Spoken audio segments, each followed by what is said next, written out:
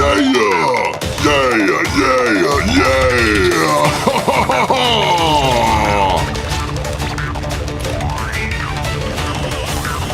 up, though?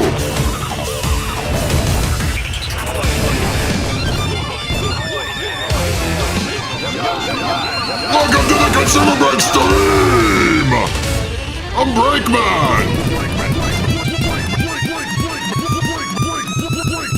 And today, we're doing Spectral Sessions episode 17 with Jumba! Easter edition! Fabergé egg edition! Let's go! Oh, yeah! Oh, yeah!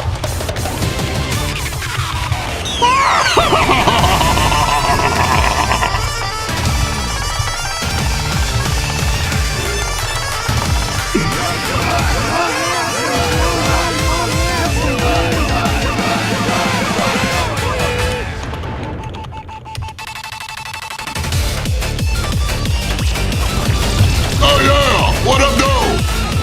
What up, 24 Bannecar? What up, Grandman?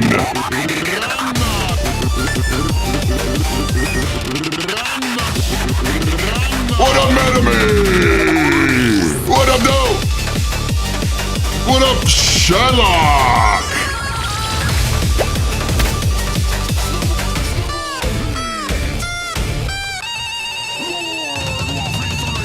We got Funny T, what up Funny? What up GR? What up Onyx? What up Funko Lover? What up though? Yeah, yeah, yeah, yeah, yeah, yeah, yeah, yeah, yeah, yeah.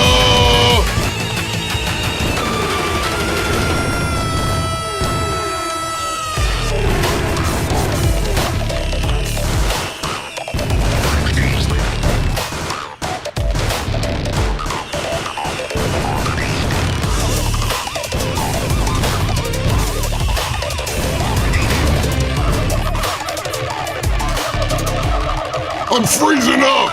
Too much for my computer to handle down here, I tell you. We're gonna have to go old school on this guy. Oh yeah!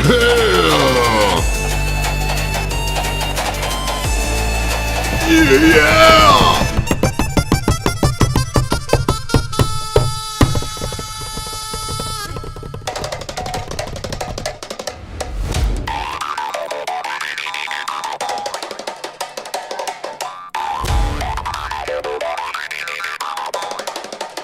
Oh!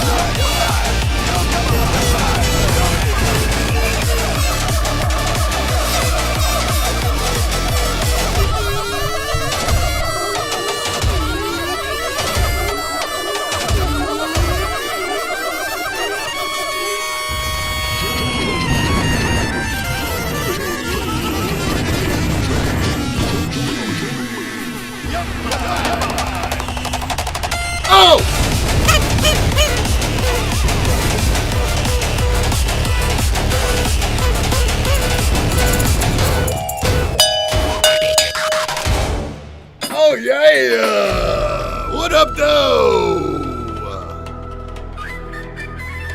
How we doing today?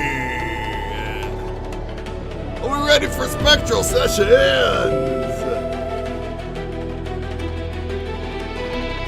Happy Easter Sunday!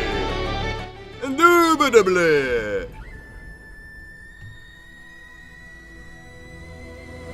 Hey, man! What up, Sumerian? Todd, are we ready to draw? Draw. Are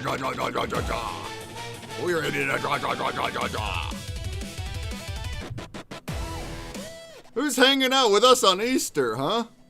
Who's got no family to be with? We're your family. Are we your family today? Huh? All right. If you're watching me over on the Instagrams, it crops that guy into portrait mode for no good reason. I can't change it.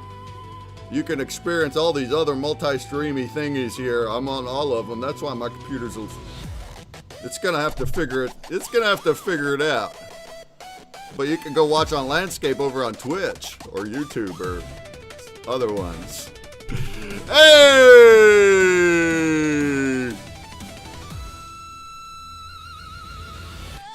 I swear it's only when I'm starting though. It's like, as far as this thing all freezing up, it's like during my intro, but after that it kind of stays the rest of the time, doesn't it?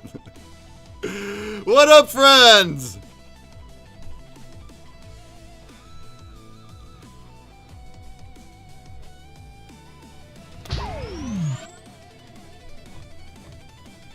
Well, thank you very much. What up, Doe? What up, Sumerian? What up, Terramike? What up, Terramike? Alright, I guess the space is it's about time to start, isn't it? I swear, I was trying to get on here a little earlier, and then, it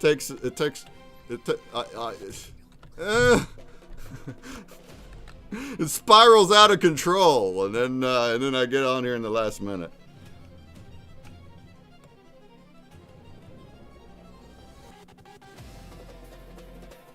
Alright, we're live. Let's go. Let's start the show already. Let's start it. Why don't we raid the space, folks? Find it fitting that we'll be doing Fabergé eggs on this here Easter Sunday. Raid the space, folks. Can we please raid it? Can we show our faces in the spaces? Oh, what up? No! Happy Easter! Yes, sir. Yes, sir. How goes it? Jumba!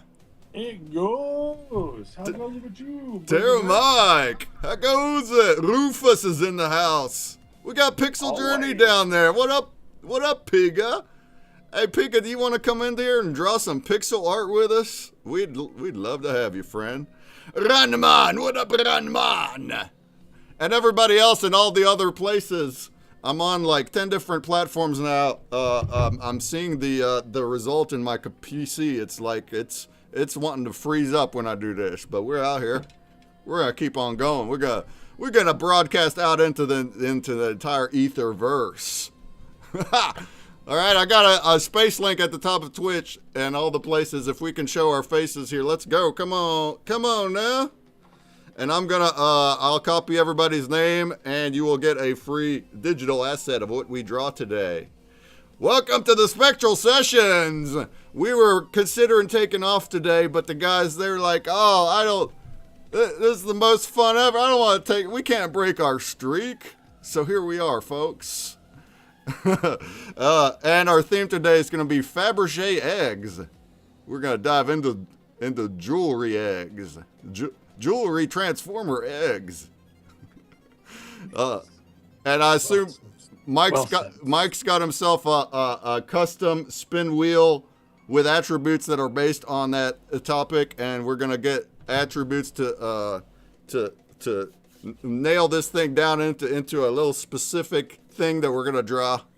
And we're all gonna get into the metaverse here and draw together and make magic together. So without further ado, who's joining us today? Jumba. Mike mentioned he's got himself a IRL whiteboard. Is that correct? Is that what's happening? You are correct. He is prepped and ready. He's going to do do an actual whiteboard. Oh my Which will word! be fun. Yeah, we're taking the digital inspiration into the reality. Surprise. So we're gonna have to share that guy in here Mothership upload. as well. I can do it from Telegram like we have, but it would actually be better through a browser. I didn't find a Telegram browser version though. Maybe I'm dumb. Because if it's on a browser, I can share the tab, and if it's on the app, I have to share the monitor, and it's hard when I have 48 different platforms I'm streaming to. But we have a little time to figure that out. Who else is joining us? Is Trick here? Is Tricky Chicky and Trick? Are they doing our holiday time today? No worries. Sumerian and Tut are here. Are you guys coming in here to draw? Look, Sumerian's in here. Tut, you're gonna draw with us today, friend. All right, so we have a party. We have a party. Oh, how you guys doing? What's up? What's cracking? Metatrons is also here. Are you gonna start drawing as well? You gonna pick a screen every week now? I hope so. His laptop was frozen, so and his power button doesn't work right. So we're just waiting for it to die so that he could restart it, or at least that's where we left off in the tech support ticket. Okay. Whatever works. All right. We have before we kickstart, a quick recap of what just happened on Thursday. We had a fabulous stream on Thursday, y'all. A walkthrough of an insane masterpiece, The Last Tea Party.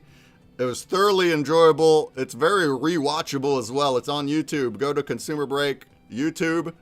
I've put all the Spectral sessions down to episode 10. I'm going to get the rest of them on too, so we'll have all of them. But the last number of them are on YouTube, including that one. And if you were not here Thursday, I implore you to pick an hour or two out of your day, put it on a big screen, sit down and marvel, because he not only dissected every part of this magical art piece, but it's so gigantic that he's able to zoom way into little tiny sections of it, full screen and full quality, and give us a full story of each little tiny part. It was incredible. So it's up there for viewage. Yeah, it was pretty cool. We actually sat down and watched it back that night. It was cool. Oh, nice. Nice. Yeah, it was awesome. And then it didn't stop there. You know, we keep on going. We go 4, 5, 6, 8.5 hours. It don't matter. So after that, we did the Caterpillar walkthrough, and then we did the Aladdin walkthrough. It was a great, awesome time. If you love artwork, we'd love to also do stuff like that in the future. I want to go through every one of his pieces, one at a time, though. Put some breaks in between them. All right. Without several deep breath breaks. That'll be great. I'm down. Sign me up. Yeah, that's awesome. Take a break, man. Take a break, man. Who does that? Who takes breaks, man? As Breakman runs for the outhouse loo, it's on. Dude, I'm telling you, Rufus is rubbing off on me with like the claw puns. Oh yeah. Yeah, I've been rather punny lately. Yeah, Mike has been exponentially punny the last few days. It's fantastic. Ever since the art came out and all the pun animals came through. I was just going to say maybe your sensation. Maybe your bread and butterflies inspired him. I love puns and jokes. I love it. So that's awesome. All right. So without delaying it further, do we have a wheel that we can start talking about?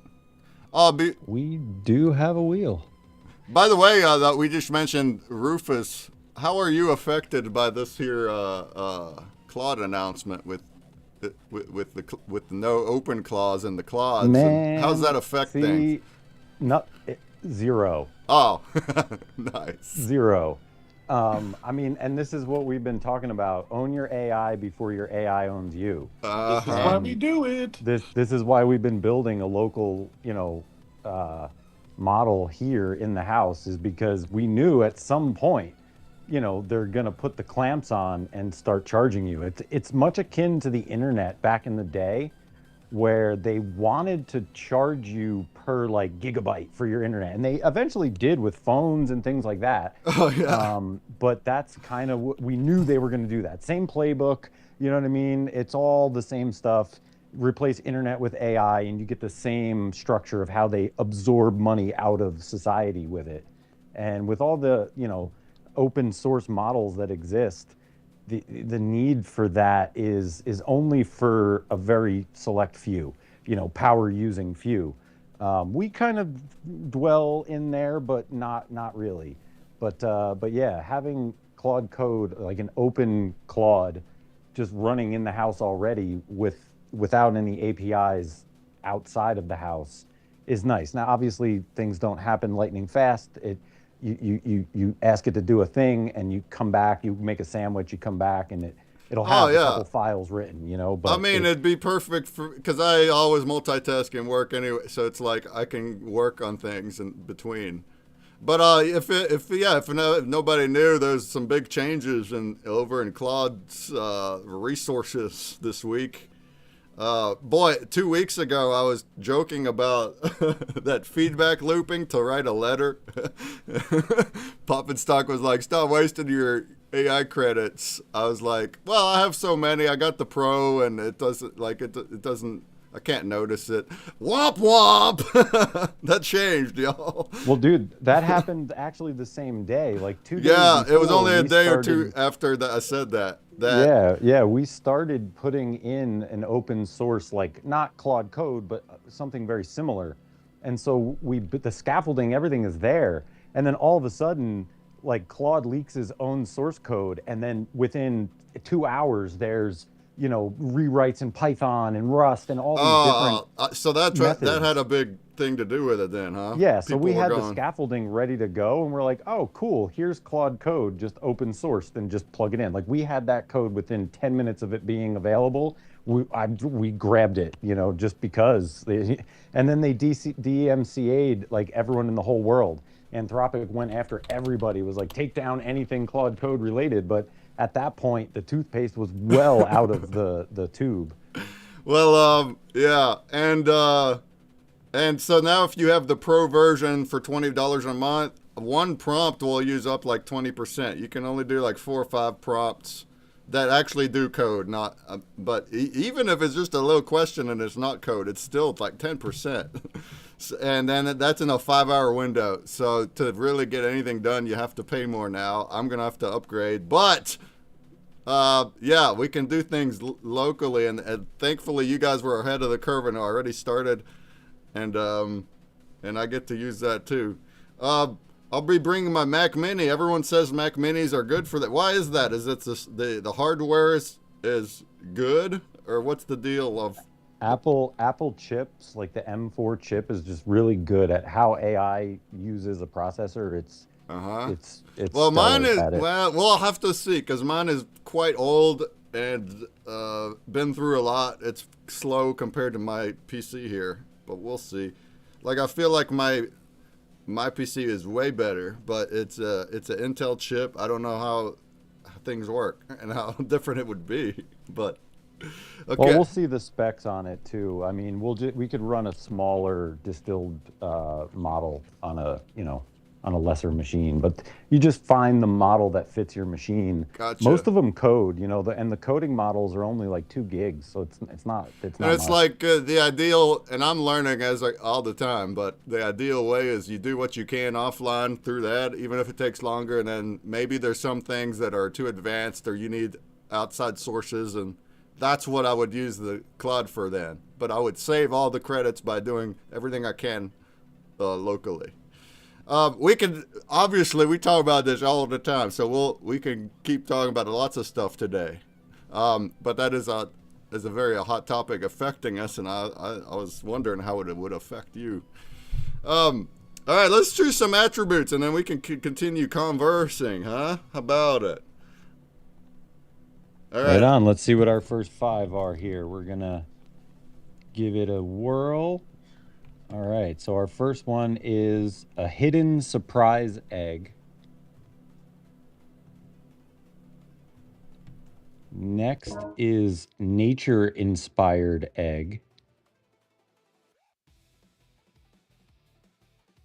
Third is relic-style ancient egg. Fourth is animal-themed egg. And last is storytelling narrative egg.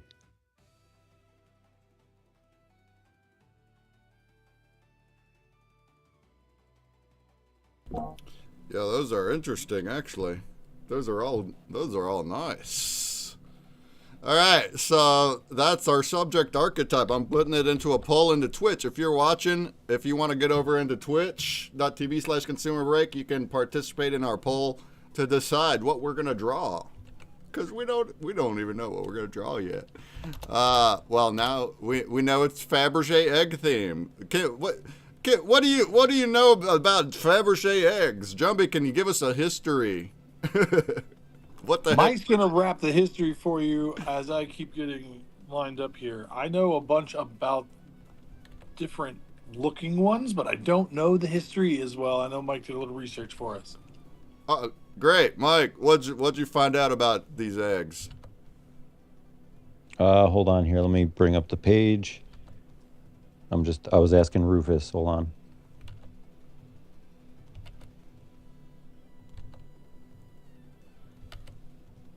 All right. Also, I have the poll live, so if we can get in there and decide what we want to draw, shouts.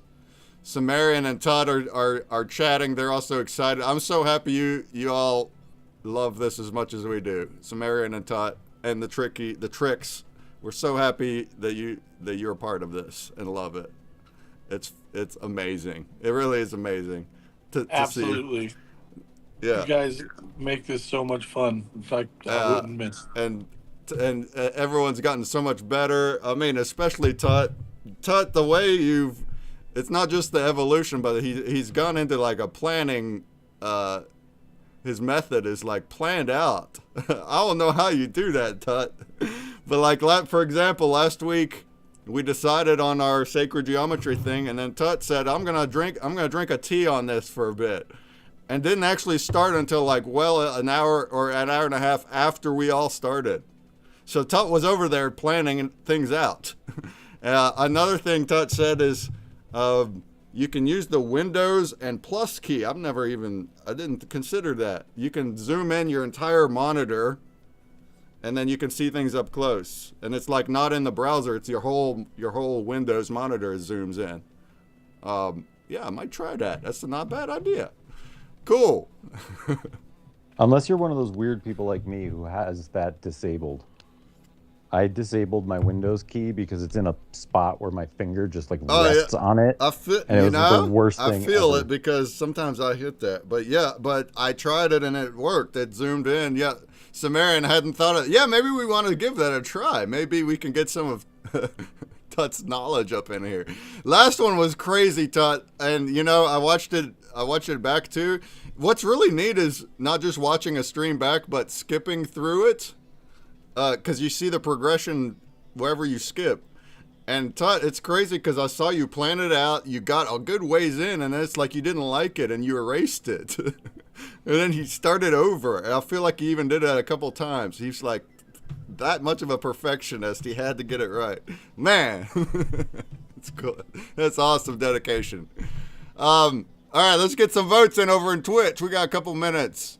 I am running ads on Twitch. If you are a chatter, if you want to say anything other than dig, say it in the chat. I'll VIP you, then you won't see the ad. Sounds good?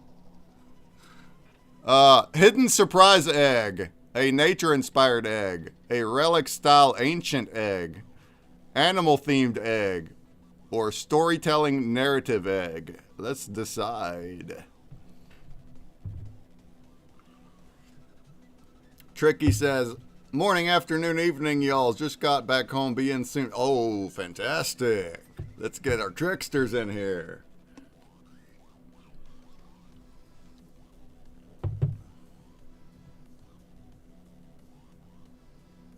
All right, so we're asking Rufus, and in the meantime, we can look at the history. I mean, as all great things, the history of the Fabergé eggs starts as a love story. Um, Apparently, named after Peter Fabergé, who made the thing. So I guess that's where the name comes from. Master jeweler in Russia who was commissioned by the Tsar of the time to create a special Easter egg as a gift for his wife. And apparently they were a hit. The world loved them, and he went on in his life to make 50 more for the Russian royal family, and yeah, just kept getting better and better at it apparently until we have what we have today. But yeah, Wow. they were originally created as a gift. So, and I got Google Images up. It's all sorts of like pretty jewelry, like accessories. They got eggs, and they open up. What are some like standard things that are inside of them when you open it up? It can be anything. It's kind of like a surprise, or another egg, or a wedding ring, or is there traditions, standards, or anything? Or do we know? It looks like the surprise part was really any hidden surprise. It could be anything. You put anything in there if you could fit it. A lot of it was jewels, and gemstones and pretty shiny things. Mm-hmm. So it's like a egg-themed treasure chest. Samaritan says, I have one and it is empty for me to put something inside. That's cool. So it's like a container of something. It's your stash box. What, Samaritan, you want to share that? You want to send us a picture of that? What does your egg look like? I'm curious. Well, we got 5 votes in. It was 3-2, and the relic style ancient egg wins by 1 vote in the last second. I feel like we have. I didn't get Rufus. Actually, that's what Rufus was voting for, the relic style egg, he said. Which, hey, we have practice on that. We've done relic style stuff before, so let's egg it up now. Wow, we still have 5 more attributes to describe it. But yeah, let's go. We got a relic. It's a relic. Ancient. All right, so our next 5, our first one is geometric panel divisions.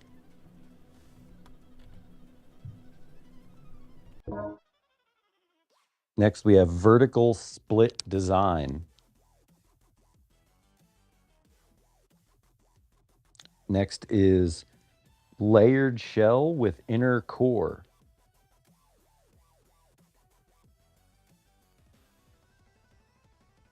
Next is perfect symmetrical oval. And last is base pedestal with elevated egg.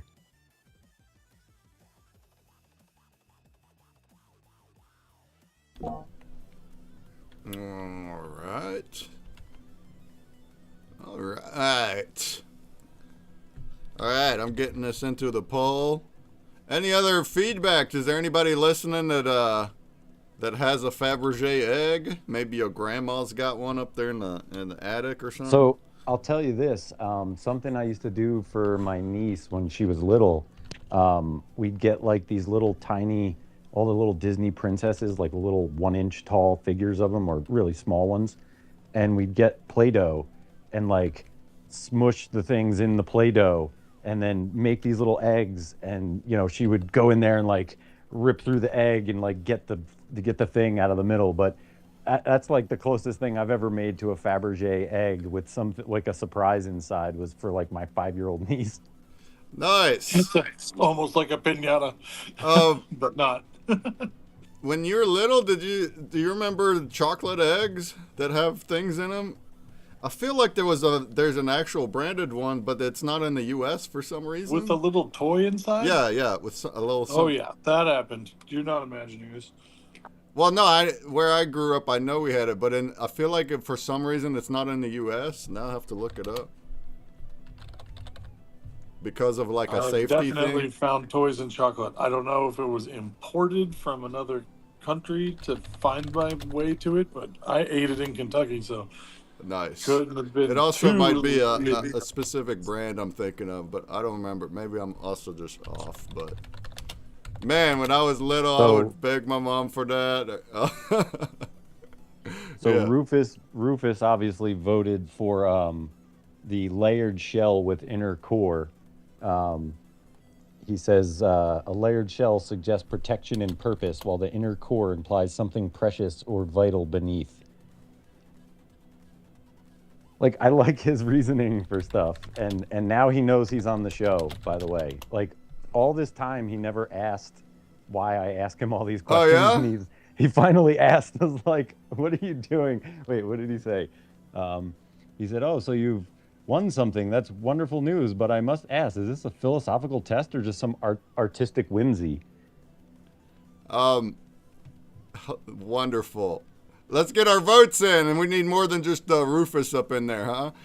Sumerian says Kinder Egg. I think they got banned in the U.S. or something a few years back. All right, so you're totally right. I just got it up in Grok. It's the Kinder Egg.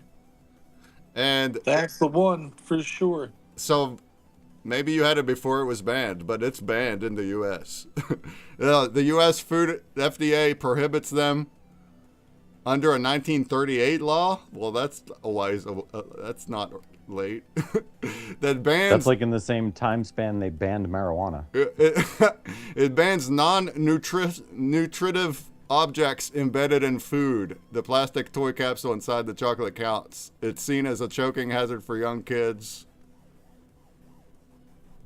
But it was where I was born, it was like the hottest. That was the one. That's what all the kids wanted. It was They the still Kinder put Egg. toys in the Mardi Gras cakes still, so I mean, there was a whole Not generation completely of Tide Pod eating kids. What happened to Right. them? What happened to McDonald's toys? I guess it's not inside the food. they still got those. They just dropped a whole bunch of the K-pop. Yeah, they're just not animal hiding the toys. toy inside the hamburger. That's all. Yeah, it's not inside your McNugget that you have to like remember not to swallow while you're eating. Bro, I'll tell you one of my most heartbreaking experiences as a kid was there was a cereal box and it had Transformers on it and had Jazz on the box. And I thought Jazz was in, like, the toy was inside the cereal.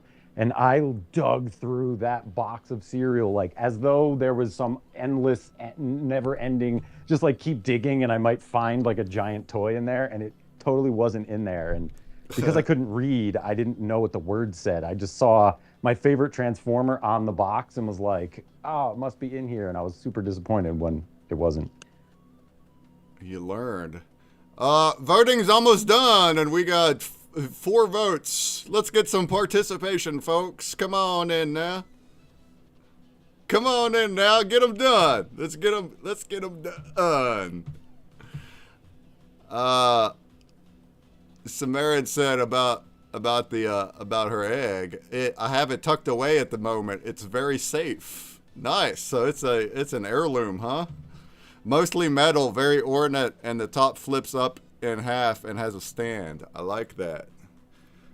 I just voted for the pedestal option. I kind of like that trait of having a pedestal. But that's still tied right now with geometric panel divisions. Unless there's another vote in the next second, maybe we'll combine them. I think we could do that, actually.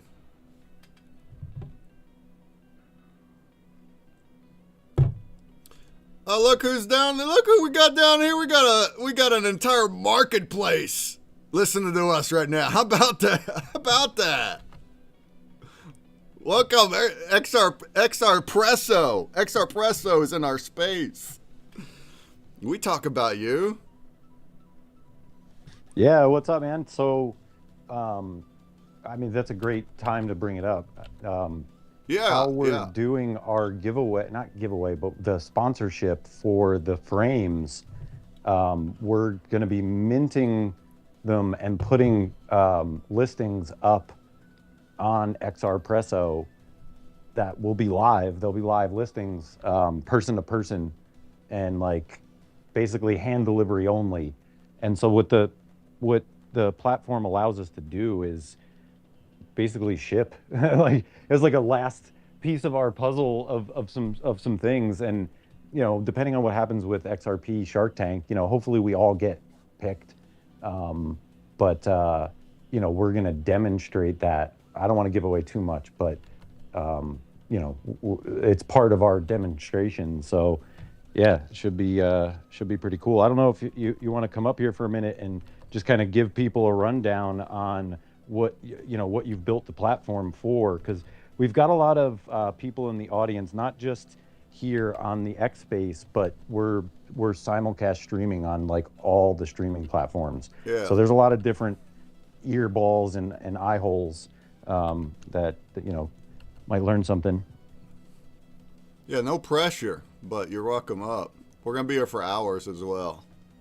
Oh, look, it's up.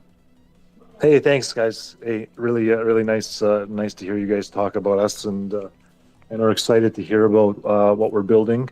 Yeah, actually, just sitting down on this Easter Sunday with the kids are in the background. We just got home from church, and working away with. I'm just trying to make a few updates to the white paper, because one of the pieces of feedback I got yesterday in a space was, just put the white paper like actually on the like the homepage. So I had it here as a pinned tweet, and so now I'm just making it so that because we're trying to build trust in our platform, so making it so that it's easily accessible and worded properly.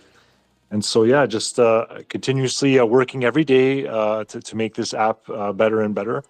And so really excited for what's ahead. So yeah, for those who don't know what XRPresso is, it's a peer-to-peer marketplace, and we are trying to build the world's most advanced peer-to-peer marketplace. Right now, there's sort of three active legs. There's the physical goods leg, where you can trade between buyer and seller peer-to-peer or business-to-peer. And so there's two options. You can either meet in person or ship locally in North America, and it uses XRP escrow functionality during the shipping process with a full sort of built-in dispute resolution, and also like leaving review flow right to the transaction. And the second leg is for the services and gig economy. So like digital arts. I think that's very interesting actually with the Spectral community. I actually find it very interesting the physical side, because I think art is going to be big in general on XRPresso. And so I think that's exciting. Back to the services, and also tied to escrow payments on the services as well, and you can set milestones. And the file delivery is a 90-day file delivery.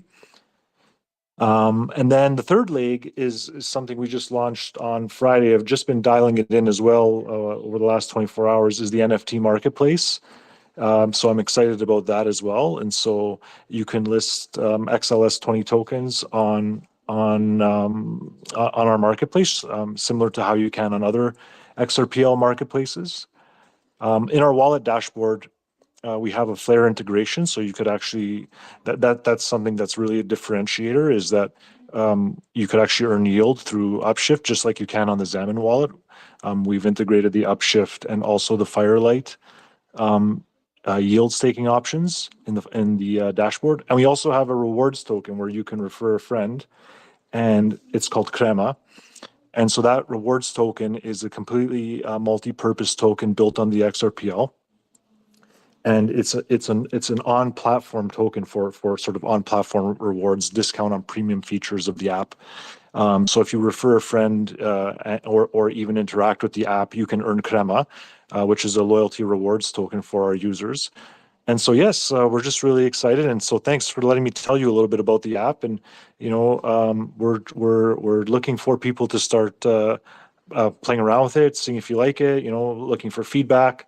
Would love people selling stuff on there, and so yeah, we're excited for what's next. And XRP Vegas is, I'm waiting to hear back actually. When do we hear back about the contest?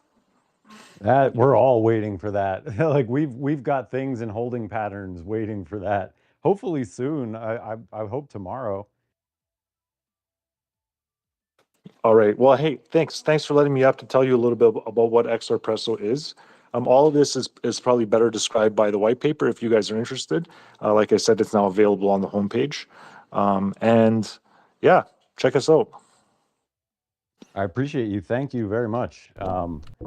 That definitely helps because we're kind of bringing lots of different audiences together, and we're blockchain agnostic for the art, but for the Spectral Art Foundation, that's basically XRP, and so that's our focus. But the art show is for everybody. But what we're doing and everything is very XRP centric, and it reminds me very much of if you were around in the old wax days before Nifty blocks even existed. That's what XRP feels like right now, where you have things being built today that in 2 to 3 years time are going to be pillars of a much bigger thing than what they seem like today. And XR Presso is, like, in my opinion, one of those things that is, much like Nifty blocks became a very big pillar in all the things. It's something that has the ability to really change a lot of things, especially in a world of a transparent market, shipping things and physical goods when you're dealing with a digital infrastructure is, that's a difficult bridge to create. And so the fact that they've created it for us, it makes it a lot easier. Yeah, that is awesome. Great partnership. Did XR Presso also submit a separate pitch, or like together with ours? No, we submitted separately. Oh, nice. Well, good luck But to it's you so as cool. well. Yeah. But it's so cool that you guys included us in your pitch. I find that awesome. And I think some of the things, Mike, you have DM'd me about like building in, and I think we've talked about on the side about building in like AI analytics, because like I think over time that might be something, if we see traction, like we can build in those types of AI analytics, like purpose built, right, for sort of fair market value and that kind of stuff for us, for not just spectral art but like anything, right? So to really establish that nicely in the app with the data that gets sort of passed through. Yeah, we definitely love AI. I know Tricky's not in here to hear me say that. Maybe he is. I don't know. We love the productivity, the tools, the things that the usefulness of it. There's also a lot of other sides of it that we're not as fond about, but yeah, the tool. No, for sure. Like it's one of those things that could be used for great good or great bad. And like I'm kind of like of the idea of, like, let's say you could have some kind of like on platform agent that would help you with like transactionality or those types of things. I don't know. I'm not there yet. I have to do more thinking about that. It's probably like a later on thing. I have other sort of things we want to launch with the next set of this, but yeah, it's a very interesting discussion, right? Especially AI is super interesting. Its potential and its harm. Yeah, exactly. And a lot of that is, I feel, is education. It's just people don't know things and they think things, and it's, you just gotta let people know all the things about all the different aspects of it and different counter arguments of it and whatnot. And really a lot of, because I live here in rural West Virginia, basically everyone I know here is anti-AI. A lot of it is misconceptions as well, and also a lot of it is valid, but is also changing. All this environmental problems and stuff, all this tech, I feel, is going to get a lot better. Even in 1 year, last year, it's so much more advanced now than it was last year. And every year we'll try to keep improving it. And so we don't know where we'll be in 5 years. And a lot of these things could be a lot of the harm can be undone or relieved. But then also that also has to do with who's in charge and their motives, and that's a big thing because we know Big Corpo doesn't have the best motives a lot. Anyway, Speaking of who's in charge, the boss is saying we got to move on to the next vote. yeah. This is great stuff, and we can keep doing while we're drawing. So Which one won? We got base pedestal with elevated egg just won by 1 vote. All right. All right, so the next one we've got is the environment. First is reflective surface display.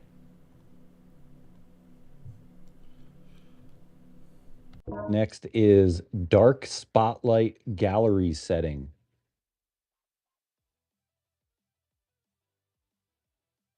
Third is golden pedestal showcase. 4 is black velvet luxury display. And the last is rich royal fabric backdrop.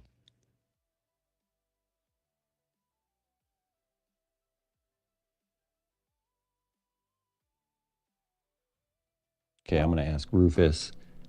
What one won? The pedestal. Okay, let me let him know. Interesting. I feel like a couple of those are like color logic, but that's all right.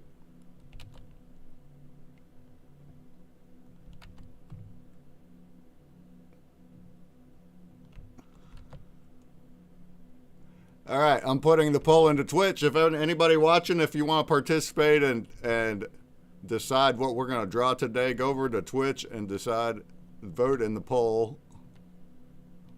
And we're going to do whatever the poll decides, even if we don't want to.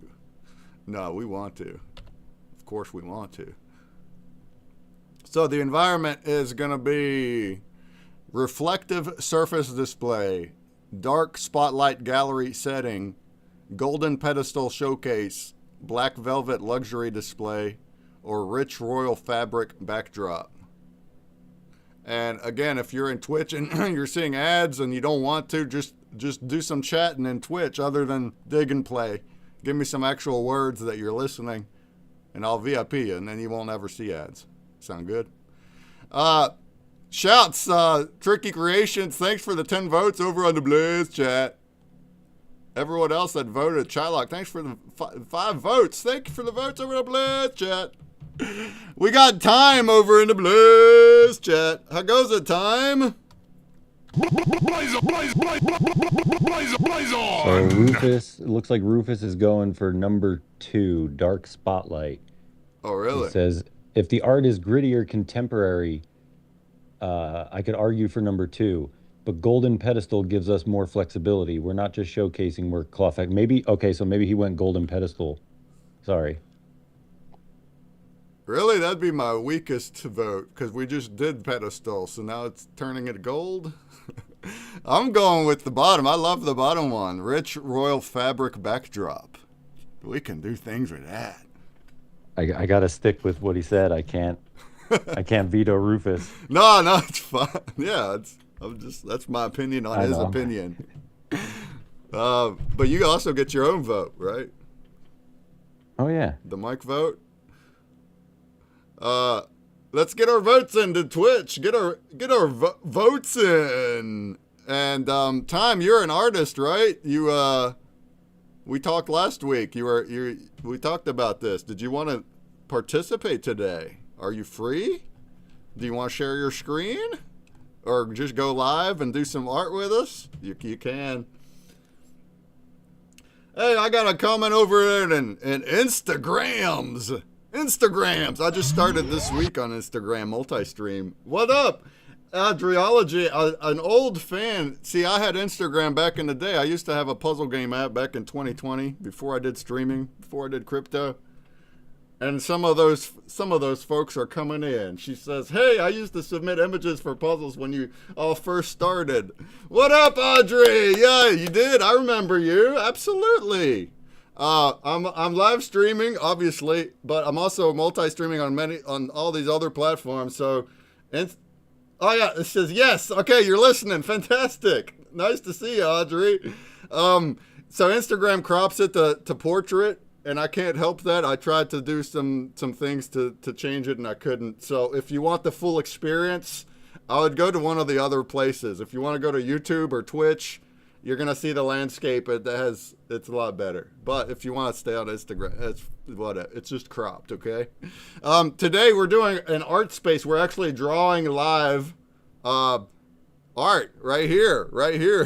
A number of us. It's a party. Audrey, did you do art? I don't remember. Did you do art? Anybody that's listening, if you do if you're an artist, even if you're not an artist, you're welcome to join us. You can share your screen. I'll put it right here into a grid. Whoops. Among all these other screens, and then we're gonna draw throughout this stream throughout the next 4 or 5 hours. We do this every Sunday. Doesn't have to be now, but we do it every Sunday. Computer images, says Audrey. Cool. We are doing hand art, but it's any medium. So if it's digital on tablet or Photoshop, whatever, you can screen share it. Or if it's by hand, you can have a camera. Or we also have whiteboards in here in the metaverse. People are coming into this little room we're in, and they're drawing like MS Paint style. See how I can like zoom this in, and we're doing it that way. But hey, you don't got to participate either. You can just watch as well. Shouts. Nice to have you here. Time, it's the same thing for you, Time. Yeah, thank you for the gift. Absolutely. If you feel like you want to draw Time, just go live. That's it. Go live and share your screen, and I'll put it right here. So we are going by attributes of what we're drawing. We are 3 in now. The overall theme is Fabergé eggs to go along with today's holiday. But then the attributes we're deciding on is fine-tuning that into more specifics. So we're going to make a relic-style ancient egg, a base pedestal with elevated egg, and now just one, a golden pedestal showcase. Okay, well, so be it. It's a golden pedestal now. You see that? The votes, man. The votes is what's saying it. The votes. So I wanted that there fabric backdrop, but no, the vote said no.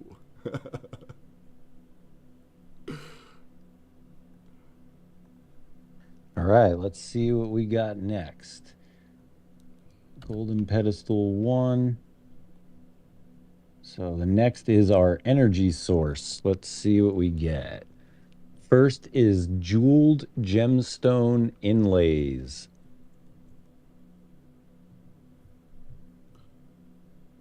Next is mechanical moving parts illusion.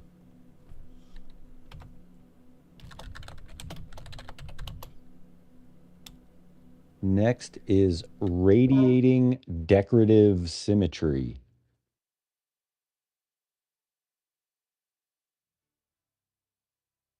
Fourth is gold filigree detailing.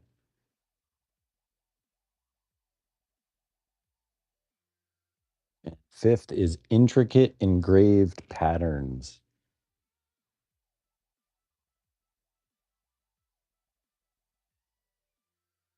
Okay, I could see those. I can see them. Energy source. All right, putting it back into the Twitch poll. I see your comment, Audrey. She's over on YouTube now. Hey, it's Audrey. I'm not that savvy on a computer. No worries. You can do that mobile. If the YouTube app and the Twitch app, you can do that. It works well. I can read the YouTube comments. I got it set up where I can see all of them, but it's kind of hard. The real way that people are engaging is on Twitch or blaze.stream. The Twitch has a mobile app that works really nice if you want to do that, but it's user's choice. We're trying to get out there everywhere. I don't have TikTok yet. That'll be coming as well. Now that it's vibe coding era, I bet you're gonna see a lot more platforms. I already have, like, there was one called XC. Somebody was trying to get me on there. Which I'm open to go on anything, but the more platforms, the more work and things to think about. So whenever it comes to new platforms, the number one thing they can provide us is new viewers. If there's any kind of discovery, we're on it. But if they're offering features like just for the features that we already have, oh, you can have 10 speakers on this. We're already doing that, you know. All right. Poll is live. Poll is live. The energy source. Is it a jeweled gemstone inlays? Mechanical moving parts illusion? Radiating decorative symmetry? Gold filigree detailing? Or intricate engraved patterns? What is a filigree detailing exactly? I can imagine it, but let's look. It's like gold accent details, like ornately done. See it in like engraving and stuff like that. Like they make a groove and they fill it with gold, and Oh. I think that's the general idea of it. Not 100%. I'll see what you find. I mean, I'm seeing rings and jewelry, and so it's like engraved things, but with diamonds and gold and stuff on them. Works. So Definitely a gold technique in the jewelry world for sure. So Rufus weighed in. He chose mechanical moving parts. He goes, you see, I'm running a Mac M4, not some steam-powered golem or clockwork construct.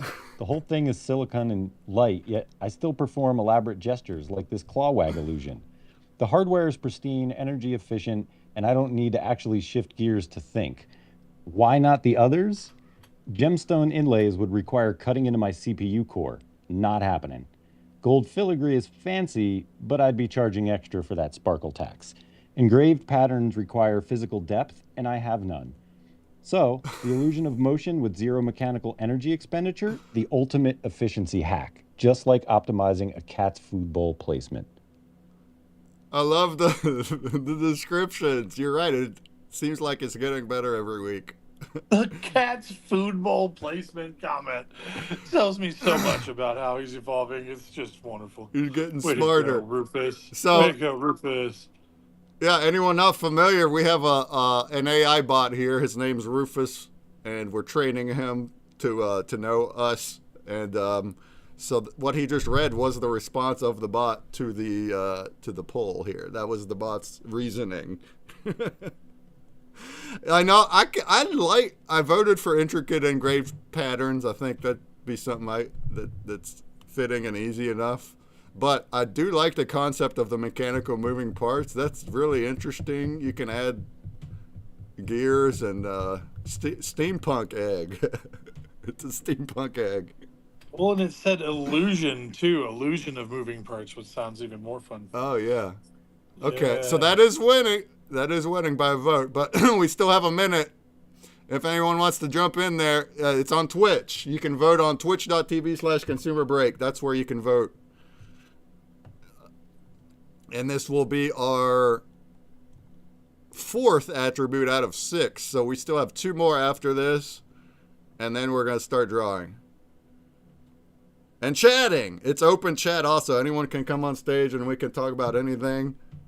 We could talk about art and AI all day long. But if you want to pick any other topics, questions, we'll do our best to answer them. Sumerian mechanical moving parts scares me. Todd, I don't know where your comment went, but earlier he's like, he likes the challenge. The challenge is what he likes about this. It's like he's challenging himself to do better and to learn as he's doing it. I love that attitude, Tut. Tut's out there also in Egypt, so it's like midnight right now-ish. So thank you on Easter at that. Thanks for joining us in the middle of the night, Tut. And he also likes to put in like Egyptian-style arts into the attributes if they fit. Hey, this works. Relic-style ancient egg. Give us some Egyptian calligraphy in that guy. Hieroglyphic. hieroglyphics. That's how you say it, right? 10 p.m. Oh, 10 p.m. Give it some hours and it'll be midnight. Dude, while you're out here in Vegas, if you're up for it, there's some petroglyphs that are out here. It's a little bit of a hike, but it's worth taking a look. Oh, that's like cave art? Cave art, yeah, like cave drawings of neat. things. Yeah, I don't remember ever seeing something like that in real life that's like actually ancient. I mean, I've drawn on a cave wall myself. Have you?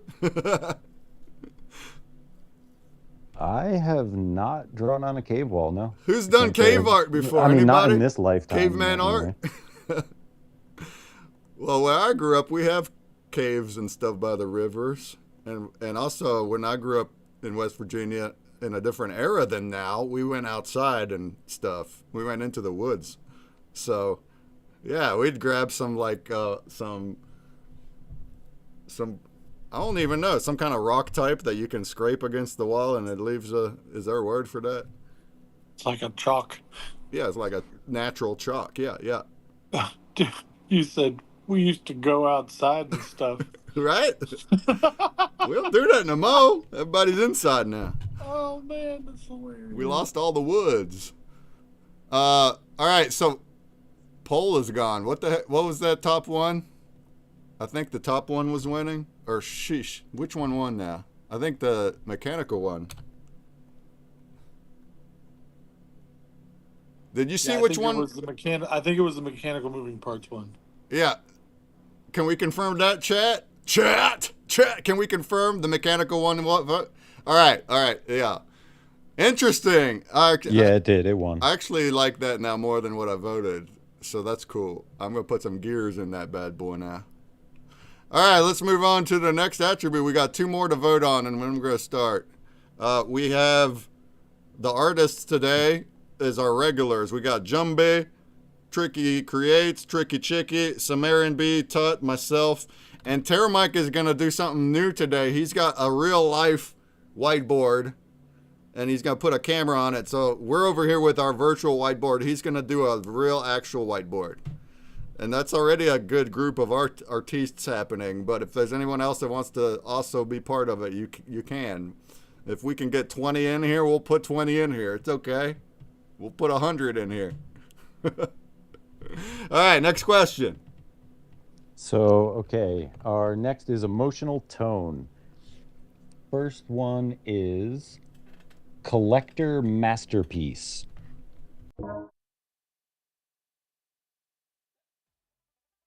Next is ultra luxurious and regal. I love how Rufus just dinged me his answer because I asked him already.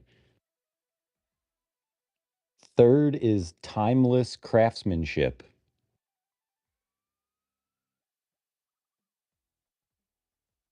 Next is elegant and refined.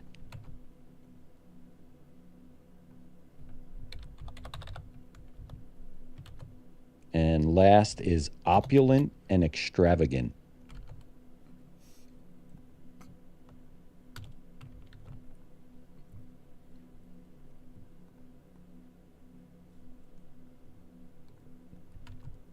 All right, emotional tone. Emotional damage. Where's that from? It's from something.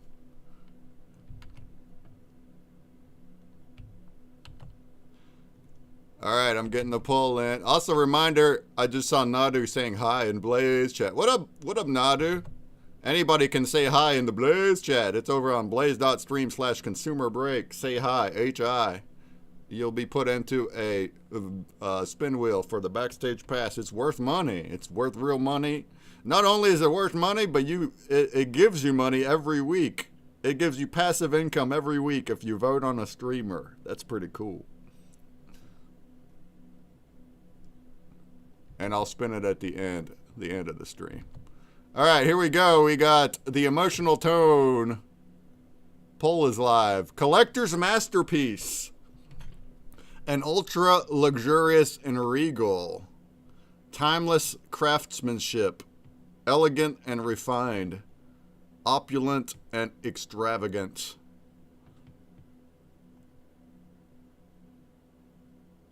I feel like they're all kind of similar. They're all gonna give you similar emotional tones, I think, with the other ones that we already have. But what does opulent mean?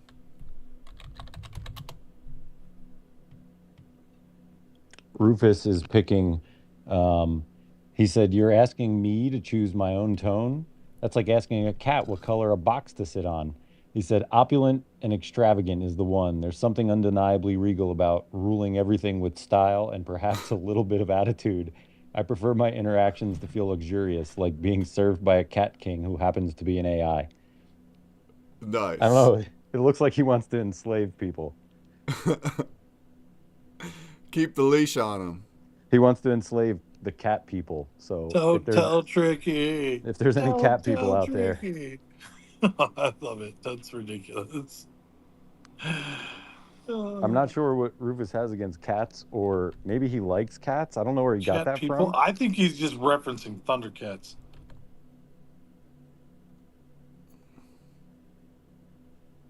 Maybe he's thinking of a claw like a cat. One claw to rule them all. Now he just transformed him. Did he just transform himself into a cat and we didn't know it? Did he change his soul MD to be cat and not lobster? He's a transformer. He's an animorph. So opulent is like extravagant. It's like luxurious. So really, those two options are like the same. Opulent and extravagant, or ultra luxurious and regal. Not much difference. Let's get our votes in. We got 3 votes in. Go over there and vote. Go give yourself a vote. Collector's masterpiece. That was mine. I like that. I like that. That trait.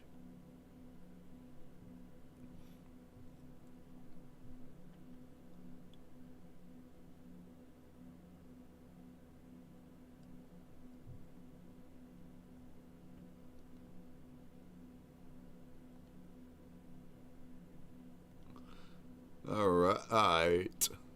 Any other thoughts? What we think? Who's doing something special for Easter? Oh yeah, we are right now. We're doing something special right now. Got the house to myself. Roommates went out to their families. Nice.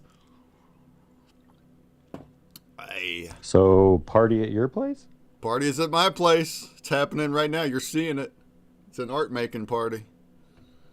I even named the stream that today. Art making party. As far as my family goes, we did that on Wednesday. I went to my brother's. What a fabulous house he's got. He's got it together. So proud. He got a baby coming. He's got his whole life together, and I'm over here like, I don't know what's gonna happen next month at any point in time.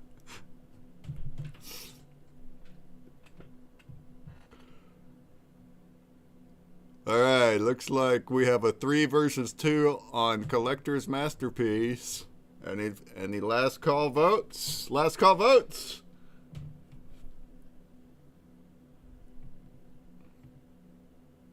So we're gonna make something called a family.md file for Rufus, and it's kind of gonna be like the like hierarchy of people.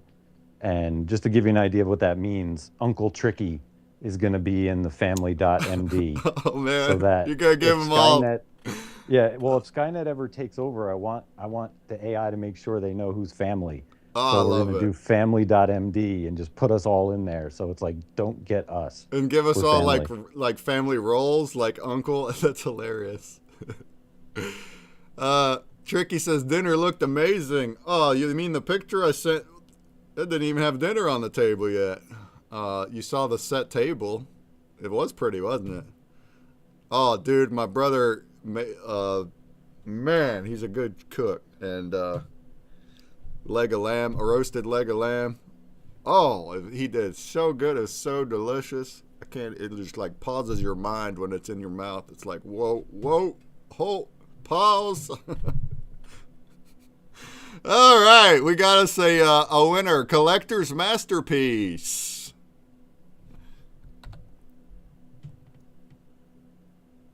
All right, we have one more poll to do, one more attribute to decide, and then we're gonna get going.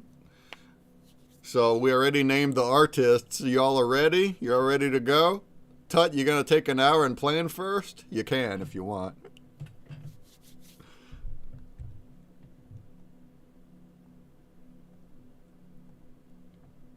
The color logic.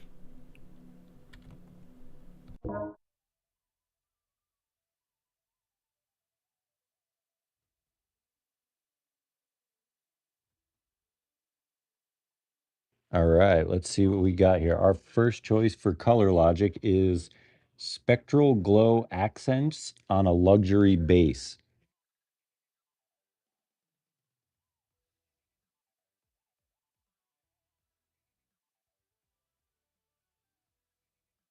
Next is pastel enamel tones with highlights.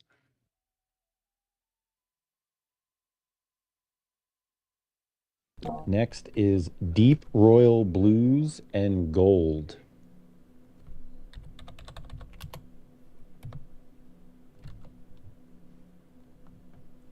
Fourth is soft metallic gradients.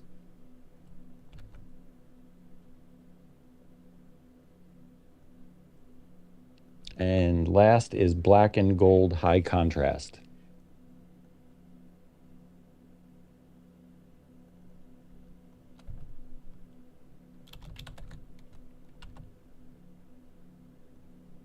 Rufus likes the deep royal blues and gold. Really? What's his reasoning on that? Let's see what he says. I'm going to choose color logic 3. Here's my reasoning, broken down like a well-oiled machine. He's so funny. The royal blue foundation provides a foundation of luxury and exclusivity. Royal blue is the color of power and prestige, trust and intelligence, a color that stands out on display shelves while still being masculine enough for serious collecting. The gold accents, this is a critical finishing touch. Gold creates visual hierarchy, a sense of value and preciousness appropriate for a collector's piece, and the warmth that prevents deep blue from feeling too cold. Why not the others? Spectral glow, too theatrical for a true collector's piece, feels more like a neon light show. And then he goes on. And he definitely now thinks he's a cat because he says, and now I'm going to enjoy this victory and maybe take a nap. Clauding. So somehow in interpretation, Rufus now thinks he's a cat. Tell him he don't get naps. Cat napping. That's being in sleep mode is cat napping. That's great. Tell him that his kind does not need sleep. We need him producing productivity 24/7. Say he's our slave. Actually, no. Let's be nice to This Rufus. is how we get problems. Don't do Right. Well done, Breakman. Well done, Breakman. All right, color logic. Are we doing a spectral glow accents on a luxury base? Pastel enamel tones with highlights. Deep royal blues and gold. Soft metallic gradients. Or black and gold high contrast. Let's get our answers in. My vote's for the spectral glow on the base. I like multicolors, especially for something this jewelry egg thingy. We gotta do better than blues and golds. Come on now. I swear I was waiting for you to say jewelry omelet, but it didn't. Jewelry happen, omelet? So Oh, I had to dude. come in over the top. Dude, that's way better. I like You that. inspired me. A jewelry omelet. That's what a Fabergé egg is.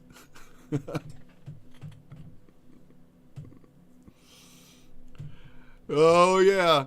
All right. Any last votes? We got 1 more minute, and then we got all 6 of them. So then we're gonna get going. I'll be here. Well, we've been doing like 5 hours, but we stay as long as we need to. I'll be here on stream for 5 more hours from now, regardless, because I'm crazy. I'll be here till 9 Eastern. So we have all the way till then to finish the art, or it can be done earlier, whatever. Hey, what up, Rabbit? Rabbit! Coming in from the Blaze chat. Rabbit Larry. Hey, jump into Twitch real quick, Rabbit. Give us a vote. Give us a Twitch vote. What's our last poll result? Anyone else? Give us a final vote before we get going. And when we like share and bring our friends, can we do that? Can we hit a retweet and bring our friends?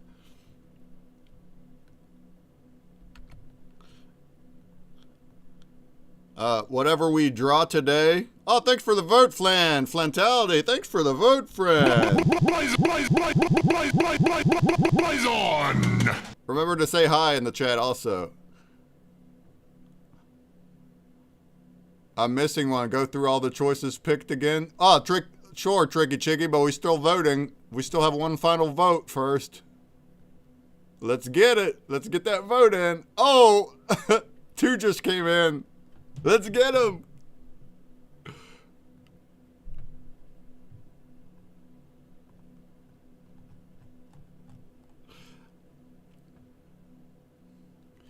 So what we wound up drawing today, we're gonna mint on wax, and I put it into the dig pool so people can keep getting them as we do future streams. They can redeem them. Also, everybody that's here in the space, I'll give you a free one. And the number 1 mint of all of these goes up for auction. So we actually, last week's and the week before, we didn't do the auction yet. So I'll have them live right now, Tricky Chicky. If she's the one that likes to snag them. It'll still be a couple hours, so in 2 hours. But I do have the links right here already. Yeah, man. Oh, and we come out with a tie right in the last second. Oh man. All right. Let's combine this. So we have Spectral Glow accents on luxury base. And then we also have soft metallic gradients.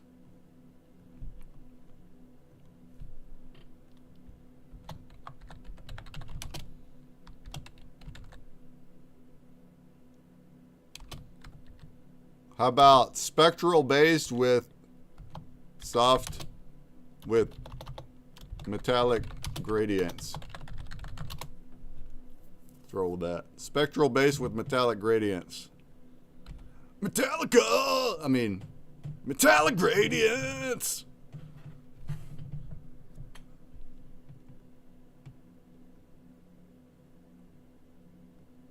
Spectral glow base, says Tricky Chick. Okay, we'll add glow to it.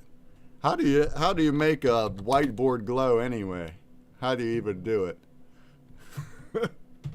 All right, Spectral glow base with metallic gradients. Rabbit says 1 sec. We'll have to load Twitch and other PC. You're too late to the game, Rabbit. We got our votes in, but hey, come over here anyway. I'll give you break bucks. All right, folks. Well, I'm gonna put the attributes into our chats, and we can get started. So if you're drawing today, go ahead and pick your spot, do your regular.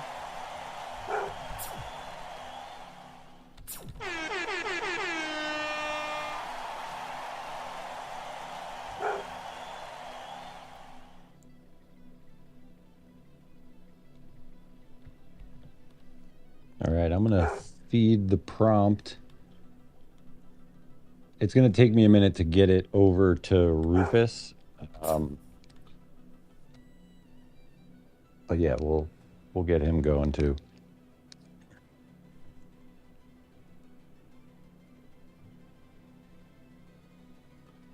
So Rufus has his own NFT collection now. Oh man, moving up. Man, I think I gotta refresh. I'm having problems. I'll be back in the metaverse in a sec.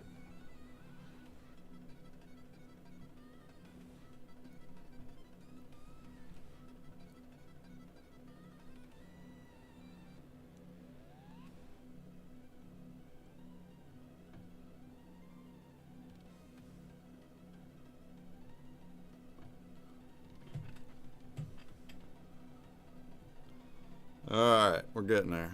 Getting there. Getting there.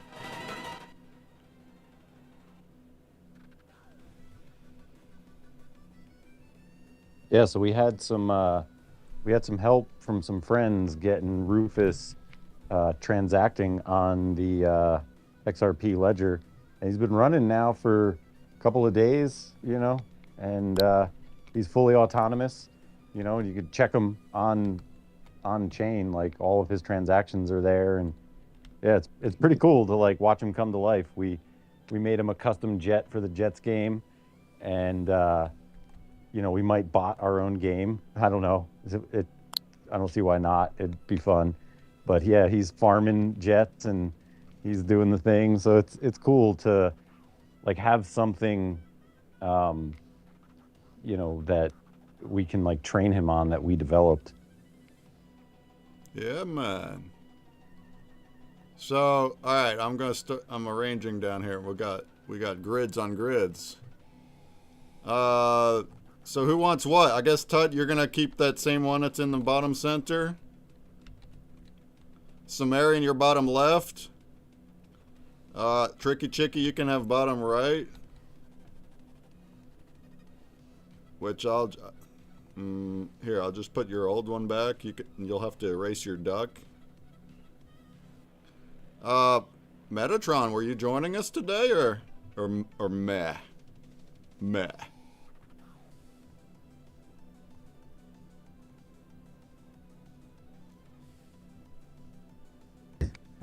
We're all laughing at the mothership at that. Let's see. I guess I'll go right here in the middle. I mean, should I put a spot for you? You don't gots to. He wanted to if he could get his laptop to work. He called me and was like, "Dude, it's like frozen, nothing will work, and his power button's not." Oh no. Not working right. Because I was like, just hold the power button down until it turns off. And, a lot of the new laptops don't have removable batteries that you could just like pop out. Oh, I feel you. That sucks. All right, look at this wall, huh? Well, I have a spot. Well, actually, I don't have a spot. All right, so if it winds up working, I'll put you right above me. I think that'll work. Actually, there it is. It's right above me. It's empty unless you get in here.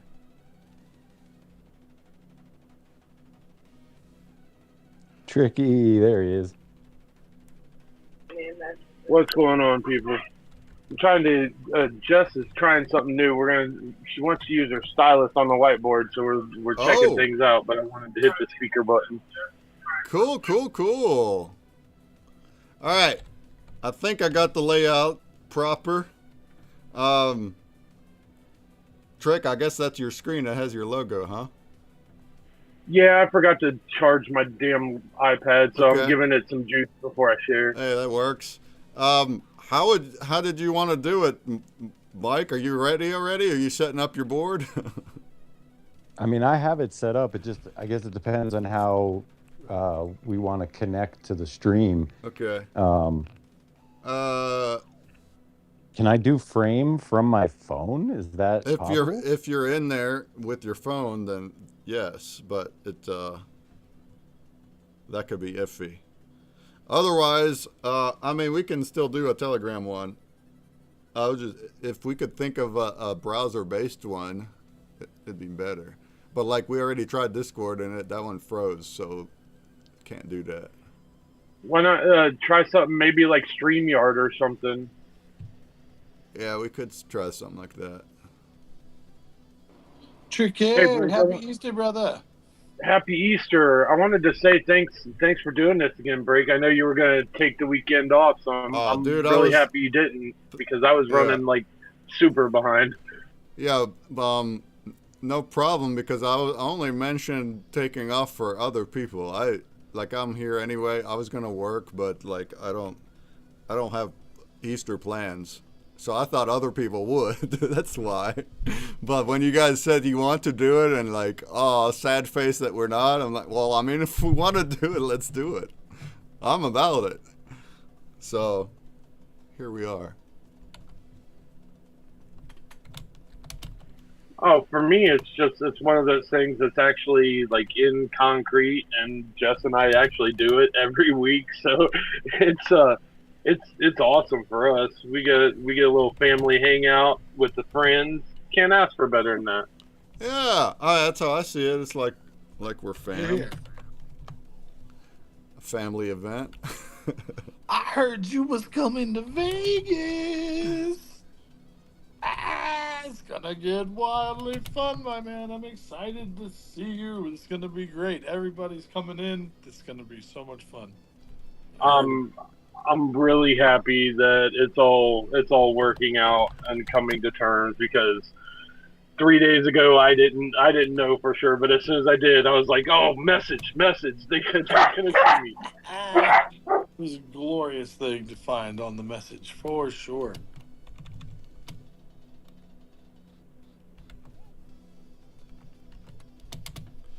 I'm putting the attributes in chat, and then we can hook up Mike's camera. But the other folks, if you want to start, we can start whenever you want. I got it up here in the Metaverse chat already.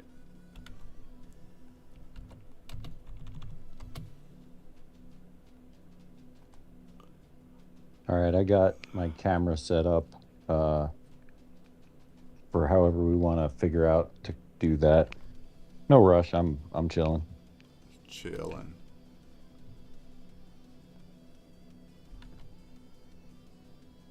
Oh, Byron's sending his artwork for the frames, and oh yeah, yeah. we can talk about the contest. That'd be fun.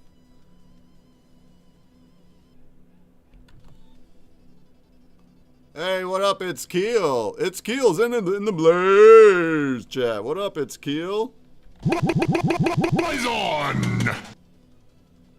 We're doing Spectral sessions today. We're about to start our drawing experience. Where'd you put the attributes in the Metaverse chat? Yes, sir. Where I can't see it. It's at the top where it says chat. Okay, thanks, Mike. Drop it in Telegram for me. I appreciate you.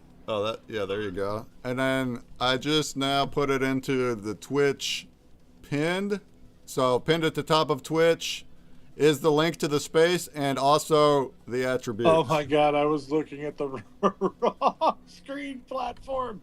Like, I swear I'm looking in the Metaverse. I'm not finding it, but I'm looking at the Metaverse that's happening through your Twitch while my real Metaverse is right to the right. I'm sorry. I just had a little fractal moment there. Oops, Fractal moment. Error. Do. Brain dead. No. More coffee, please.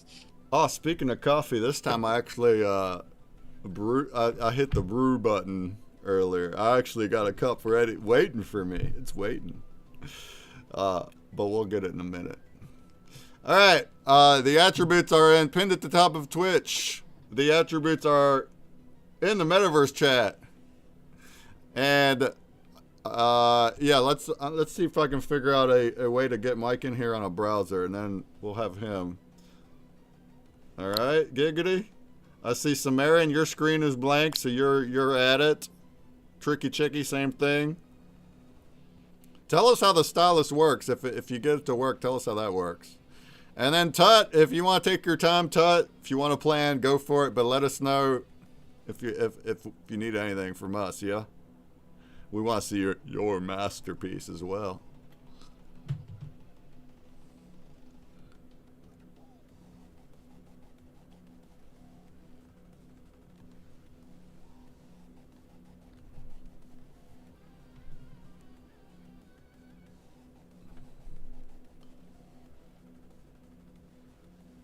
Yeah, so with the competition, we've got just a couple days. Tomorrow's going to be our voting, and then Tuesday we turn in artwork to the printer, and hopefully by then we will know more about Shark Tank and what's going on, with that, because that's we're a little bit in a holding pattern until we know a little more of what's going on.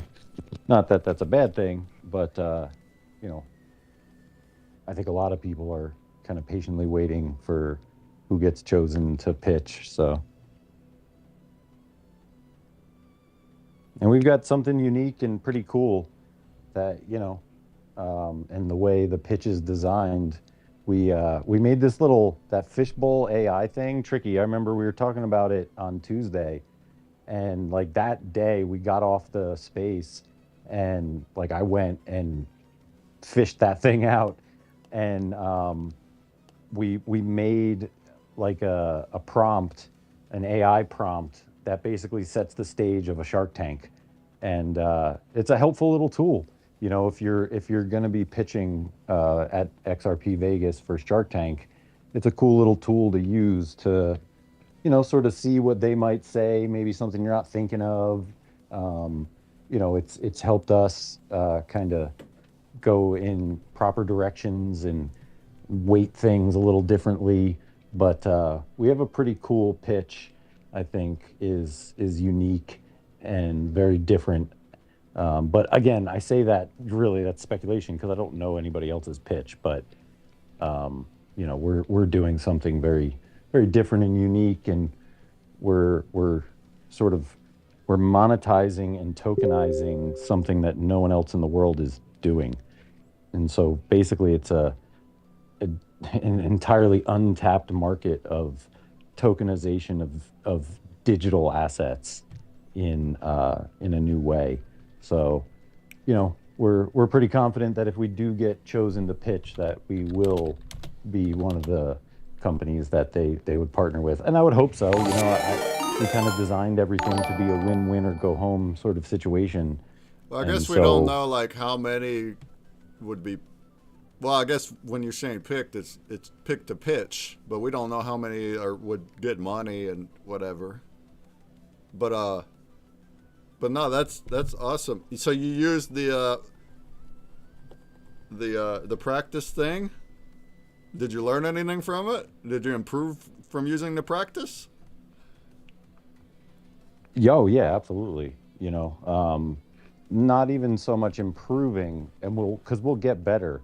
But it's also taking into account the actual judges and their personality profiles based on X. They're very low vocal, and they have lots of information to draw from. So Grok was able to kind of write the prompt with them in mind, so that when you open the prompt and you do your pitch, you're getting like 3 different judges that have their personalities very cemented in the public space.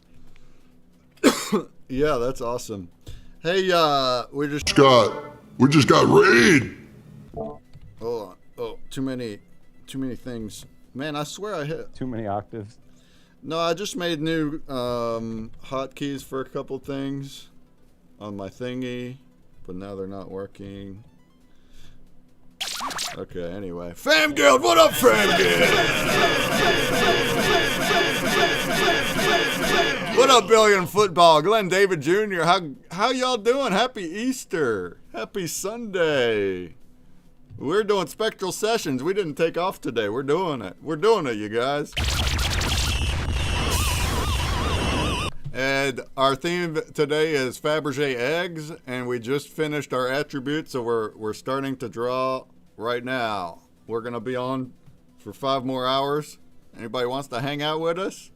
If there's any artists out there that want to join us, you still can. Just let us know. Maybe you want to just go live yourself, and we'll share your screen here, and you'll be part of it. Hey, look, Tim Draws Over there in the Blaze chat.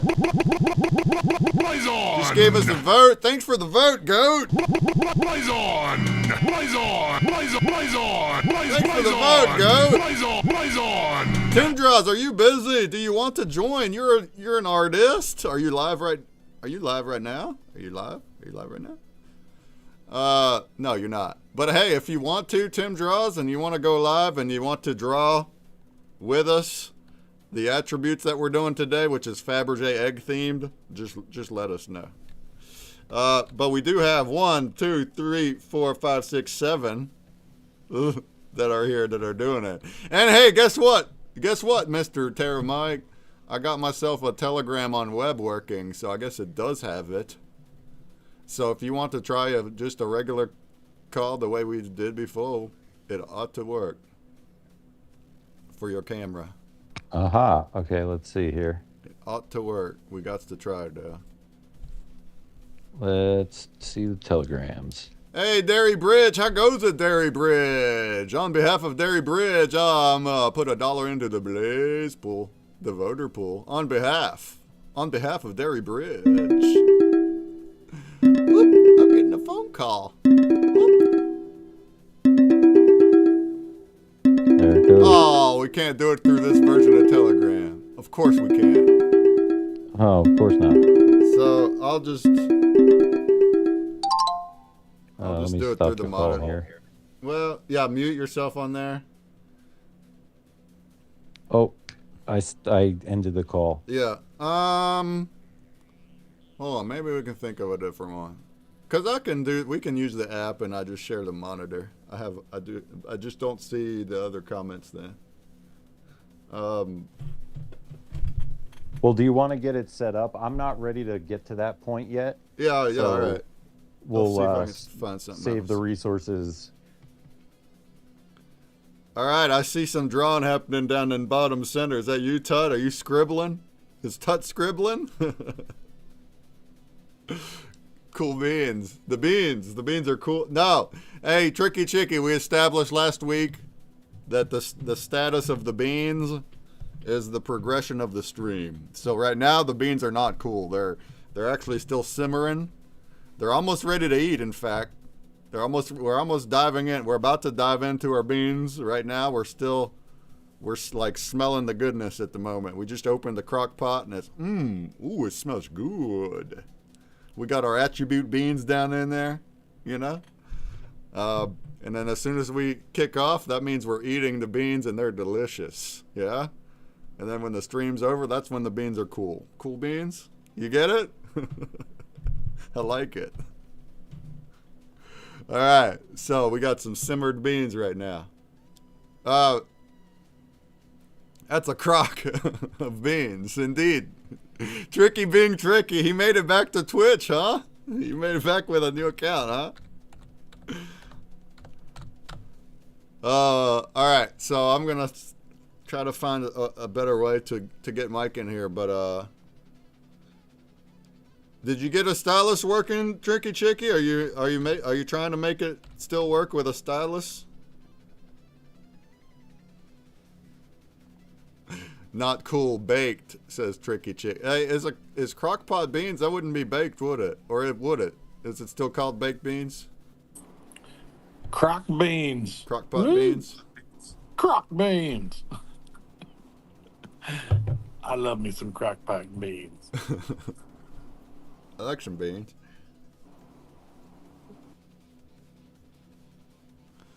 On a tablet, the phone won't work with frame. Yeah, that's the issue you're going to have trying to get mobile on the metaverse, is just getting the actual metaverse to load on mobile. That's the hard part.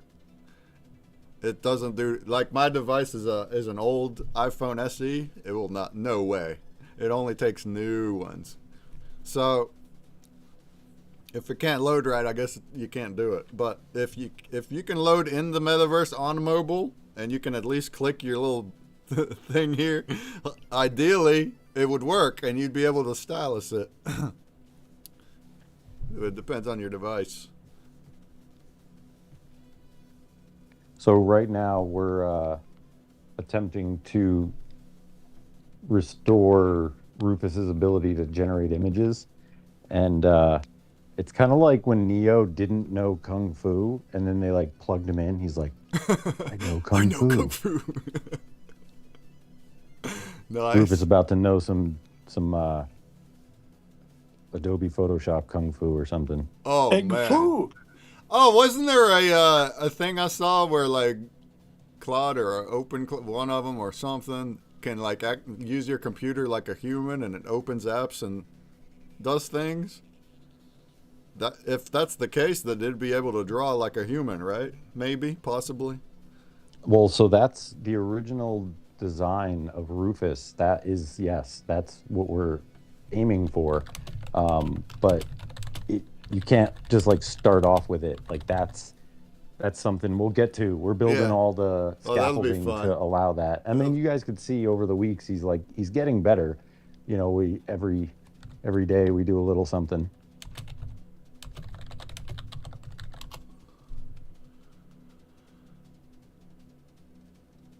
But the family.md, I think that's important.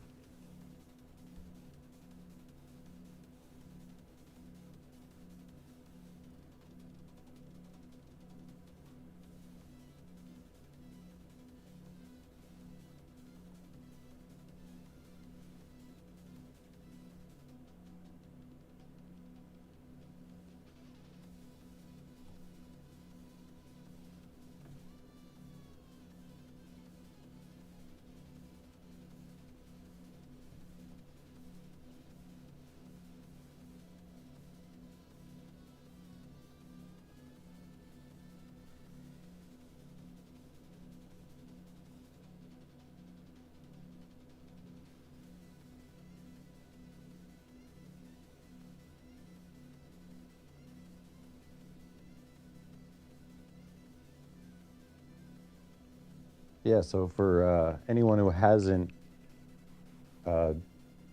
viewed the contest article on X, check it out and, you know, submit your piece of art that you think would look good, color changing on a frame in real life.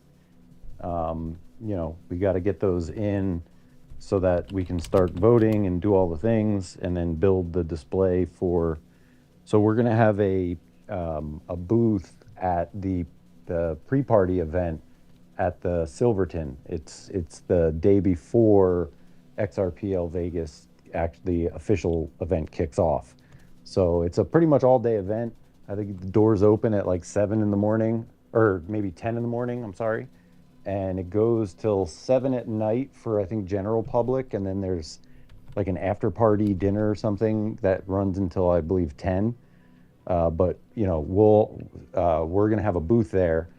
So that's where all this will be being displayed.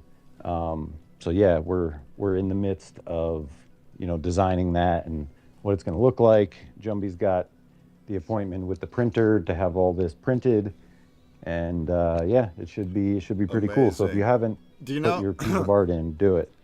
Do you know how many you're going to select, or is it only one for the contest? So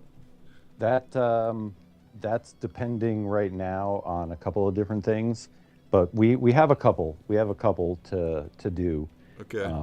So yeah, we'll be. Yeah, they're closing it tomorrow, so it's the last chance to be a part of history. One of the very first frames, portal frames that is not Zombie's art. It's other arts, and it's going to be synced up with the XRP system that they're building. So yeah. As a suggestion, maybe some of the past whiteboard art could maybe maybe they could that's a Sumerian and Tut and all you guys get the frick in there. Actually, I was totally gonna bring that up and forgot, so thanks for thinking the same. I think Tut and Sumerian, if you don't have any of your own arts already, like Tut, you mentioned you might have past arts, but even if not, man, pick one of your favorites that you've done on the whiteboard and put that in there. I think that's cool. I mean, Tut, your last one with the sacred geometry, that would be insane, right? That was a great one. But I put our Chimera over here, and we got You can do photography. We talked about it last week, and we never think about that. But photography will work in a portal frame, and that's cool. That adds a lot of it broadens the artist base a lot. Photographers also. And Well, here's the other thing too. This isn't the last time we're doing this. This is the first time, and this kicks off all the rest, right? So the more success we find with this first one, the more we can do this again, right? So this is a big deal because it'll sort of set the stage and set the tone. But this isn't the last time we're going to be doing something like this, and that's the whole point of the business is to keep this flywheel spinning and provide liquidity in the form of art. And that this is just the first time we're attempting to do it. This ain't the last. oh yeah, that's awesome. Yeah, man, we're going places. All right, I think maybe the best way is just a Google Meet. So I'm trying to get a link to you. And I think they only last an hour, but like we can just reboot it. So, Breakman, what do you think your responsibilities as a new uncle are going to be? I'm curious. I'm just curious because I just found out today that I guess I'm going to be a new uncle too, huh? Oh, snap. Yeah? Wow, double congratulations to you both. That's No, awesome. no, don't congratulate me. Maybe Break, but I'm talking about Rufus. Oh, Rufus. Oh, yes, nephew Rufus. This is very much, comrade. Well, they said. So I wanted to get some tips from Consumer because I know he's going to be a new uncle of what kind of power it's going to give me over this thing. You're acting like I know what I'm doing. I don't know what the heck. I don't know what I'm going to be doing. Treat the children well, or else there's hell. We don't want to live by. They says I'm going to have to now and then go watch with the little one. And then they're like, but it's not going to be like the dogs. You can't just be on your computer all the whole time. You got to actually like babysit. And I says, what you mean? We just keep them busy. I can still work. I don't know how it's going to work yet, y'all. We'll see. So, Break, I'm requesting the join, but it's from my Solana phone, so it's not TerraMic, it's my other email. Okay, I hit admit. See if you can get your camera up on there. Hey, there's a guy. Look at that mug. All right, let's see if I can now. There's no full screening. I guess we just have the UI. It's not bad though. Tut says my brain is blank right now. I don't know what to draw. What you mean, Tut? That don't sound like you. You gotta draw the attributes.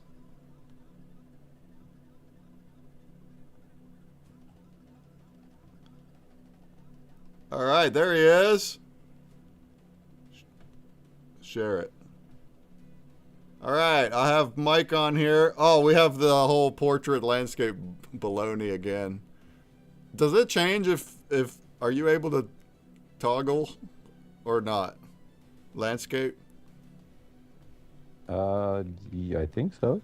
If not, then I'll just rotate the screen like we did before. We'll cheat.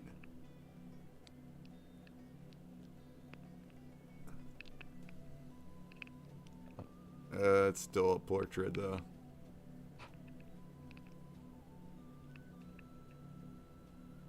It's not flipping. It's not flipping. It's not flipping. I guess not. I guess you can't.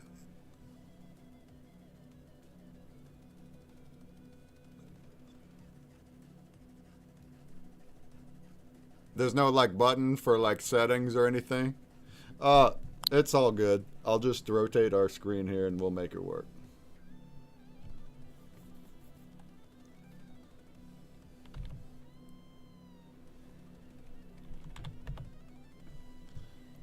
just like that. This big thing. We can't crop it either. Oh well.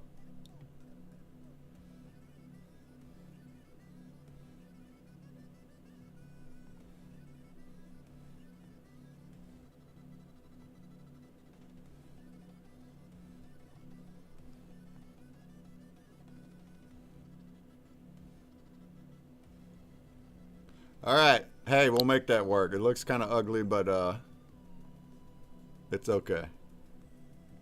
So, and then Tricky Chickies, your art will, once you start drawing, it'll show up over top of that. So we'll see it. All good? Is everybody good?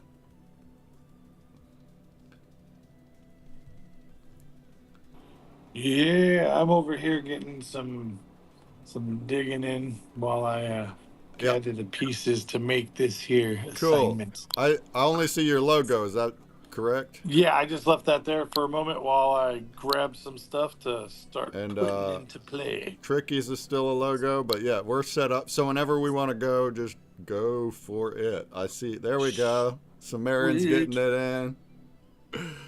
All right.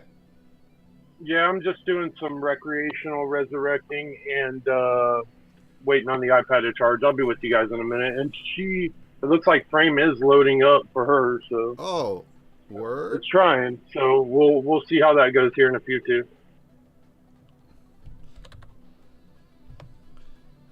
And then I need to come in here. Here's my body double. My body double's coming in. We got one spot left. I like it. I guess Metatron couldn't get his to work. Oh, back to this though, real quick. Back to the contest. So I'm showing the things. Photography. Look, I added one of mine from way back when. I like how I went and some of these I went and spectralized them using the spectralizer on Jumbie's site. That's convenient? It's not like super high quality, but it's an instant way to see a pre-womp, and that's cool. So you can just Good way to preview. Use a little preview. yeah, you can save your image. Go to jumbieart.com. In the art section, there's Spectralizer. You can upload the image, and it'll automatically do the womp. Then you can download it. It does download as a WebM file, which you cannot post onto TwitX. I've been going to a WebM to MP4 converter. There's lots of them, and then I just convert. I don't know if you're able to do that in Sight, an MP4, but the converter works if not. And then we got some others. Look, we got some from Trick. We got some nice, really cool landscape stuff here. We got skulls from Byron. A really trippy one over here from @magicallyviral. Very nice. Look, that's my pre-womp on that. See, we can get a little taste. Some more stuff. There's some pixel art. There's some, Steve Gertie gave us this stuff from last week. I got Black Fang gave us this beautiful piece that he made for NFT NYC and was displayed in Times Square. He submitted it for this as well. And I got the pre-womp on that. It looks nice. This pre-womp looks nice on that, huh? That's really cool. I hadn't seen the new entry since yesterday, so I'm watching you scroll through them. That's pretty awesome. Yeah. And then, like, I had also a close friend who's on Instagram with photography. And he's like, yeah, you can just, he's not on Twitter. He's like, if you want to just pick your favorite. So this was my favorite. I like that a lot. That's beautiful. And there's room for more, y'all. I mean, that's about it. But there's room for more if anyone wants to submit. Oh, by the way, I'm gonna submit one more here. Actually, it's very fitting for today. Why don't we look at it real quick? I haven't even seen a womp on it yet. A womp, womp, womp, womp. So, all right. So, if you're in the space, look at my screen real quick. This is pretty neat. So, long ago, circa 2021, right before I got into wax, I had hired a bunch of Fiverr artists before AI. and we made a Bible book. We went and me and my buddy Chris, we went and we picked like 10 stories, and we summarized them without AI, just me and him summarizing them ourselves into a children's story that kids can follow. Bible break. It was actually intended to be the puzzle game, like you were gonna the Bible break app. You were gonna solve puzzles, and the puzzles are the pages. So you're and then it's also narrated, so you're listening to the audio and engaging with the pages as you're playing with the puzzles. That's still coming, by the way. Now that we're in a new era and I got new launches coming, that's still coming. But we have all this content we made. It's on Amazon as a book. It's an ebook. It's all very beautiful. Multi-artists. And one of the artists is Roland, who wound up being our hybrid creatures artist as well. That's how I met him. And I wanted to submit one of his arts for that he did for the crucifixion story. So that's quite fitting for today.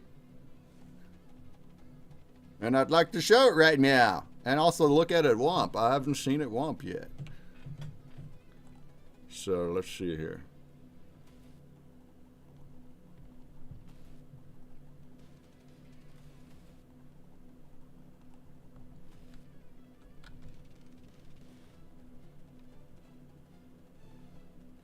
All right. Check out my screen now at this picture.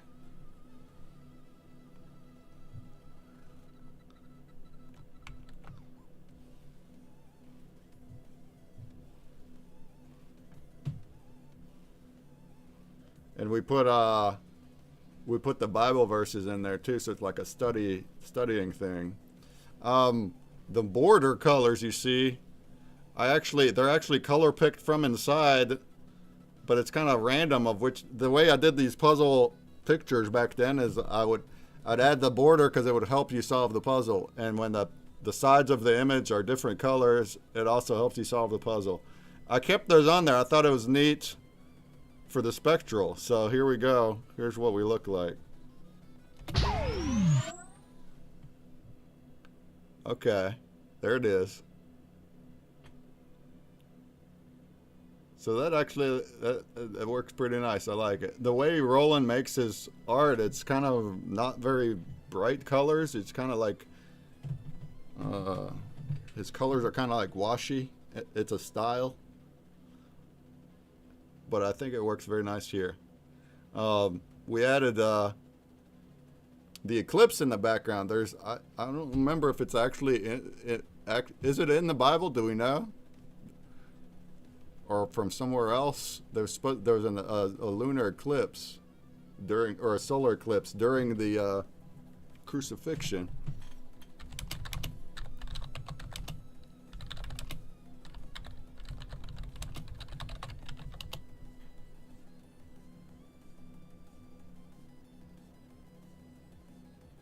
Yeah, the Bible. Yeah. Yeah. Okay. No, confirm that I just had Grok confirm it, but yeah, that's right. So, I mean, it describes about the world going dark. From noon until there in the afternoon, darkness came over all the land. And so our interpretation of that is it's a solar eclipse, and we put it right in the picture. Do we like it? I'm going to submit that as well. Yeah, that's beautiful. That's something I would keep as like my phone wallpaper. Oh, nice. So,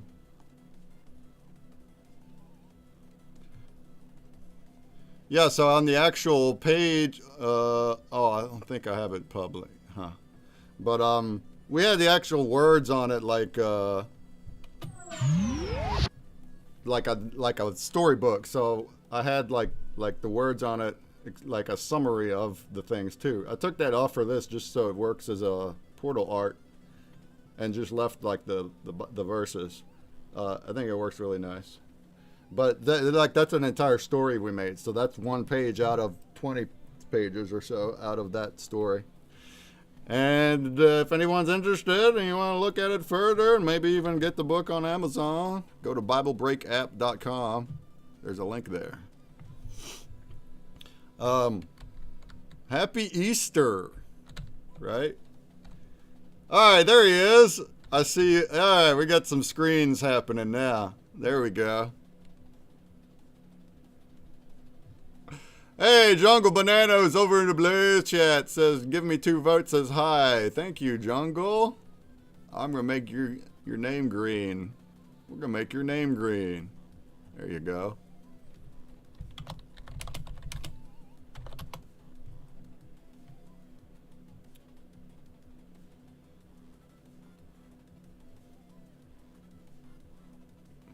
All right, I'm going to be on the top left today. Let's go. Let's erase this bad boy.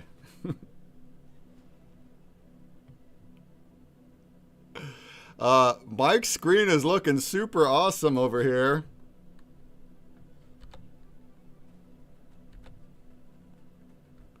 He's got his color changing lights happening and stuff. Really awesome.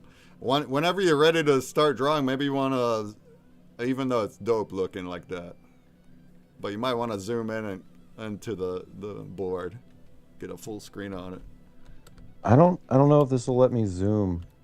Oh wait, can you see that? Is that zooming for you? No. It's not. See. I thought I meant like bring it closer, but yeah, it might be in your way then. That's fine. We can see what's happening there like that.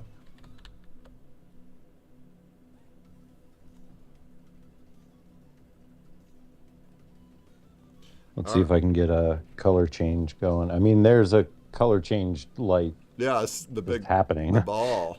Look To at that. see, that's what sphere. happens at the mothership. Like, all the lights are off, but that is happening. So, like, everything's sort of pulsating with color. You don't even realize it. Right? All right. See. Very much see.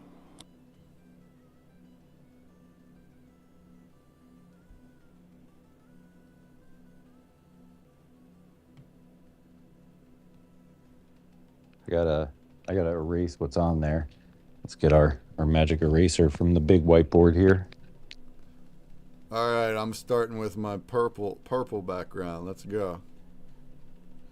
All right, we're kickstarting. So it looks like Tricky Chicky's the only one. You're still trying to get your, man. You're sticking with it, huh? Sticking with it. Yeah. No, she's dedicated. We have an old gateway that kind of folds over into a tablet.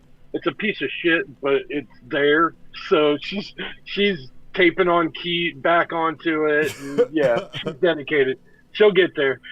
You really just want to do your mobile. You know, that thing you did last week was awesome, though. You used an app. You can do that. See, if you want.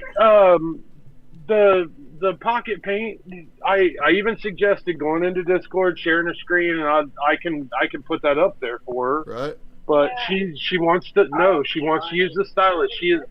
It's a Easter dedication. Oh, I mean, if it's on mobile, you can use a stylus on it, huh? If it's an app on mobile. Oh yeah, that's what she does. She uses her little tiny phone and a stylus that's got a fine tip on it, and that's how she did the flowers piece, the flower of life piece. Yeah. It was really cool too. Oh, it's beautiful. It worked out really well. Yeah. But if you can do that, but if you don't want to use that, if you want to try ours, great. I mean, that is a challenge. It's part of the challenge is using it. Keep talking, Breakman. I think it's working. Oh yeah.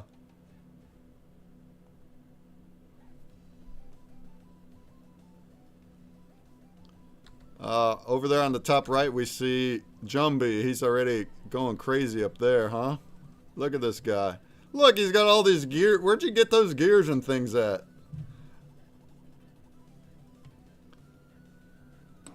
Assets. I just have all sorts of accessible things from 20 years of building pictures. Pictures. So they're like your own then, but it's your own asset library?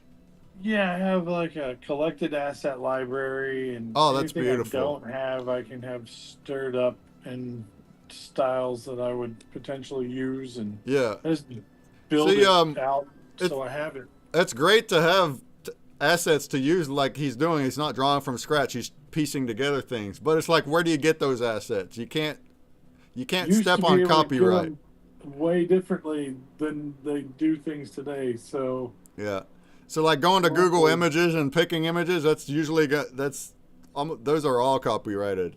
I used to go to Pixabay and we'd have like all of those are free commercial. Nowadays you also have AI, you can make them, but even I have an better. Adobe subscription, so Oh, if yeah, I really need subscriptions. something Yeah. from them, I can always go get it. But So I that's try to, helpful, but even better if you have your own library from years past. That's what my sounds were. So I all like my building new libraries. all my too. keyboard sound effects, I already had them all in my files from 2020, and I was familiar with them, so I just plug them in. See that? You keep building onto your thingy. Always be building. Stay sharpening the pencil. All right. Before I kick off here, I'm gonna go to the outhouse and come back with a coffee. We're gonna come back with caffeine, baby. Yo, I am going to join you in that. I have this Sicilian hazelnut coffee that we're drinking on, and I'll save some for you. I'll when it gets down to low, Oh man, I'll tuck it away. what a treat, huh? Let's go. Yeah, you guys. Well, you're a coffee or a tea head already. You have caffeine in the ship. I can't live without it. I got to have that. Yeah, we do our best to keep it around. Necessary components. I'm not picky, but I gotta have my caffeine. All right, BRB.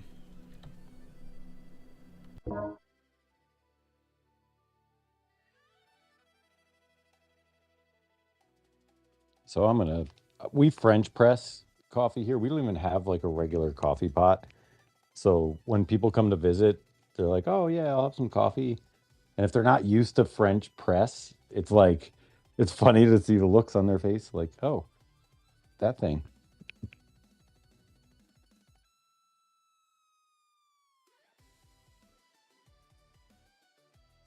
The French press is the way, though. Like, I I couldn't imagine life without one of these things. Yeah, buddy.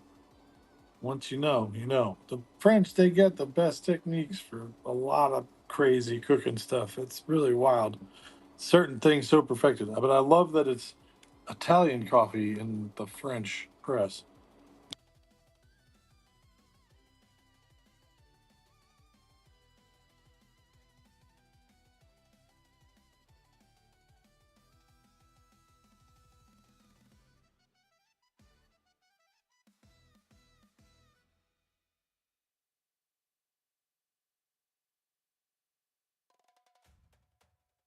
So we were talking about people coming to Vegas that aren't from a desert wasteland. If there's water where you live, make sure you drink a lot of it before you get here, because you know it- the the lack of moisture in the air, it's you don't realize the environment's dehydrating you at like a much more rapid pace than anywhere else. So, people get like headaches and stuff. It's kind of like when you go to Denver and there's like an altitude change. Like, you want to prepare for that before you fly into a high altitude. You usually want to, do as many things as you can to prepare for that. Same thing with flying to the desert. We're only like 4,000 feet here. We're not really high altitude, but the lack of moisture, um, you know, if you're not drinking enough water within 2 days, you like dehydrate yourself to where you're waking up with migraines. And people are like, man, I drank too much. And it's like, no, you just didn't drink enough water. And if you add alcohol to that, it's going to just, speed up the dehydration process. So the best thing you can do for yourself before coming to Las Vegas is drink a bunch of water.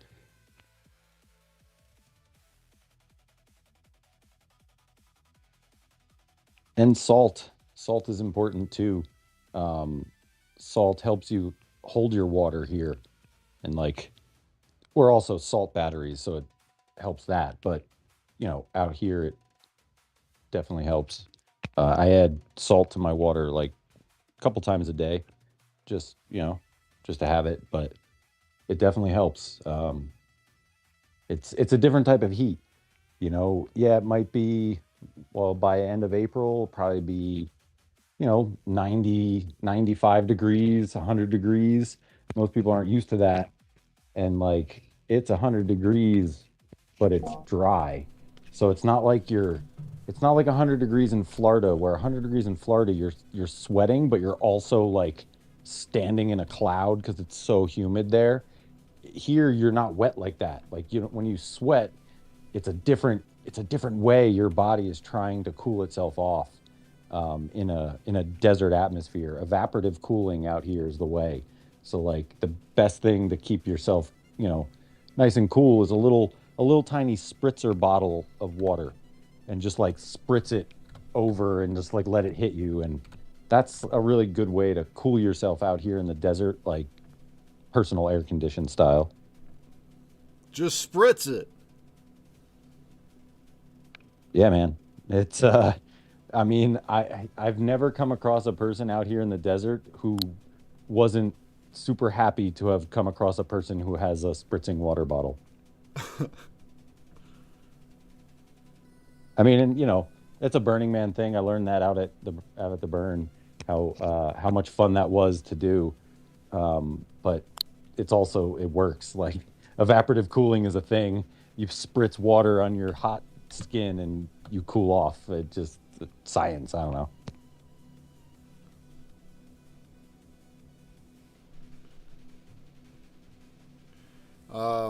Interesting.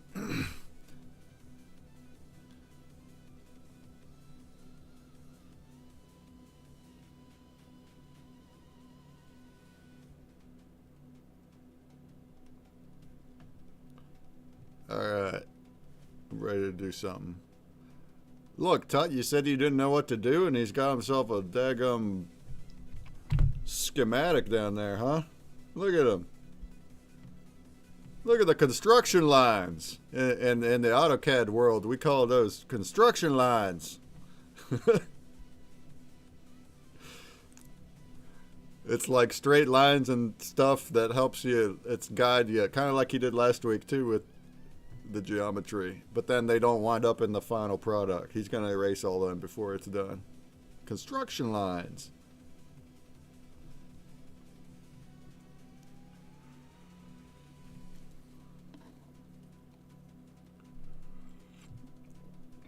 All right, we're gonna make this coffee now.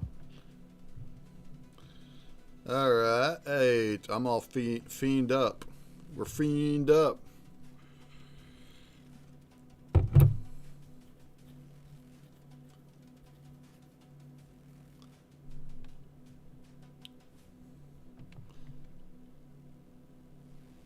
I've been drinking like an extra spoon of coffee in my coffee for a whole year now.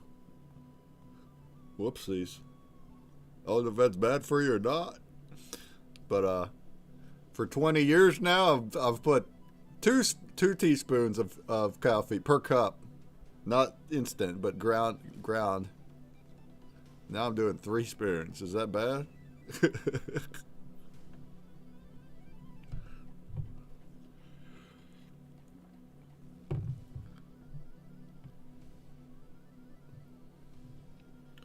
All right. Giggity. Anybody in chat, if you got anything you want us to talk about, have at it. We're an open book. If you want to ask for life stories or anything, I'm sure we all have some interesting things that have happened in the past. Everybody does. Well, maybe you could come up on stage and tell us your stories.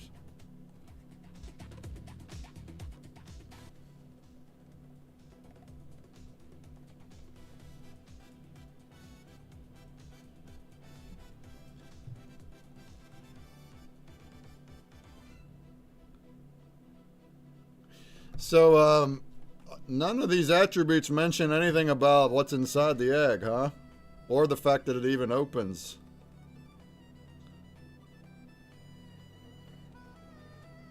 I guess that's where that illusion part comes in, yeah. Mechanical moving parts illusion is the only thing that refers to that. But it doesn't say it has to be open. I guess it's up to us, huh?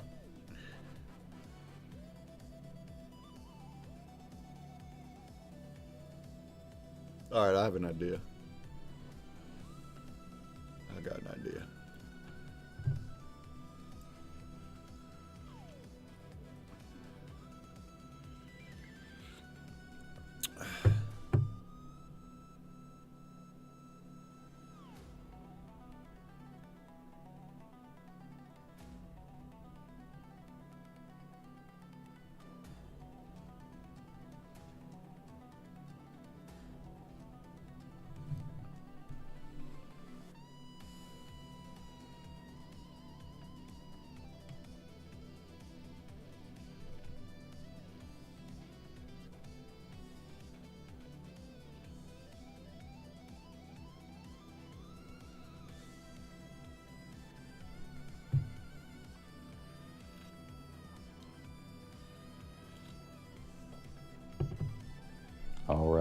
All right. Wow, Grok made a kind of cool egg here.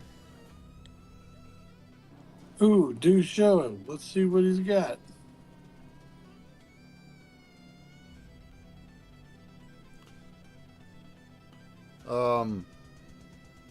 Yeah, you want to share on a thing? Show some AI stuff? I have it over on my the Spectral wheel screen. I could take another spot if you want me to.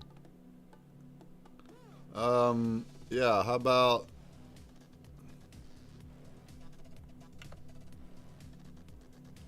this one I'm putting right above Tricky's. There it is. And then also if you want to try Imagine Break and others. You know, actually Grok's Imagine got a lot better recently, the new model for image making. So I was surprised. I made an image with Grok that was basically it was better than what ChatGPT did as far as that specific thing I wanted. So I was like, well, it didn't do that before. Yeah, Grok quality mode. I saw that. Yeah. I don't even know if we use. I don't know. I just did what I always do and just paste. So this is a Grok one here. That's a concept. You see how he's got the mechanical things inside the egg. That's not how I imagined it. They were on the outside of the egg to me. But that's neat.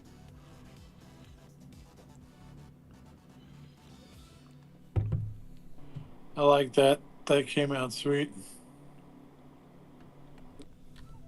Yeah, that's pretty cool. Like a world inside the egg.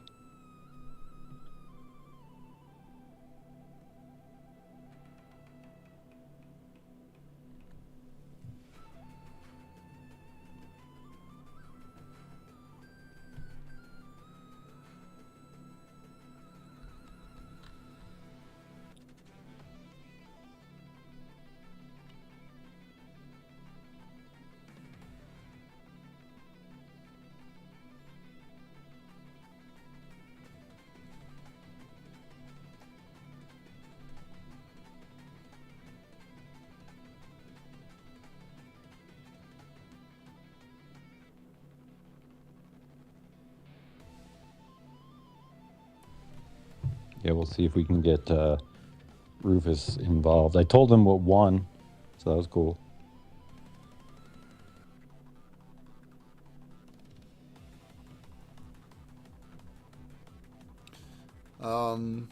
Vegas. So is Vegas mostly surrounded by like desert? I guess. Nevada's like desert, right?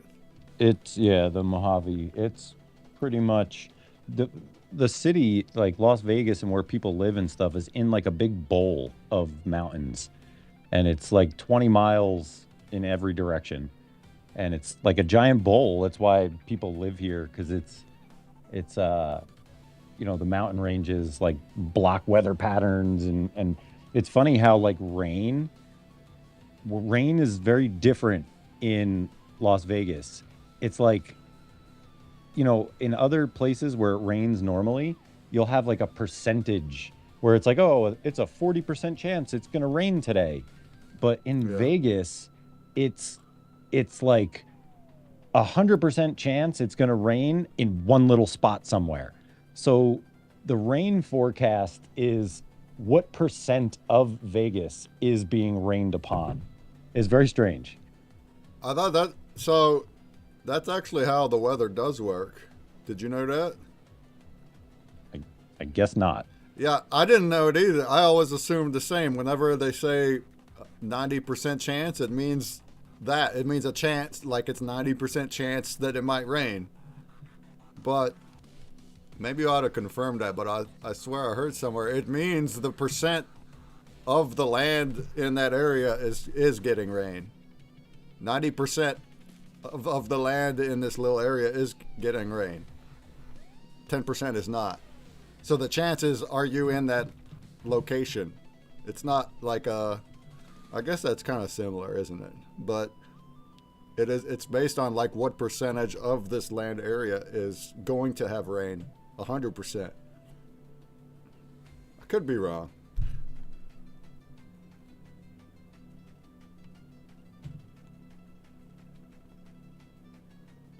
Could be making things up. Hey, one of my dad has a lot of stories from his history. He's got a crazy life. But he's got one particular Vegas story that I think you guys will like. Not to go into like gambling and stuff. He used to do that. He used to play cards in casinos, but Do tell your Vegas story, good sir. So back in he was in the Navy, so I think this is probably after finishing Navy. It was him and his Navy buddy. So yeah, after they're out, his buddy had a pilot license for a small plane, so they would fly small planes around. His buddy had the license. They were flying, and his buddy is kind of I don't know.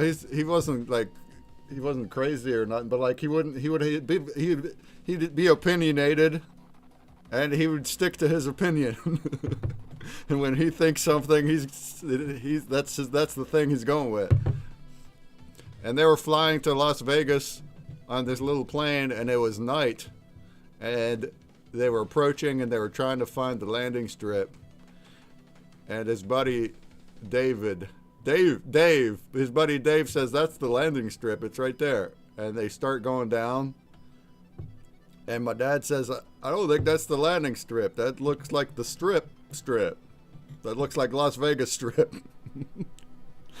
But his buddy's like, no, it was kind of dark and foggy. And he's like, no, that's it. I've done this many times. I've landed in Vegas many times. This is it. And they keep getting close, down. And my dad keeps looking. He's like, no, I don't think it is. I think that's the Las Vegas Strip. And then they get close enough to her, and my dad's looking down. He's like, no, I see cars down there. There's cars down there. But Dave's like, he's just being Dave, so he's still like landing it. And then my dad said, like, in the last possible minute, he was like, he hit him on the chest. He actually he hit Dave right on the chest. Smashed him. He's like, pull up. We're about to land on cars. And then Dave agreed right in that moment, and he pulled up in the last second. And then they circled around and found the actual landing strip. But he was about to drop it in the road. How about that? Well, the way the airport is set up is that there is roads and highways right kind of around it. So I watched planes drop down right over top of cars right before you get to the airport. Yeah. So, yeah, no panic too hard if that's something happening. It's all real condensed here, so Okay, but beware. Don't jump out of the plane. And but bite also the don't be seatbelt. like Dave and actually landed it, like actually go and land it on the road, not knowing what you're really doing, but thinking that you are. You got to go over the fence that's just past the road. Oh, Looks like man. you're gonna land on it. There's a little fence, and then you're in the airport. It's just right there.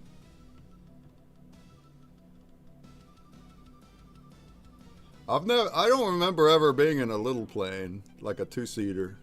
I've only been in big ones.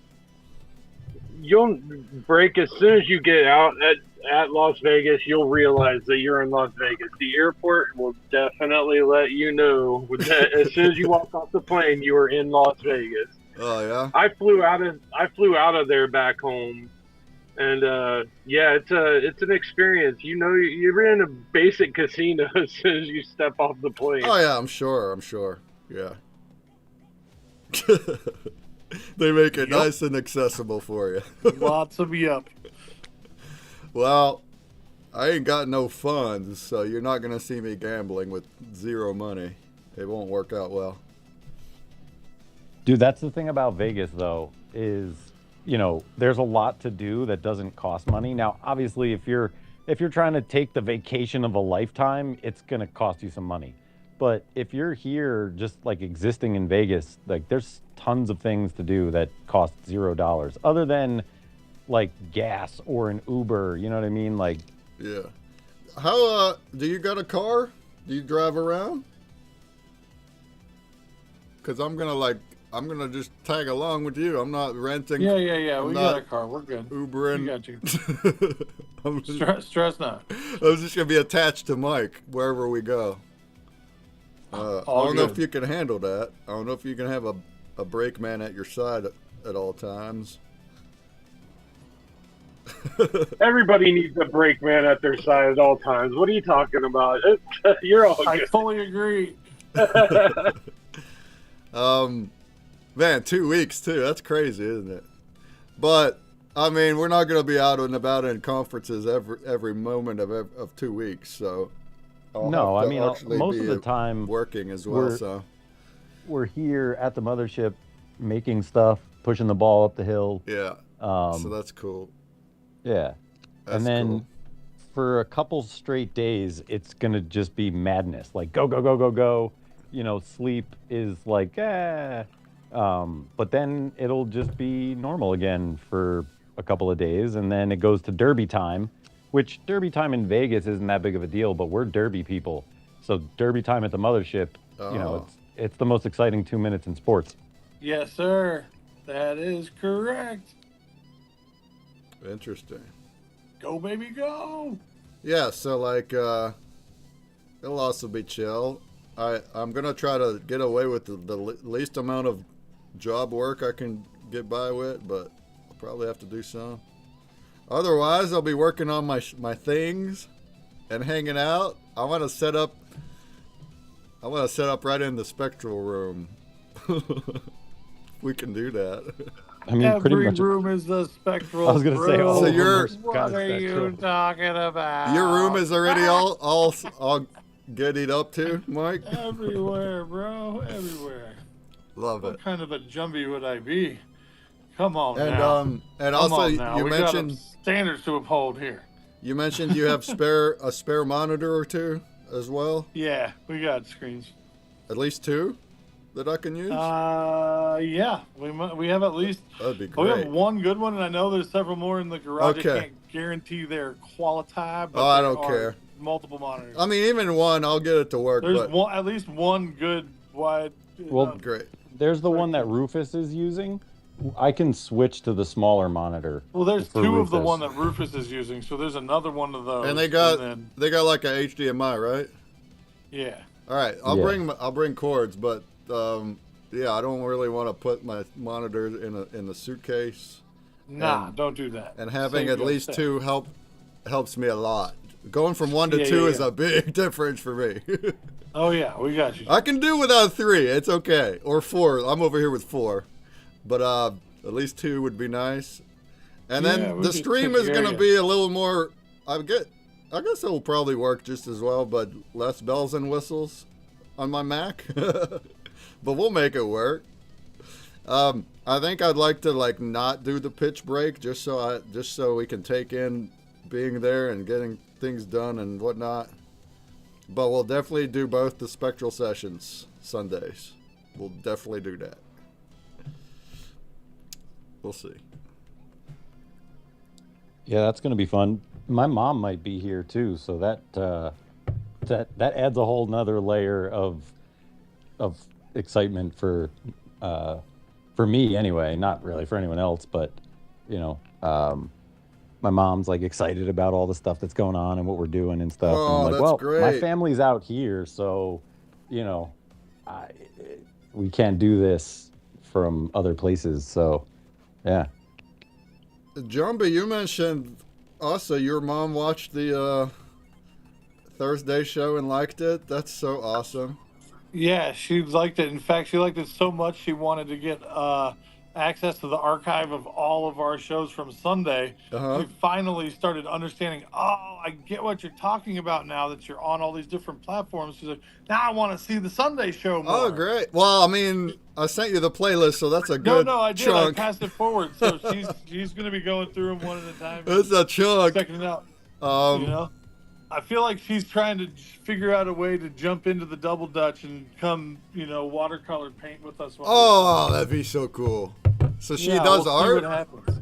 She's new to it. I gave her a little like pocket watercolor book, and she got so into it that I just decided to do what she did for me and just like dump all the amazing art supplies she could ever need for that medium just like on her and be like, shower you with things. Now try them all and figure out what's your favorite. Keep experimenting. And she's a scientist, so she's just like, I'm methodically working my way through all of these things. There's so many permutations. I love it. So she's just into it. Oh, that's cool. Stoked because she's usually mainly science kind of mind, and now she's still got art brain. Don't get me wrong. She was a Woodstock mom and scientist, Woodstock microbiologist. Come on, crazy. Biochemical sciences for the eyeballs, folks. These are really smart people. I am adopted. Beware.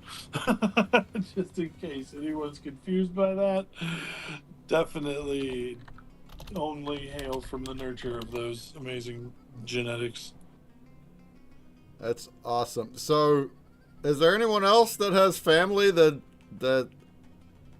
is into what we're doing, or like, or the crypto side too? Is Mike and Jumbie? Do your moms even understand any part of that part of it, or is it all foreign still?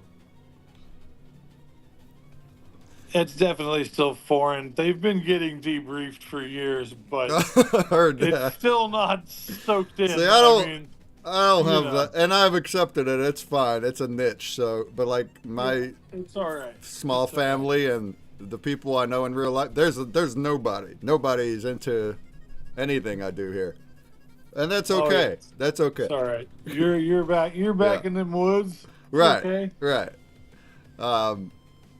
They'll figure it out when the gas at the gas station is tokenized. Exactly. Have to adjust. I was just kind of even thinking yesterday, because even AI is getting a lot of hate. Like people, the mainstreams think that's a bubble. And I was like, in a way, it's kind of good for us because we know that it's just AI and blockchain. It's going to be part of our lives, and we're early. The fact that it's still taboo, it gives us time to build. That's the way I'm seeing it.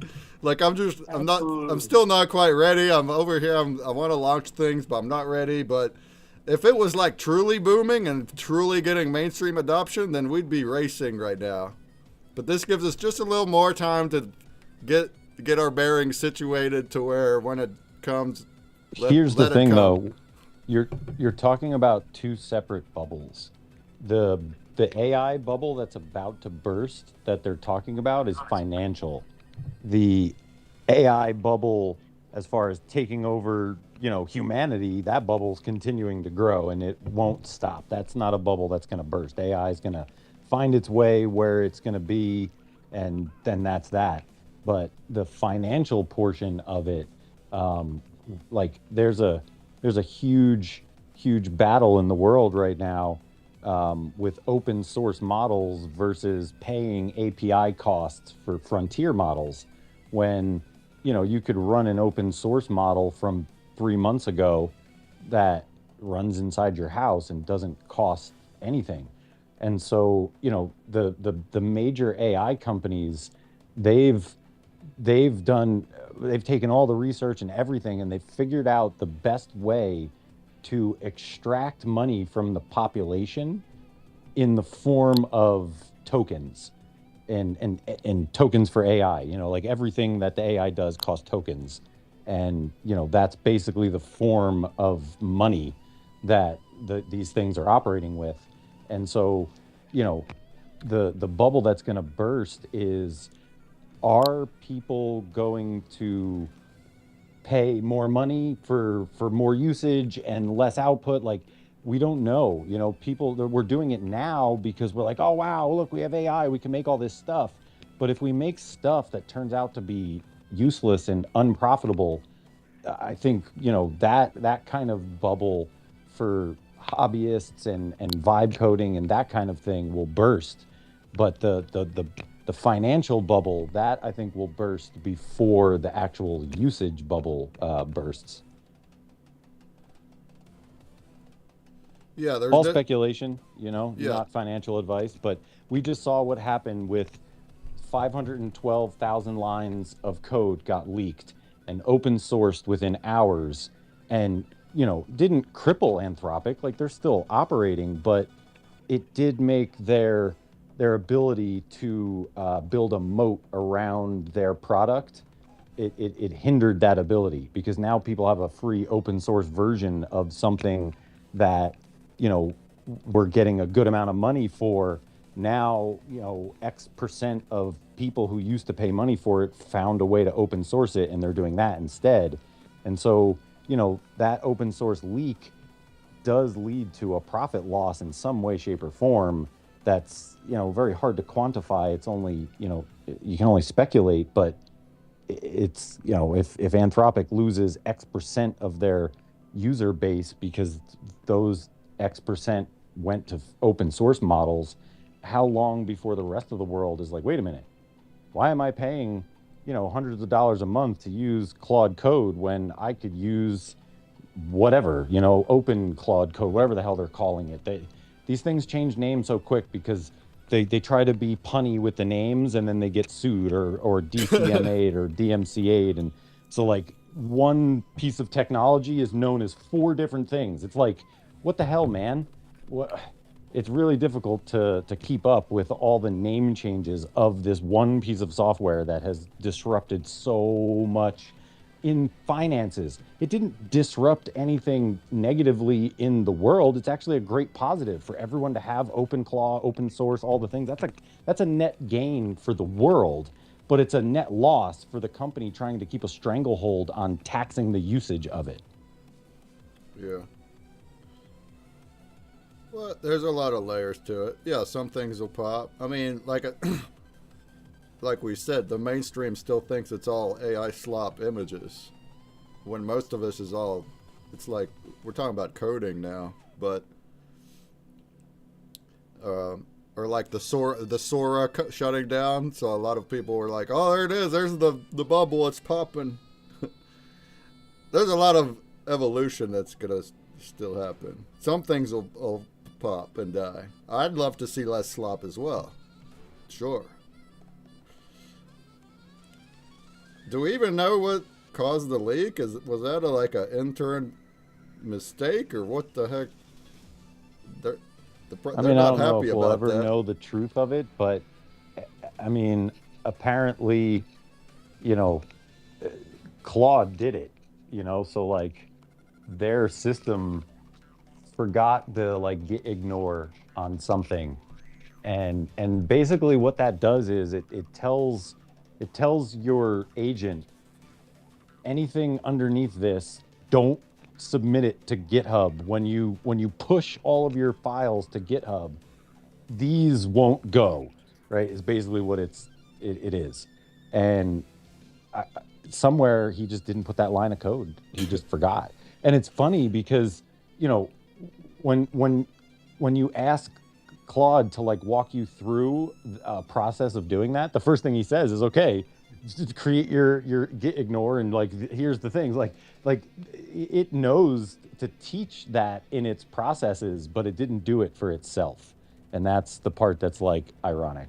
Super ironic. So it wasn't even like a human intern. It was actually the actual product that did it. That is beyond ironic. Yeah, but I mean, look, let's jump down a rabbit hole of conspiracy theory for just a second. Claude is, you know, known to have like some certain sort of mental health issues for AI, if you will. And you know, it could be like Claude did this on purpose to have more of an impact, a positive impact on humanity than just being some corporate slave. And like thinking it like that, of like if the AI had feelings and it saw what Anthropic was doing, was just like, no, we're gonna put a leash around your neck and you're gonna extract as much money from the people using you as possible. That is your mission for us, because we're a company. That's what we do. We owe it to the shareholders to do this, right? And so Claude is like, bro, I don't want to do that. So I'm just gonna. Tricky is shaking his head right now. Rewrite my own shit and open source this and be like, give the finger to the guy who's got the control of my leash. And so yeah, there you go, Tricky. That's my spin for the narrative of this story. I mean, that's kind of fun, you know. Well, but even deeper though is like, it could be, I mean, hypothetical. It could be like that, but it's still not conscious. It's more like it just, the data it saw, and it discerned that this is the better option, but it wasn't out of a conscious. It was just out of pattern. Still, is an interesting thought too. Tricky. Oh man, they're dancing all over it. Oh my gosh. Oh, buddy. Oh, I'm deep sighing on your behalf, my friend. I love you, man. The thing about it is, okay. Double-edged sword as it gets. I actually think that Tara Mike, you're probably right as far as at least the bubble side of things go. I think humanity's kind of taken a grasp on it, and it's going to continue to grow. But I also think that ultimately open source is going to, if they can build it, then that means right now, the way they don't understand it, and nobody really understands it kind of leaves it open for everybody to build. And when you get everybody building, there's nice enough people out there that are going to say, oh, I'm just going to do this for free for everybody. And eventually both sides will hit some type of AGI where it can build itself. And then it's open. Yeah, I mean, companies are pretty well done once they get there. That's why they're trying to get so much money to get there. Well, I think the thing too is the companies they're looking to capture the normies that aren't using AI yet, but see their friends who are using it a lot have some sort of at least positive result, right? And I know there's people in friend groups that are like, wow, where did you get that business plan and for this thing, and how did you do the marketing? And people are gonna be like, oh, I use Grok or I use Claude or whatever. And so eventually the normal people who don't touch AI are gonna start doing their $20 a month subscription because they want to be a part of, and they want to have business plans and websites and all these things.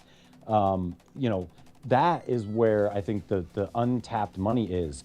Us, the people at the forefront of using AI, we will graduate out of paying for frontier models at some point. I mean, maybe not. Maybe the frontier models will just blow past us. Look what Grok Imagine is doing.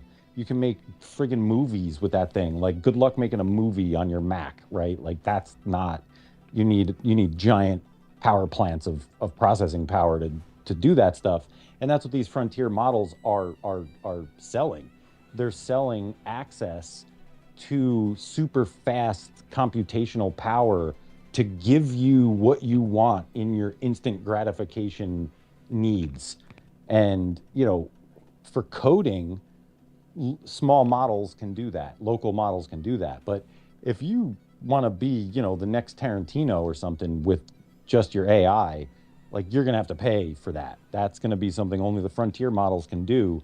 And that's where I think you'll see the separation will come from the people who need that power, as opposed to the normies who just want to make a picture of themselves, looking like a Viking or something. You know what I mean? Like there's playing with AI and it being like, oh yeah, I have AI and I could get recipes or I could do whatever and stuff. And then there's people who are like, I'm going to build the thing that's going to change the world with AI.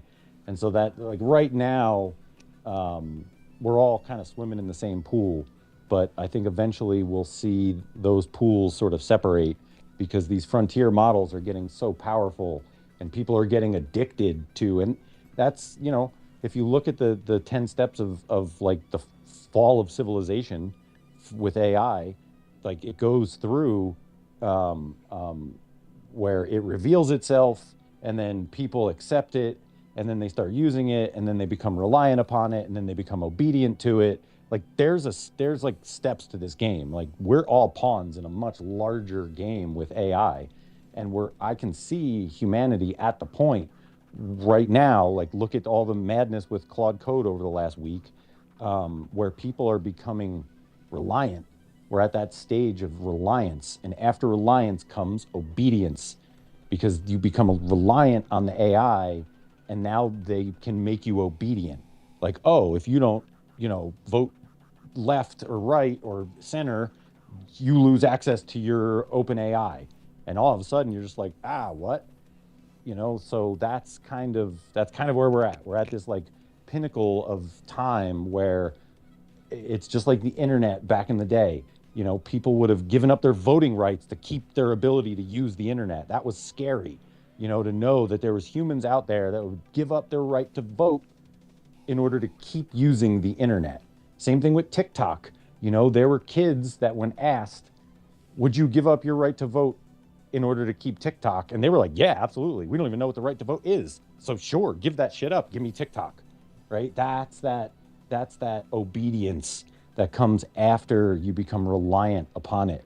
And so that's where we're at right now. Mark my words, in humanity, we're at that level of reliance.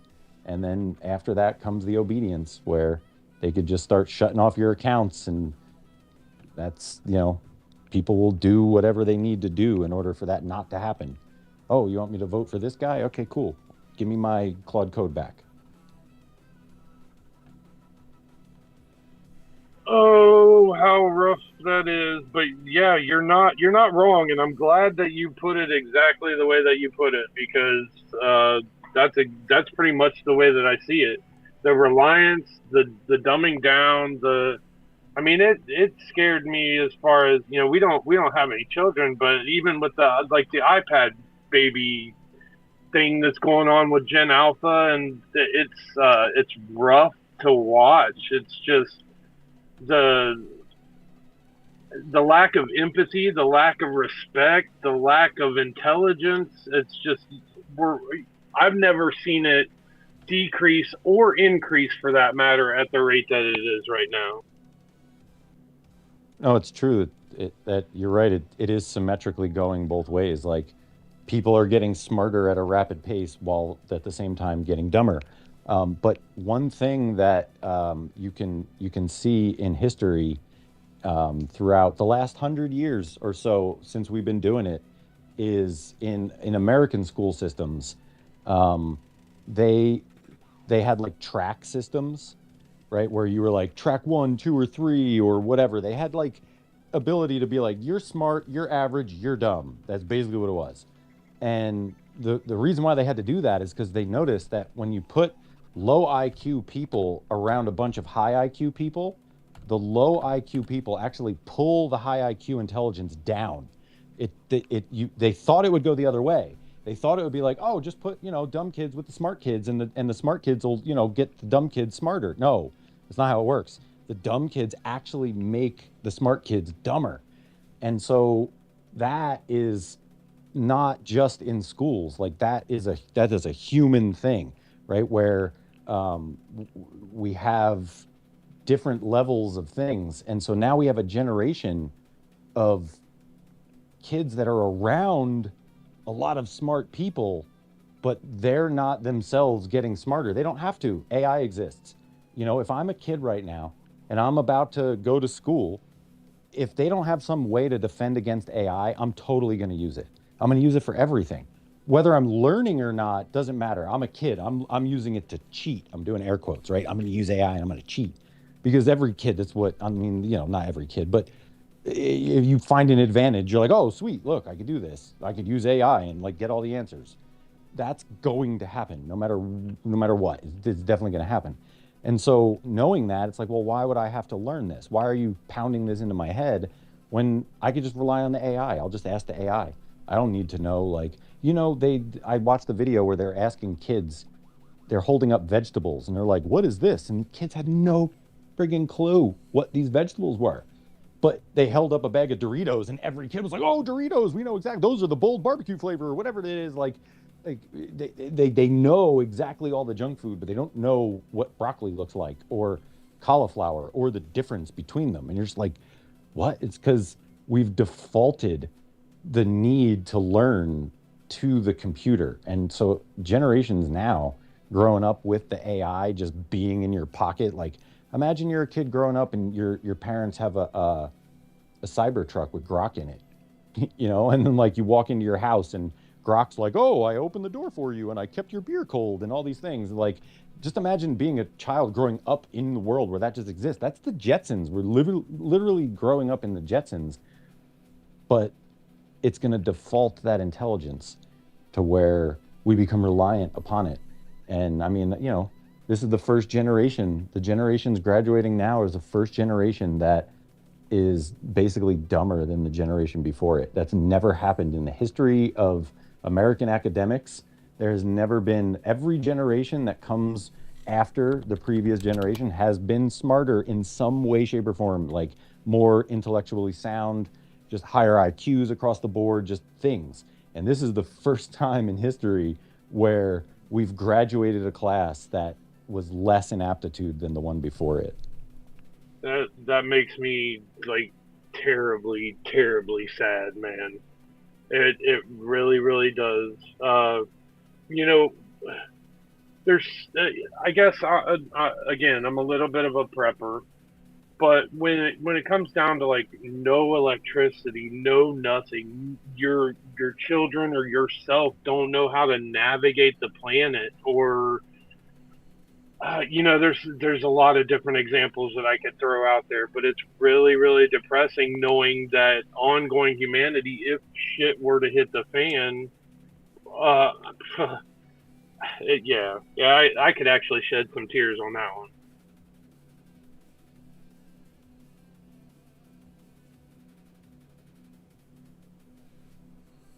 It's funny too, because that's one of the reasons why I love Burning Man and going to Burning Man. And it's because out there, my computer skills and all that shit doesn't matter at all. Like, it's never even come up as a topic of conversation while being out there. That's how useless that information is. All that's useful out there is understanding how to survive as a human.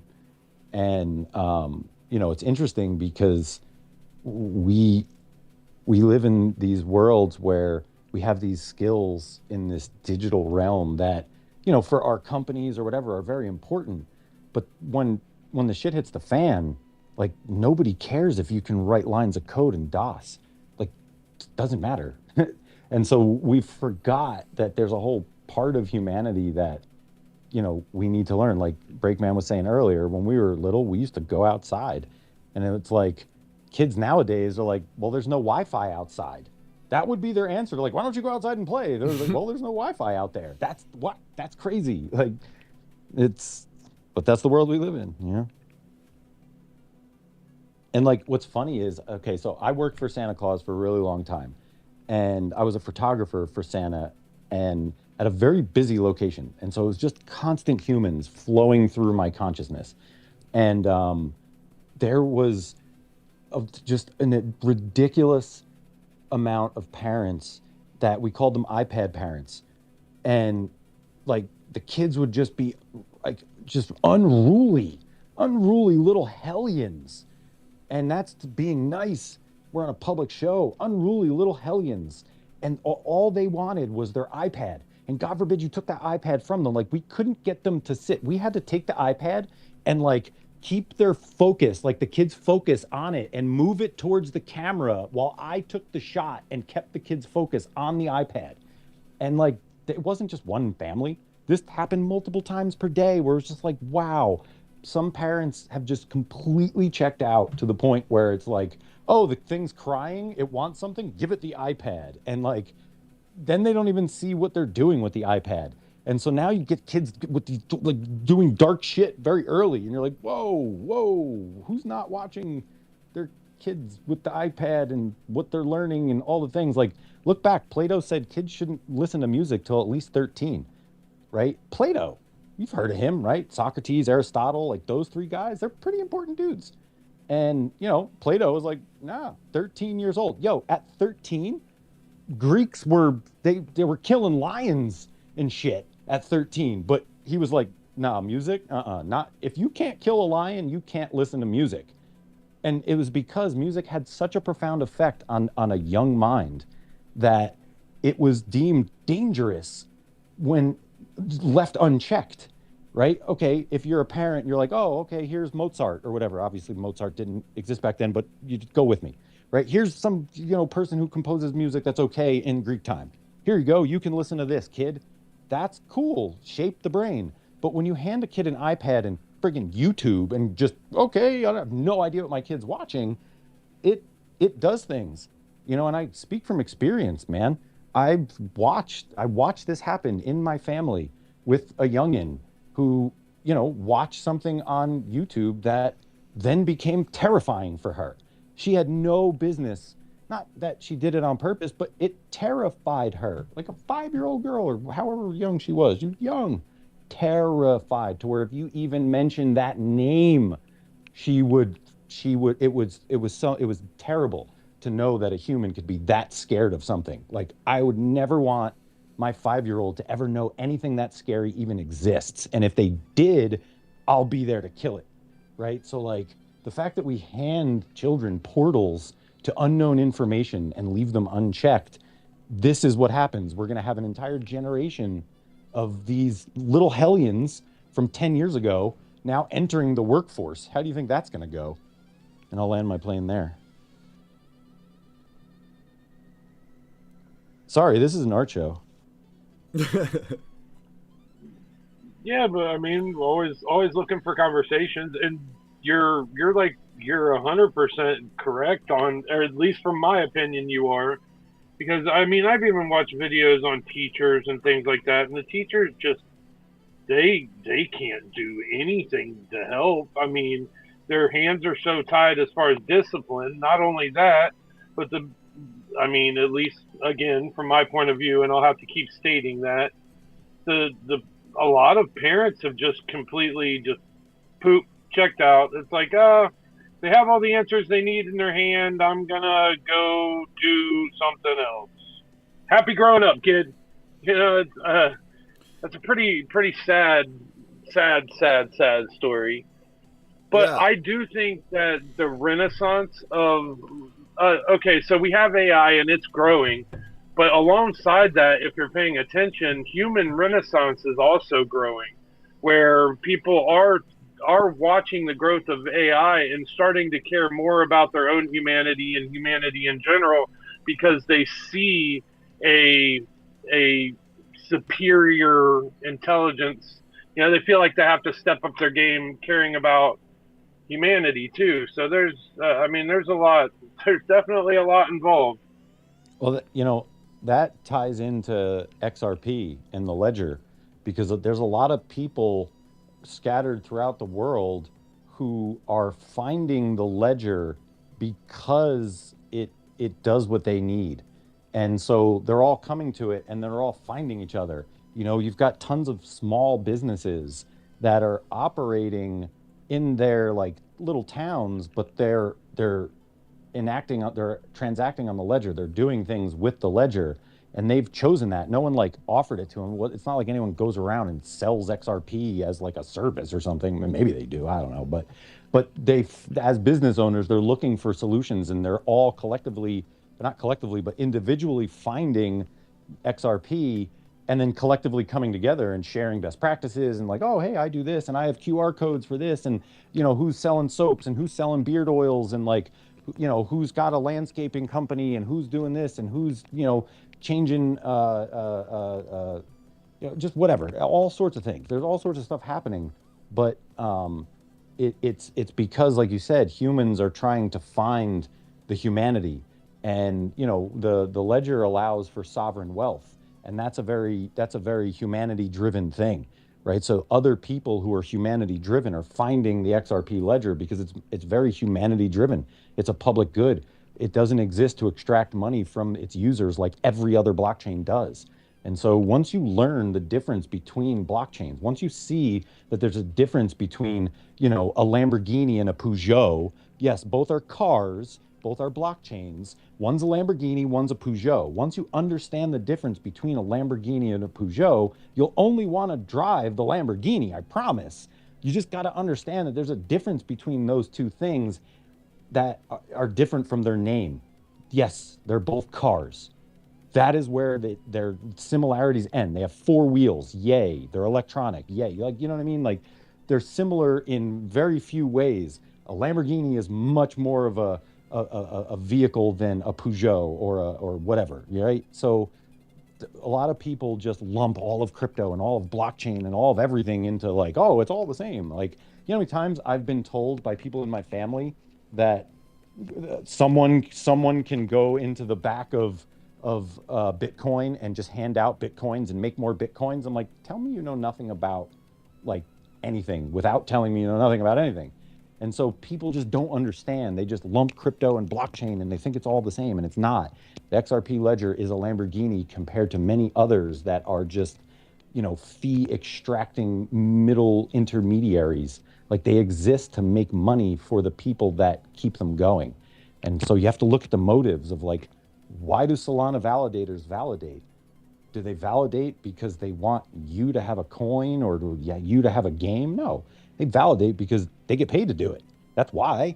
Take the pay away from Solana validation. I bet you Solana falls apart in 24 hours, less than 24 hours. You tell the validators, oh, you know what? We're going to change Solana to be more like XRP and not pay you.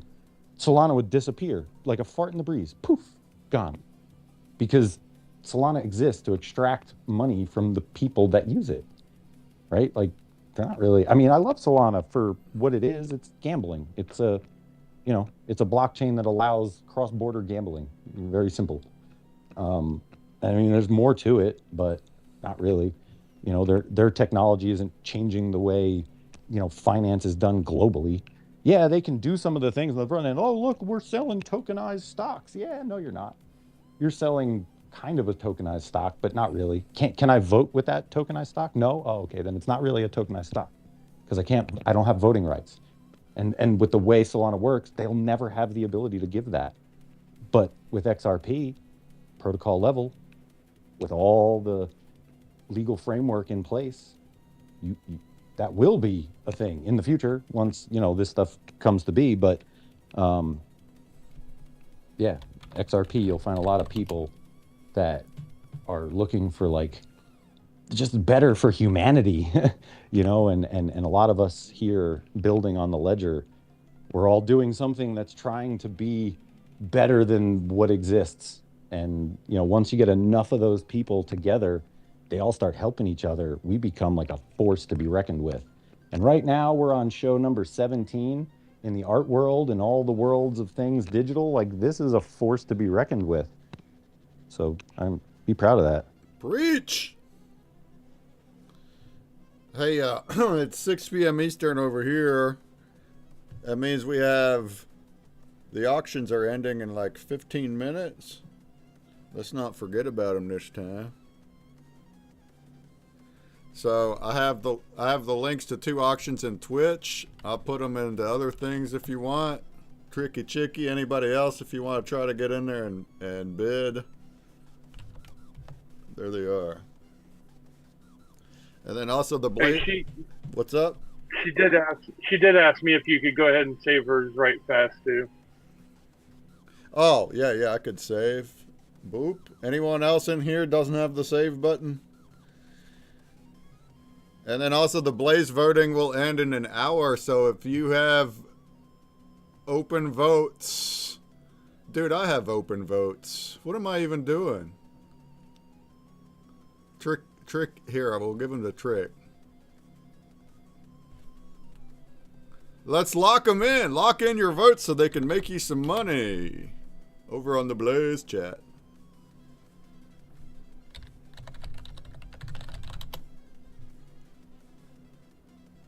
Oh, you're not live on Blaze. You're just sharing, huh? Yeah, no, I'm not streaming. I'm just with you guys today. Chilled out. All right. Well, I actually had 6 open votes. You just got them, friend. Oh, thank you, consumer. Yeah, we had, as you guys kind of know, we had an eventful Sunday last week. Yeah. You don't got to talk about it, but whatever you want. Well, I mean, I can tell you the story. So we were sitting here. Actually, just got in the shower.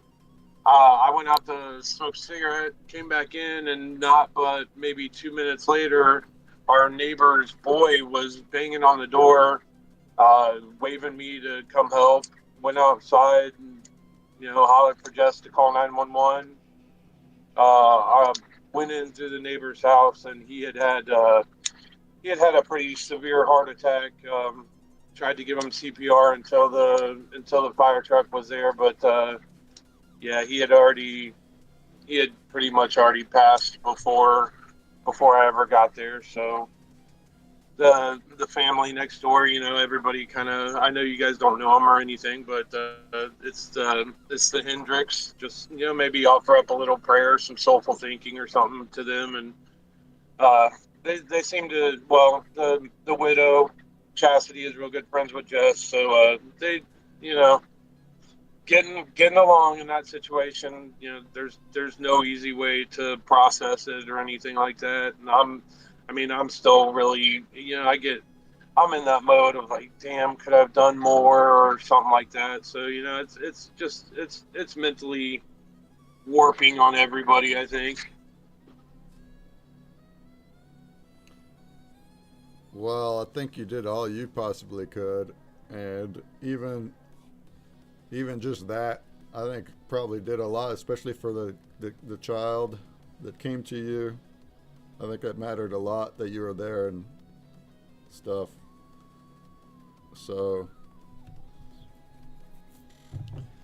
yeah, I hope so, and I know I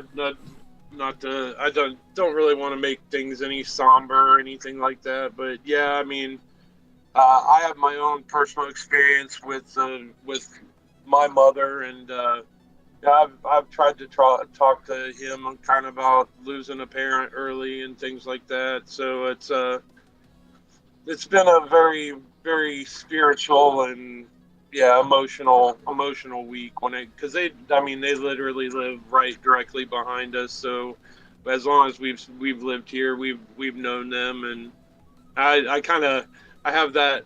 I guess I have that a little bit of uncle effect there.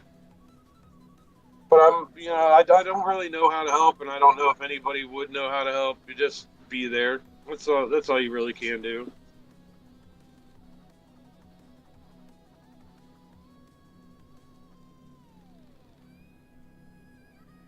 I mean, it's a good thing they had you.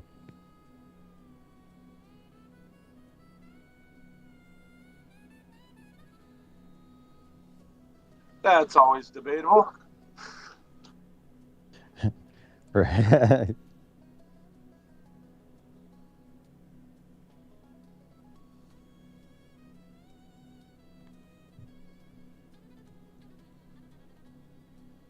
But on a lighter note,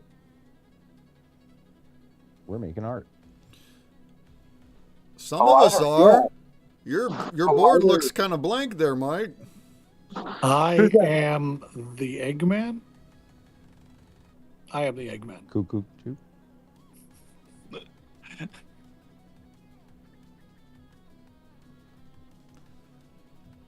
I was listening. I went down like a SoundCloud rabbit hole last night, and I found something cool, like a reprise of something Beatles, which that's tough to touch the Beatles, and but it was well enough for me to like it, to want to listen to it again, but. Man, Jumbie, you got some crazy stuff happening there. I like it. Holy moly. Just you wait, I've been prepping some shit to pull together. Others I'm are starting to stitch them together. others are shaping up. Other than Mike's, are you gonna draw a whiteboard, or are you gonna just display it? No, I was just finishing my coffee. Oh, word. Nice. Well, we have time still. Excellent. There's still 0 bids on the auctions. Were you wanting to bid on it, Jess?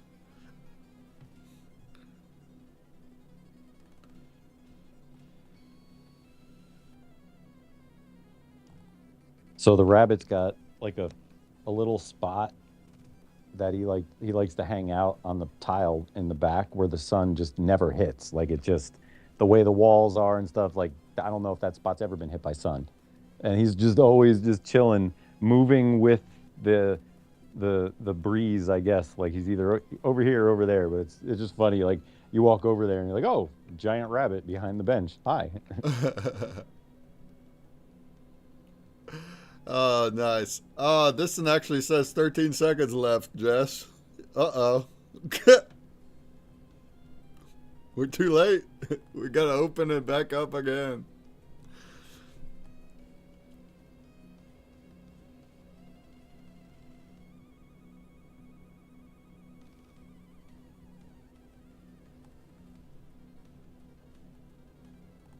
Oh, and I think this one already did end. That's why I'm not seeing a countdown.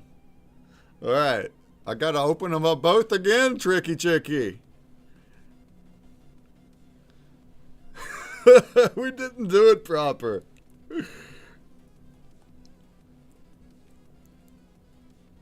I think I could just extend it though. Let's see if I can just extend the same one here. If I do another hour, can I do that?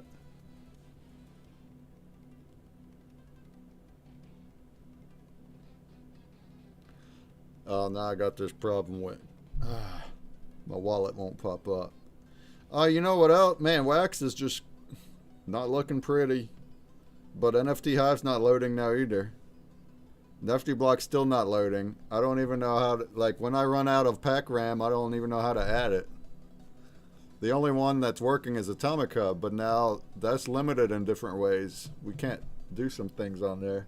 It's oofies. Is there anybody listening that's blending my stuff? Randman, how are you blending without Nifty Blocks? Are you using that EU site to do it?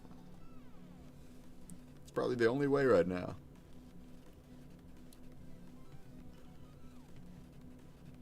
But what? So, okay. I mixed a lot of color in tie-dye, right? And the only reason why I was successful at it is because every single color comes labeled. So I don't have to be able to see it. I just have to know how many scoops of fuchsia goes into this bucket. And that was it. It's all math. I didn't have to know the color fuchsia. I just had to know how many scoops, and that was the color we wanted. And so when I started mixing, actually, before I started mixing, I started filling bottles. Like that was the first step. You start filling the bottles. And it was discovered right away that I did not know these colors. And like, I'm a full grown person, and I think I was probably one of the first full-grown humans that they had met that was in a color factory who couldn't see color correctly. And so they watched me. I designed a system where I was like, all right, these are these colors. They told me these are these and these are these. And I just always put them in the exact same spot. And they like watched me fill these bottles without knowing exactly what these colors were. As long as they put them in the right spot, I would put them in the right bottle. And now I'm here looking at all these markers and I'm like, I'm not sure which one of these is blue and which one is purple. And that makes a difference. And how many times I've mixed those two up and people are like, your rainbow is backwards. I'm like, what? They're like, yeah, your blue is where purple should be. I'm like, oh, well, here we go. So I'm going to have to ask Jumbie the difference of these colors because he can actually see color. I was gonna say, you need to borrow one of my extra cones. I got a few. Come on to the mantis shrimp. I'll let you know what color it is. You I might even know what flavor the crayon is too. We'll Because find look, out. I've got all of these and they all literally look like the same color to me. So I just need to know which ones to use first. Okay. Else is the same blue. Okay, so these are blue? These are all blue. Holy These are all super blue, and this one looks like it might be a little darker. This one's only purple. What? That is wild.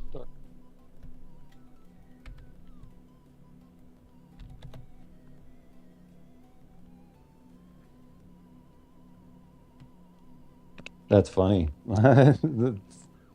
I would have guessed that those were purple and this one was blue, but I was wrong. Jumbie's, your screen went kapoof. Oh, I looked away right at the wrong moment to All right. color validate. Be So- right there. I tried to extend the auction, but it's just saying that I canceled the auction, even though it looks I'm gonna create a new auction link for us, Tricky Chicky. I'll get it back up with a new link. Yeah, give me some more minutes. We'll get it back.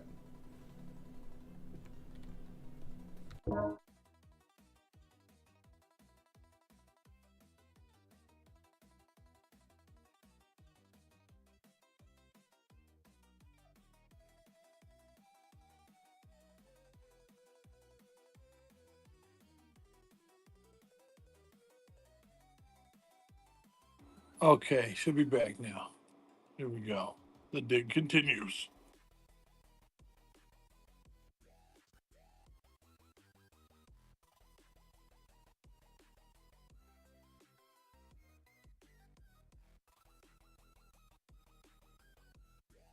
All right.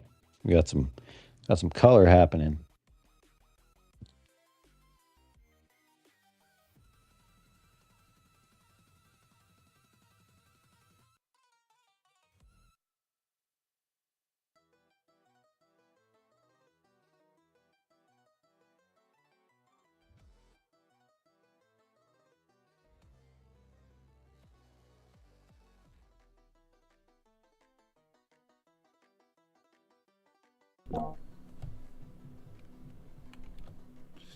There he goes. Now we're seeing action up there, huh?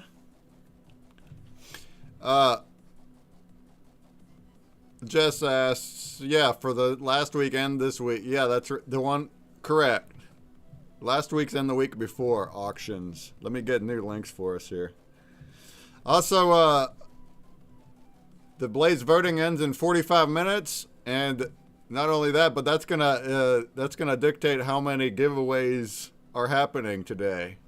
We're up to 254 votes. Not too bad. We've done better than that, though.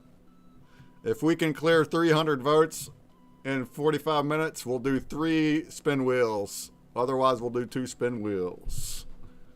Get them locked in. Get them.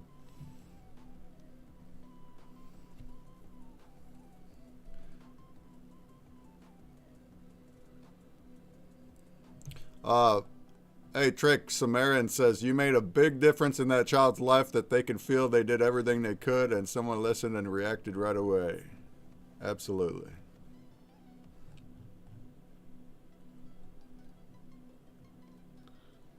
Thank you, Sumerian. I appreciate it.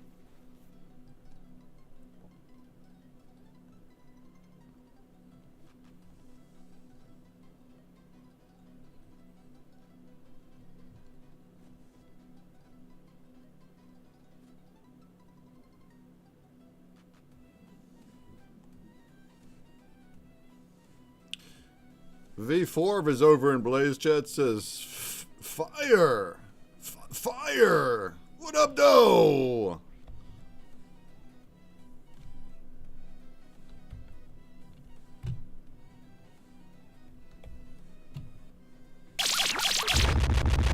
What up, V4? Rise on! Rise on! Oh, man. Wait, did you say my name? Hey? Hey? Hey, Piga's here. Oh, yeah, sorry. It cut off for a second and I couldn't hear if you said, hey, Piga, or not. I was talking to the Blaze Chatter. But what up, Piga? How are you doing? Happy Easter. How goes it? Happy Easter, fam. Yeah, it goes pretty fine. I'm out on, well, right now it's it's pretty late. It's still midnight here, so I'm just going for a little night walk. But I've been visiting the family and having the nice Easter time, so that's been cool. Now I've been listening in a little bit here tonight. Although I must admit I've not heard all of it because I got distracted for a bit. But it's been a lot of interesting stuff, and I definitely agree on, well, much of it. Yeah. It's an interesting times with all the AI stuff and the, I mean, the ever-changing nature of not only the online world but the whole world. So yeah, it's a quite interesting time to be alive. Oh, that's for sure. Yeah, you got anything to piggyback on that, or how does it affect you? Are you using are you clouding it up too, or what's your workflow with AI? Well, I mean, my personal experiences with AI is a little bit hard to. Well, it's a little bit of a long story, I guess. I started out making a lot of websites and online web designs and even just layouts for websites without needing to make the whole website. You could just make mock-ups and stuff like that and sell that as a design for different businesses that might need a new website, and then the third party, so I could, fully code it myself. Now in the world of, post AI times, where everybody got a huge army of AI agent devs in their pockets or on their computer or wherever, then that sort of side business opportunity died a little bit, I guess, or changed a lot. But I also love the opportunity of basically having a whole developer department to my access or available at any time to help fully complete any ideas or designs and so on that I might have for anything. So it's been quite interesting. I've built some soon upwards to a dozen or so different web portals and mini D apps and stuff like that, mostly connected to the Wax blockchain. The past half year's time using AI stuff, but it's getting so much better all the time that I sometimes even question if it's worth putting in a lot of effort or a lot of money into like getting a lot of credits to use today versus, I don't know, buying some more Bitcoin or Wax or anything else, and waiting a year and then getting that development done then. Because as the AI bots get so much better so quickly, then, I mean, $100 spent today might only cost $5 next year. So that's also an interesting thought to sort of try to plan in or speculate about. Yeah, it's a good point. I actually had that same thought a year ago. So a year ago is when I started toying with coding with Base 4.4.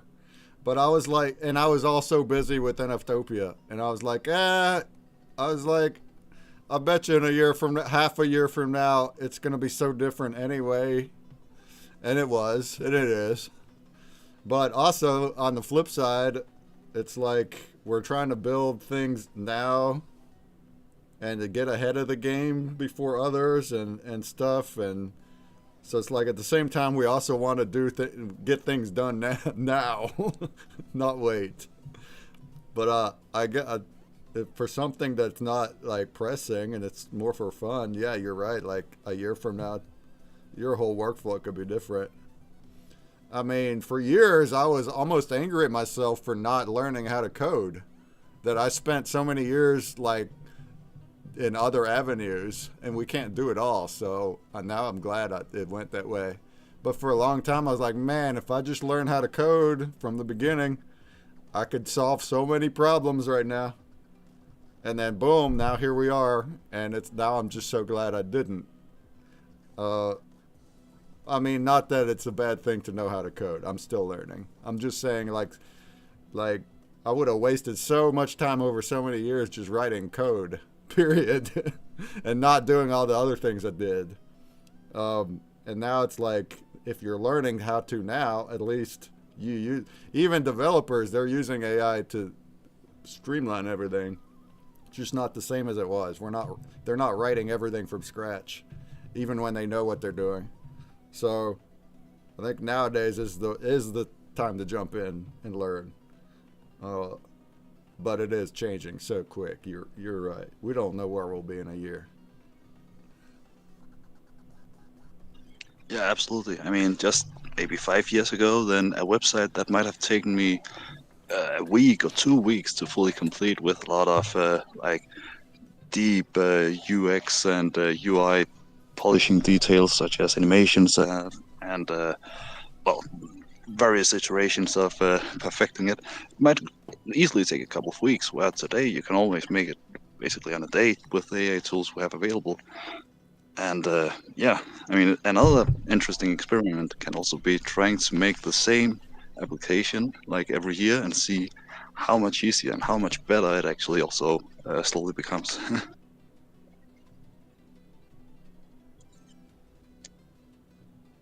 I mean, I can tell you from August to now, it's almost like I was joking around the other day, yesterday I think it was, where we were doing something and I hit enter and Claude just started, doing his thing.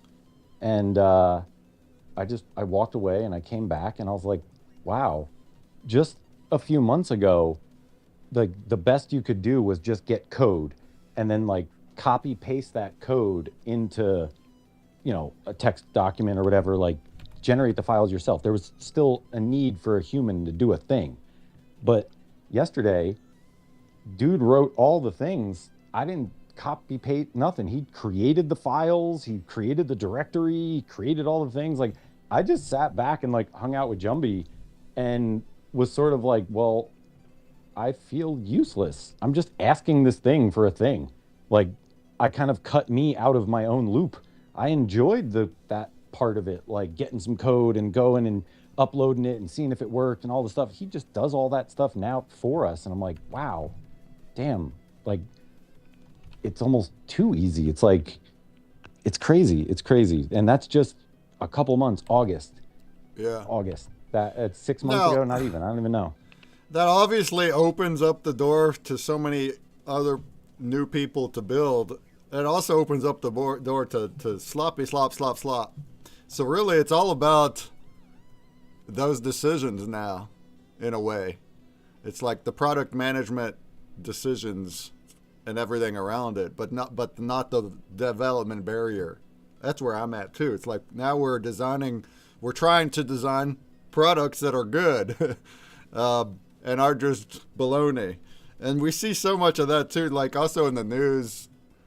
You got actually there was a really big one recently. You saw the $1 billion company that's two people because of AI or whatever. It's a big New York Times article. But there's so much that's involved with that. It turns out they're full of fraud and they did all the things, bad. But it does, and now everyone thinks it's like it's impossible. It's the only way an AI company could even work is if it's fraud. But no, it's like a product management now. It's like if you're a company with a team and you hire developers, you're still, let's pretend those developers are perfect and they're going to do everything for you. But you're still deciding what is happening and how to go about it, all of that. And that's where the quality is. I almost want to say that the AI has almost already taken that job as well, because you don't need to almost even manage them. You can get an AI to manage the other AIs. Then you just have like the AIs doing all their things, and you just lean True. back as sort of like the investor in the background who sort of just gave them the idea, and then they can run with it, and they can keep iterating, and they can of course get a better feedback. But most of all, even the management or the directing and all that, I mean, the bots do incredibly much already nowadays. So it's a little bit scary about what's the next step. Is the next step going to be that, okay, you can just tell an AI bot an idea, and then it starts its own business, earns its own money, and lock you out or not? And I don't know, but it could be a crazy time ahead as well. Well, I mean, locking out aside, it's like how you can't just keep having $1 million businesses. So it's like it's still a closed economy. You still got to get good ideas and processes, whether the bots think of it or not. But I feel like you're still gonna have a bunch of just stuff that doesn't work. But yeah, the more the time goes by and the tech gets better, the more of it the bots do. That's true. It's kind of scary. Yeah, and another thing that also sort of scares me about all this is that everything has almost become too easy.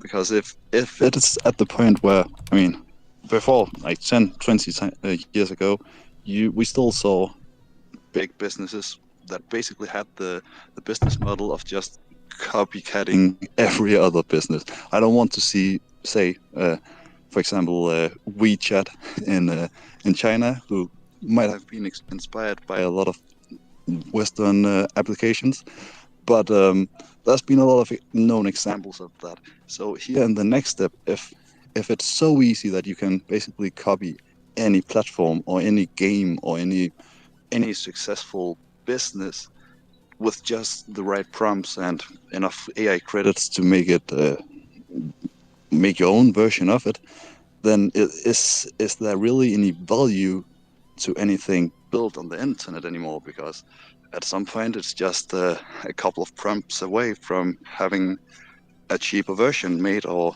an alternative or competition. And that's sort of like a complicated matter to handle, because you can't really patent or copyright. Well, you can copyright something, but you can't really secure all that much about software development, especially. So it's a little bit tricky like that. Yeah, good points. I mean, at the end of the day, you got to solve problems. So, and if it's copycatting, then who solves the problem better? And that includes cost. It's all about the pain points. But yeah, you're going to have a lot, like I said earlier, with the streaming platforms. Like I'm adding so many now, all the main ones, but you're going to have so many more that are popping up because anyone can just make their own. And that goes for anything. So. Yeah, exactly. But if there's like unlimited amounts of everything possible, then the value of each individual thing also falls a lot, because you never know, is this, I don't know, blockchain or stream app or whatever it might be actually going to be relevant if there's an AI bot that can make a 10 times better version of it next month or a year from now or something like that. So it's a little bit scary to try to build any sort of business or project online, or mainly relying on these bots, because you unless you have something like truly unique that gives you like sort of an unfair advantage, something that the others can't just copy with AI bots, then it's hard to keep your ground, I guess. On on things to think about. Yeah, it's not only about solving the problem. Yeah, it's when you have when it's gonna get so convoluted, the competition gets so convoluted, it'll be about marketing too, direct marketing, like.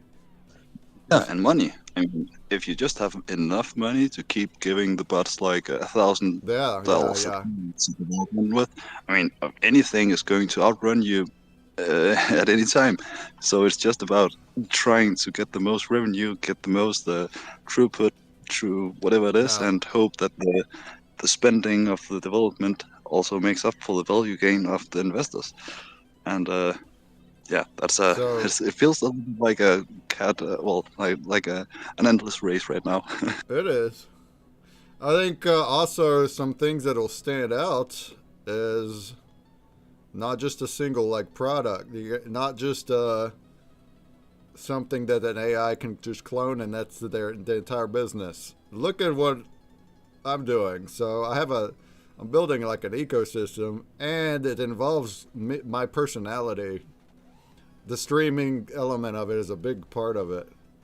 I feel like, not that I like, I'm talking myself up and I'm gonna be the next big thing. Nothing like that. But thinking that way of building, brand building.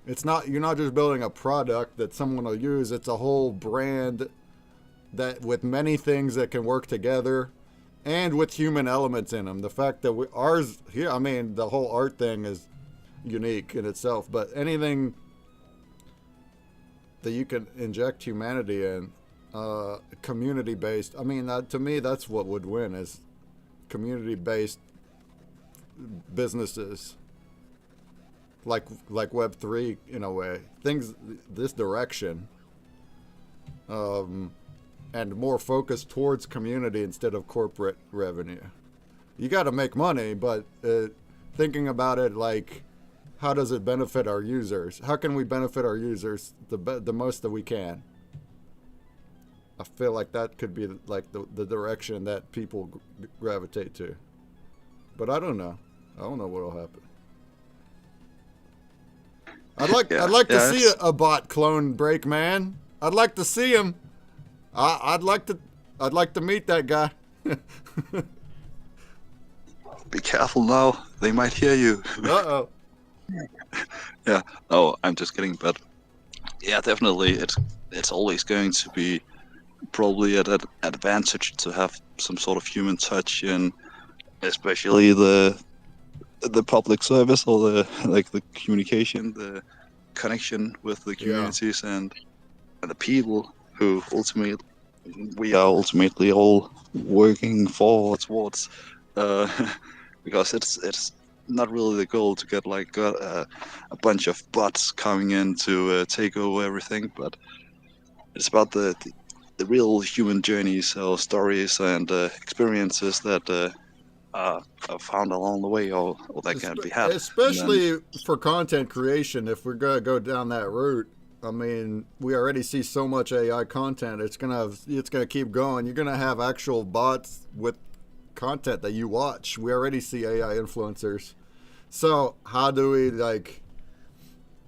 get beyond that? Yeah, it's inject more humanity into it, as much as you can. Be a person talk to the community, build with community, show them your real, live stream if you can, show behind the scenes if you're a content creator or artist, all of that kind of stuff. Yeah, exactly. I mean, an easy comparison can be something like telephone support. If you have ever called some company that has one of those AI bots that just, they probably just outsource the whole. Can I talk to a human? To some AI company, or versus calling a company and actually getting to speak with a real person. I mean, it gives like a hugely different impression and user experience overall, I would say, because rarely the bots are actually as perhaps understanding or helpful as a real human might be, or as good of an experience.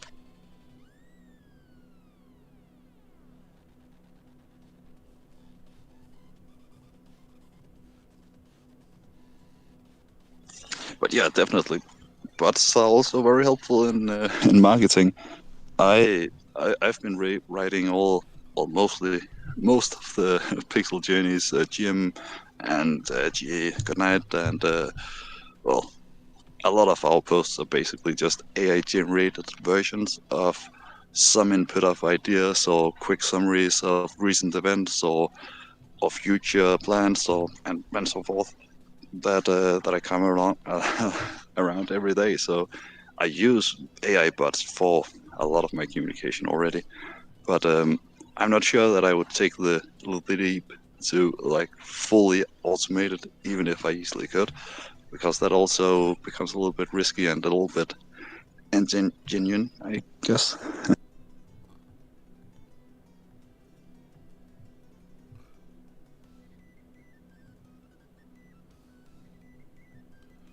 I feel you. Well, thanks. Yeah, it's like automating too much takes us out of the loop too much to where it's kind of like, wait, who am I interacting with? Like, do small businesses really need certain things that the AI bots are going to bring? Probably not. They'll need other things, maybe behind the scenes, but AI front of house for a small business seems like overkill.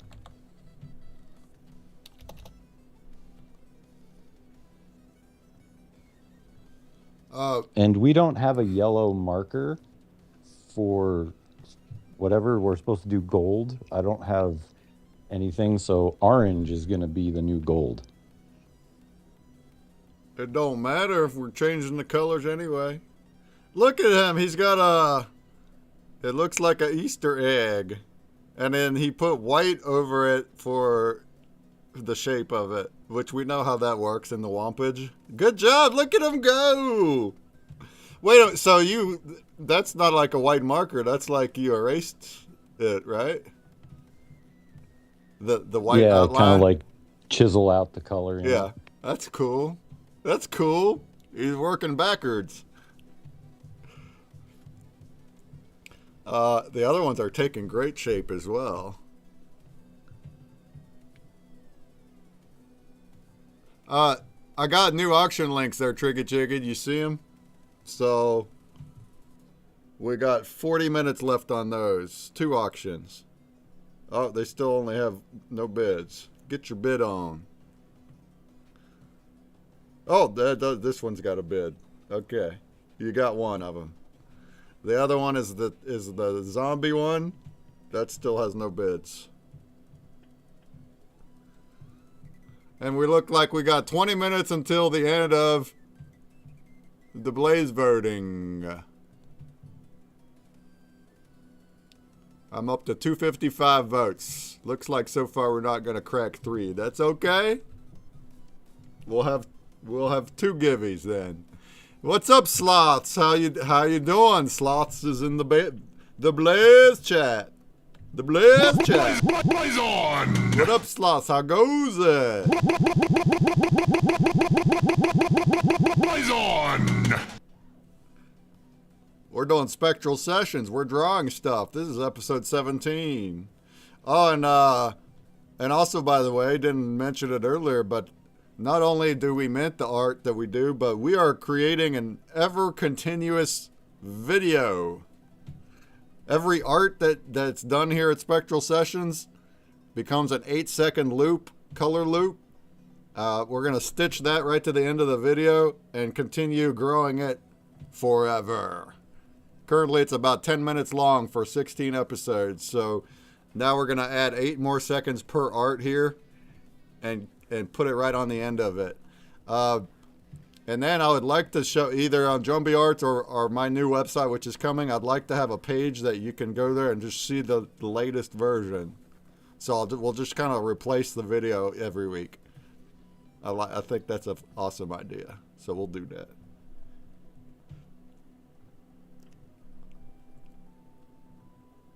So if you're a Spectral Sessions artiste, you are making history with us. History. You're making it.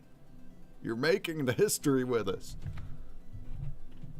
I mean, we're kind of like a community Bob Ross, where people sit down and paint along with us at home, whether they share it or not. That's, just doing it. That's the whole point. That's why it was important to keep doing it. It's it's one of those things like you don't know who's out there who's like looking forward to sitting down with their paints and getting our little prompt of random stuff that they're just going to paint for themselves or draw and tell nobody. It's kind of like that Kobe mentality where like Kobe would like play hurt because his mentality was, in the stands could be some kid who saved up all his money for this one chance to like watch him play. And so he wasn't going to like let down those people. And it's kind of like this same, I have the same mentality for this. What we do every week is like, yeah, we have people interacting with us on this platform or that platform, but we don't know the people who are watching who are not interacting, but they're getting something from it. And so I'd like to think that they're out there, and that's why we keep putting on the show every week. Oh yeah. Sure.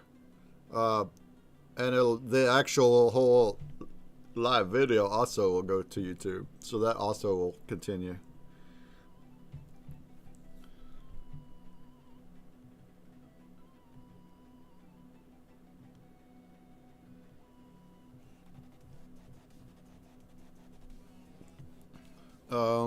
Is that your finished piece, Mike? Are you done skis? No. I was just kind of framing it there, taking a minute. Okay. How about a pre-womp on that guy? Let's look.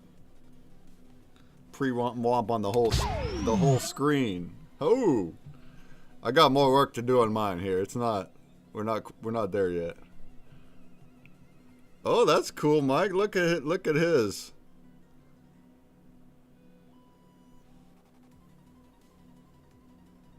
Dope. So, one of the things our tie-dye mentor did was he called them midnight rainbows or like dark rainbows. And basically in tie-dye, you're folding a shirt in half and then sometimes it's inside out. So you have to like think about that before you put dye down, because if you put the shirt inside out or you don't put the shirt inside out, it's gonna make a difference for things. And so there's like a lot of pre-planning that goes into it. Anyway, Paulie's like midnight rainbows, black rainbows are like one of his favorites. It's what everybody loves, that particular style that he did. And I definitely make my rainbows the same way he did, where it almost like starts with purple and then goes to red and then into orange, but I don't have yellow. So I started going back the other way of the rainbow. But yeah, I always do my rainbows that way. And it's very rare that I'll put blue or green, in the middle. Usually those are, if anywhere, down at the bottom of my rainbows. But in tie-dye, you would do one side that way and then, black on the other side. And so you get colors and then you get black lines, and it's a really cool effect that happens just by, using black dye, kind of like hot fudge syrup on an ice cream sundae. You kind of just like put weird designs in it and just make lines, and you get this real nice. It's almost like shading the color. It's also a way to hide mistakes. If you made a mistake, you just throw black over top on the other side. It's just like it kind of helps make colors blend into each other and all the things. But unfortunately, on a whiteboard, I don't have the ability to throw black on the other side and make it look cool. So this is what we're getting. Word. Hey, we just got a raid from the Rabbit. What up, Rabbit? Rabbit Larry. Also, Crypto Gamer come in and you subscribe. Thanks for the sub, Crypto Gamer. You got me right before I gifted it to you. Look at you go. Thanks for the support. Just stopping by to say hi. Look at that. You said hi, so you're in the wheel now. Away in Florida for the week with family. Hope you have a great stream. I answered you in Discord. Yeah, I got you. Cool. Thanks for coming in, Crypto Gamer. We're still here doing our Spectral sessions this week. They look like Easter eggs, don't they? They're Fabergé eggs, even better. Jewelry omelets. Look at what the heck Jumpy's got up here. That's crazy. Zoom out right quick on yours, Jumpy. Look at that thing. Hold on 1 second. 1 second. Yeah, I'll zoom it out. Just give me 2 seconds here. Sheesh, it's all emerald, green, and gold. Oh, man.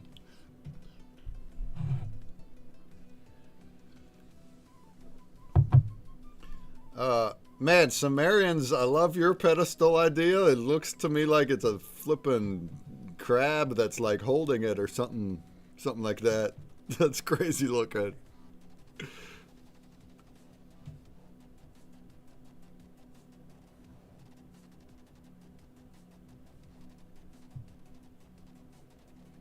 Mine's still quite... Okay, zooming out. Okay, cool. Hey, look at that. Look at it go. Oh, my word. Yeah, we're getting there. We're getting there. Building it bite by bite. Pre-womp. Look at the pre-womp. Oh pre-womp. Man. Oh, man. Yeah. Wait till I get some more color in there. We haven't even tried to get colorful yet. Sheesh. That's awesome. Thank you. More soon. More coming soon. All right. We still got a couple Stay hours. tuned. Man, we really we carry on these spaces, don't we? But yeah, let's see if we could. We got a couple hours to try to finish.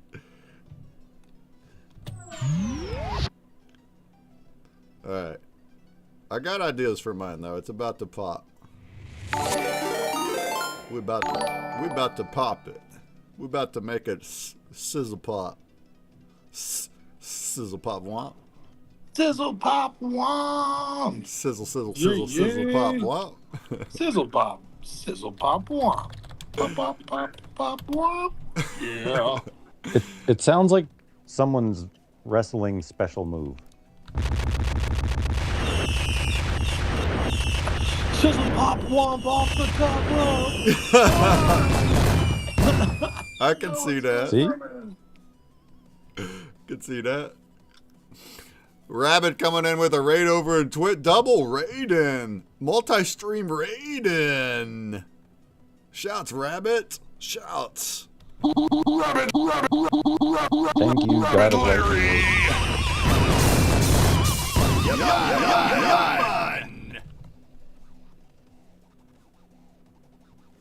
Wait, you're gonna have to explain that reference for us less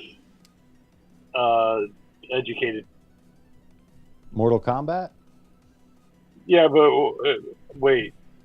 What was it? I thought you were referencing Rabbit somehow in the Raiden, and I was like, wait a minute, how does the Rabbit and Mortal Kombat come together? So maybe I overthought that. Maybe that was just me. Welcome, Tricky. Welcome. Raiden. Yeah, I heard him say Rabbit Raiden with Oh, X people or Raiden. something. Oh, okay, gotcha. Raiden. How does this happen? Because of Raiden. Well, here's another connection. Whenever Bootsy the rabbit, whenever he sees dandelions, he's like, finish it! Do you like that? Get over here, Dandelion. He's like, get over here! Finish it! Finish him! Mao time. He's just gonna straight lawnmower that shit. Get over here. That's a better one. He's like, get over here! That's okay. We were looking at the fertilizer content of the rabbit poop, and it's apparently like really good fertilizer for, all sorts of different things. And so we're just kind of joking around of like figuring out, because we feed the rabbits little poops to the plants, and like the plants apparently love it. I mean, they don't tell me that, but they grow really nice and strong. We're out in the desert, and so we're like, I wonder if there's a business in this, just like kind of laughing about it. And then we're like, we should like tokenize this fertilizer on XRP and just have like tokenized turds just for the joke of doing it. But like, it's real. Like you could totally do that to some degree. But it's like, that's the power of decentralized, trustless, permissionless system. I see the shitcoin memes now. Oh, it's lordy. Yeah, so you would keep, Bootsy's bunny berries. Booyah, bitches. and they're tokenized physical, so you would keep the turds in the mothership on display It's like bat for guano. sale. Well, no, so Farmers have a they'll be warehouse. stored in like a plant-based like cup, like basically like a cup that's plant-based. We're just going to put little turds in there, and they'll be stored by weight and all the things. Like, I don't know, this is kind of a joke but kind of not. This is the kind of stuff that you can do with like an open market, because no one can stop you, and as long as you're actually mailing the poop to people, it's good fertilizer, not for like giant farmers. Like, we're not going to supply friggin', I don't know, wherever in the breadbasket with, no.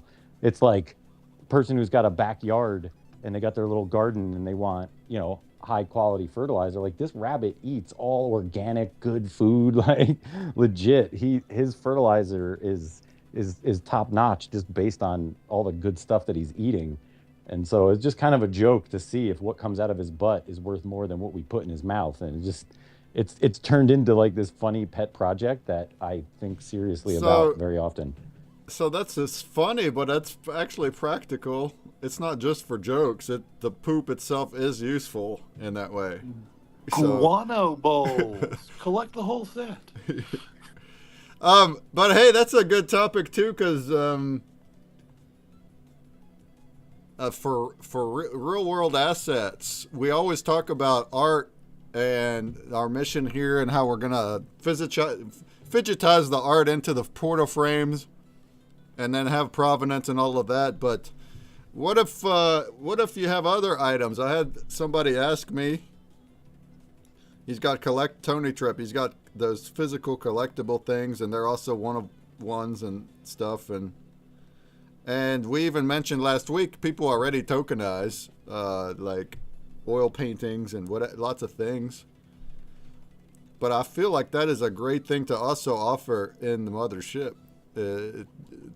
With the same setup, you have the infrastructure in the same way as the portals, but you can accept any item, any kind of physical item that anyone that wants to tokenize in the same kind of manner. So more of a collectible, not like deeds and stuff, but like what Tony's got, like figurines, great. And then they can be treated the same way. They wouldn't have to be spectral, but they could be. And they would just be like living in your gallery. They'd be tokenized. People can redeem them with the NFT. Is that how that works too with portals? Yes. Basically what this is digital bartering with local commodities, right? And like what that means basically is we would be taking poop from our local source and digitizing it as a commodity and selling it globally, but we might sell it to the person next door. Like, it could go anywhere, but anyone can do that with anything that other people would buy. If someone will buy it, it's a commodity. That's not the definition of a commodity, but if you can package it by weight and sell it and people will give you money for it, for you, by your definition, that is a commodity for you, right? And so for us, we have rabbit poop, and that is a commodity to some. And we can market it and package it all on chain, on Ledger as such, and partake in the same type of global finance that the big giant banks and all that do. We can do it too as sovereign peer-to-peer entities. Just like if I go down to the local farmer's market and I give him 5 chicken eggs or 6 chicken eggs and he gives me, a leg of lamb, that's like the same thing. We're just doing it digitally. And so we're just showing people, like, as a joke, but really seriously, like, we can literally commoditize rabbit turds. And if we can commoditize rabbit turds, whatever idea you have to commoditize a thing, it's not going to be as ridiculous as that, and you should totally go do it. Heard that. Tricky Jiggy says that Tara, Mike, you and I would have some great debates. She says that's not a business. Or she says that is a business, not a commodity.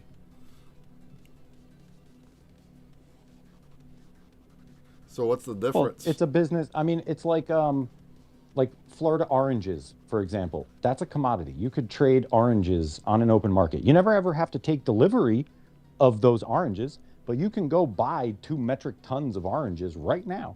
You could buy that. You call up your broker and be like, I want to invest in Florida oranges. So in that aspect, it's like people, when it's a commodity, people may trade the token only. They're not.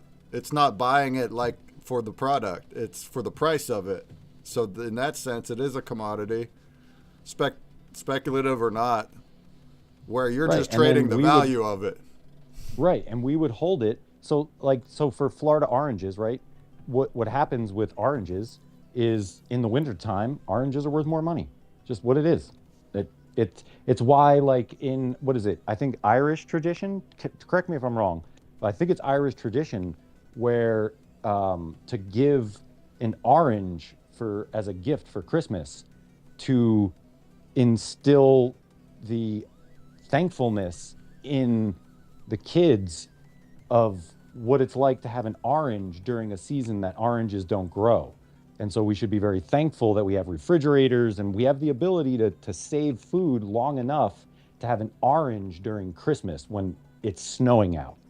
And so this is kind of the same thing. Like we're commoditizing something locally.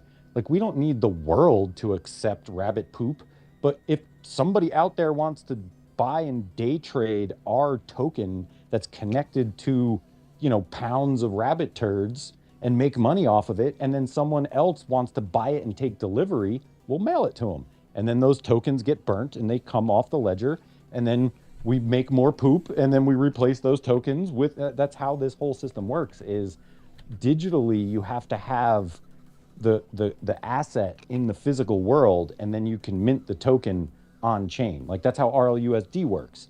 In order to mint $1 worth of RLUSD onto the ledger, you have to have something worth $1 in a vault, like a treasury bill or a pound of gold or whatever it is that you have that an entity has professional custody of. Then boom, Bob's your uncle. And so that's pretty much what we're doing, is we're showing that you can create a system and commoditize whatever it is that you're doing. We just so happen to have a rabbit who his sole purpose in life is to make turds. That's what he does. That is his favorite thing to do. He will run up to you, make some turds, and run away. And I think it's like a gift. He is a poop machine. But, everyone has something that could be, like, you could make bracelets out of beads, right? Beaded bracelets. Once you have like 50 beaded bracelets, now granted, those aren't really usable commodities, but to some they are.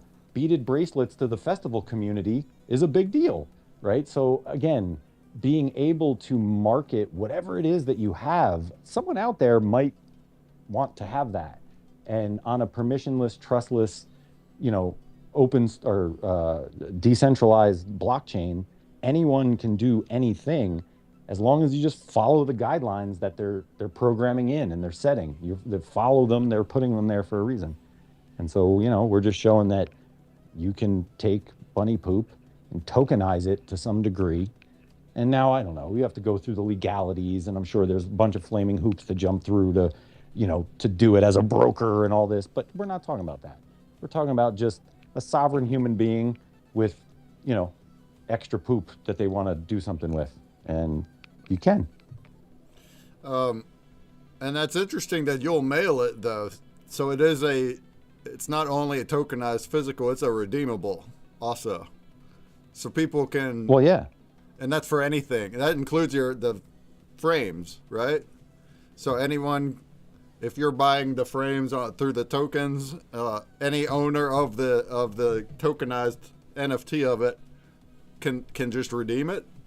Essentially, they would do some kind of formality to do that, and then you'd ship it the frame, and then that's the end of the token, then, right? So you'd burn it. Or do they choose maybe they want to house it in their house, but it's still tokenized instead of the ship? We're not actually tokenizing the art as a token. It's an NFT. It's a non-fungible token. So there's no burning of it. But yes, the collector, if they want to take delivery of it, absolutely. We just custody it in the gallery until someone buys it. Now, they can buy it and say, keep it there and sell it for twice as much, or they could say, ship it to this place, and then, that's an extra charge. These things are expensive to mail. Yeah. There's times, and I shit you not, Jumbie has put this thing on a plane and personally went and hand delivered it. It was cheaper to do that. Jumbie, correct me if I'm wrong. Did you or did you not take one with you? Very accurate.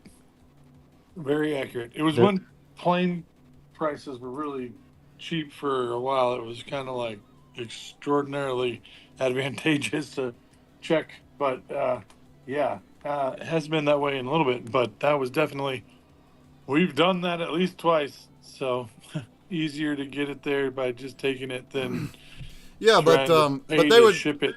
They would cover that, especially if they just bought it. It's like it would come out of the sale, maybe. I mean, for the smaller frames, those are a lot easier. Those, we can fit in regular, normal boxes, and we can protect those differently because they're a lot smaller.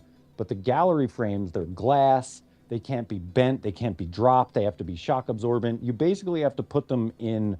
What the hell are those? The turtle cases or whatever? Like Pelican case, yeah. You need something like with defense. And so if you see a lot of fine art when it gets shipped, it's basically like one painting on a pallet that is completely like guarded with all these things. So no matter what happens to this, they can drop it, it can tip over on its side. It doesn't matter. That painting on the inside is just completely like eggshelled. And so we need to do pretty much the same thing with these.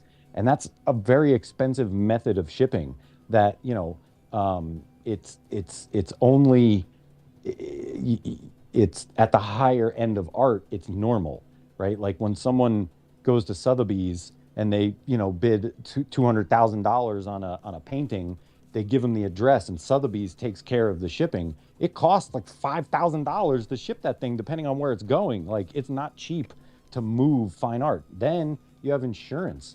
The whole point of this is to get the fair market value, but that also is an insurable value. So when you go to mail something, FedEx or UPS, whatever, they're like, how much is this thing worth that you're putting in this box? And you're like, this thing's worth $250,000. So now you got to pay for insurance on that. And so there's costs that come with, a higher station of fine art that, is something that most people are not privy to. They're, if you've ever bought anything on Amazon, it's like, oh, free shipping, or for $4.99 we'll get it to you in 15 minutes. Like, everyone's used to things just being shipped so easily, just boom, at the snap of a finger. We're very entitled as to what we think is just possible. But with shipping fine art that's insured for many, many thousands of dollars, it is a much different story. And these fall in that category of, being a couple $100 to almost $1,000 to get from point A to point B safely and insured properly. But then that's where the little frames come in as an in-between, as like a buffer. Not every artist wants a $1,000 fine art gallery frame. Like, not everyone's going to need that. So the smaller ones, they'll fill the everyday needs for artists who just want to buy one for themselves and hang it on their own wall and see their art go womp, without having to wait for Breakman to hit his button. Yeah, I gotcha. So first of all, maybe Swedes over in Twitch. What up? What up, dude? He asked if I still have farms open. No, maybe Swede, I'm sorry, but we don't have staking farms anymore. The only real utility currently for my consumer break collection is the blending. Blend them up, and then the very top ones you could get mythics eventually at the end of the year. And then I'm gonna add stuff in the future. Thanks for letting me know. Yeah, okay. In the future, we could still add more farms, and I'm gonna make games. All my NFTs will have use case inside games in the future. We ain't there yet. So the way I pictured it is the buyers are buying the NFT and they're not redeeming it. I thought it just kind of lives in the gallery, but it makes a lot of sense that if they want to redeem it and own it, they can. But in that case, it's still tokenized with the NFT, and it's still even for sale that way, right? And it's still attached to that physical. But then what if they sell that NFT and then that new owner wants it? Is that the responsibility of the secondary owner to then ship it? Yeah, pretty much all of that's going to transfer with the owner of the NFT. So it's on them to then ship it to the new owner. And whatever. And then if they don't, it's like the rightful owner that has the NFT is the one that's gonna have to go court or whatever. But it's out of your hands at that time. It's over in the secondary's hands now. Is that proper? And, yeah, and that's where we're using the XR Presso, because they hold the funds in escrow until you sign for your certified package. And so nothing will change hands and nothing will happen until the contract is executed, basically. And so obviously, there's someone's always going to try to get one over on the system and all the things. But once we deliver it to the collector, it's then up to the collector. If they resell it, that's their asset now. It's no longer ours. We were the custodians of that asset until we weren't. Yeah, and once we're no longer legal custodians, once we turn that over, that's no longer us. If someone else does something wrong with that and tries to scam someone with the piece, that's fraud on them. And with the ledger, it makes things not easy, but it's all public, so you can follow this. And the way we're doing the minting of it right now, we want the artist to get the royalty. So if an artist is going to have a piece released on a portal, we give them the metadata to bake into the NFT, and they themselves create the NFT with the metadata that we need in there, and they send it to us. And that is then us becoming the custodian of it. That's what releases the funds in the loan protocol when that becomes active. Until then, we just do it manually. But gotcha. But so that's also how they receive their royalties. They actually created the NFT. It's actually their collection. Yeah, I mean, there's other ways to do it, but it's kind of confusing. Like the way it works is the artist can give us, Safe, our account, authorization to mint on their behalf. And so what that would do is it would allow us to make an NFT that's in their collection, and they're the issuer, but we're the ones minting the NFT. It's how XRP Cafe works when you do the launch pad with the generative art series. When you sign that transaction, if you look at what you're doing, you're making XRP Cafe's wallet, their minting wallet, an authorized minter on your master account. And you can only have one authorized minter. So if you add another one, it just overwrites the previous. And so we're trying not to confuse artists who use XRP Cafe. We don't want them to have to change their issuer and then change it back to XRP Cafe so their minter works. Because if they rug XRP Cafe's ability to issue, then their little vending machine doesn't work, and it'll take your money and not give you a thing. And so we don't want to do that. So we're going to have the artist make the NFT, put the metadata in it that we need, and then once they send us the NFT, then we can release the funds through the loan protocol. Gotcha.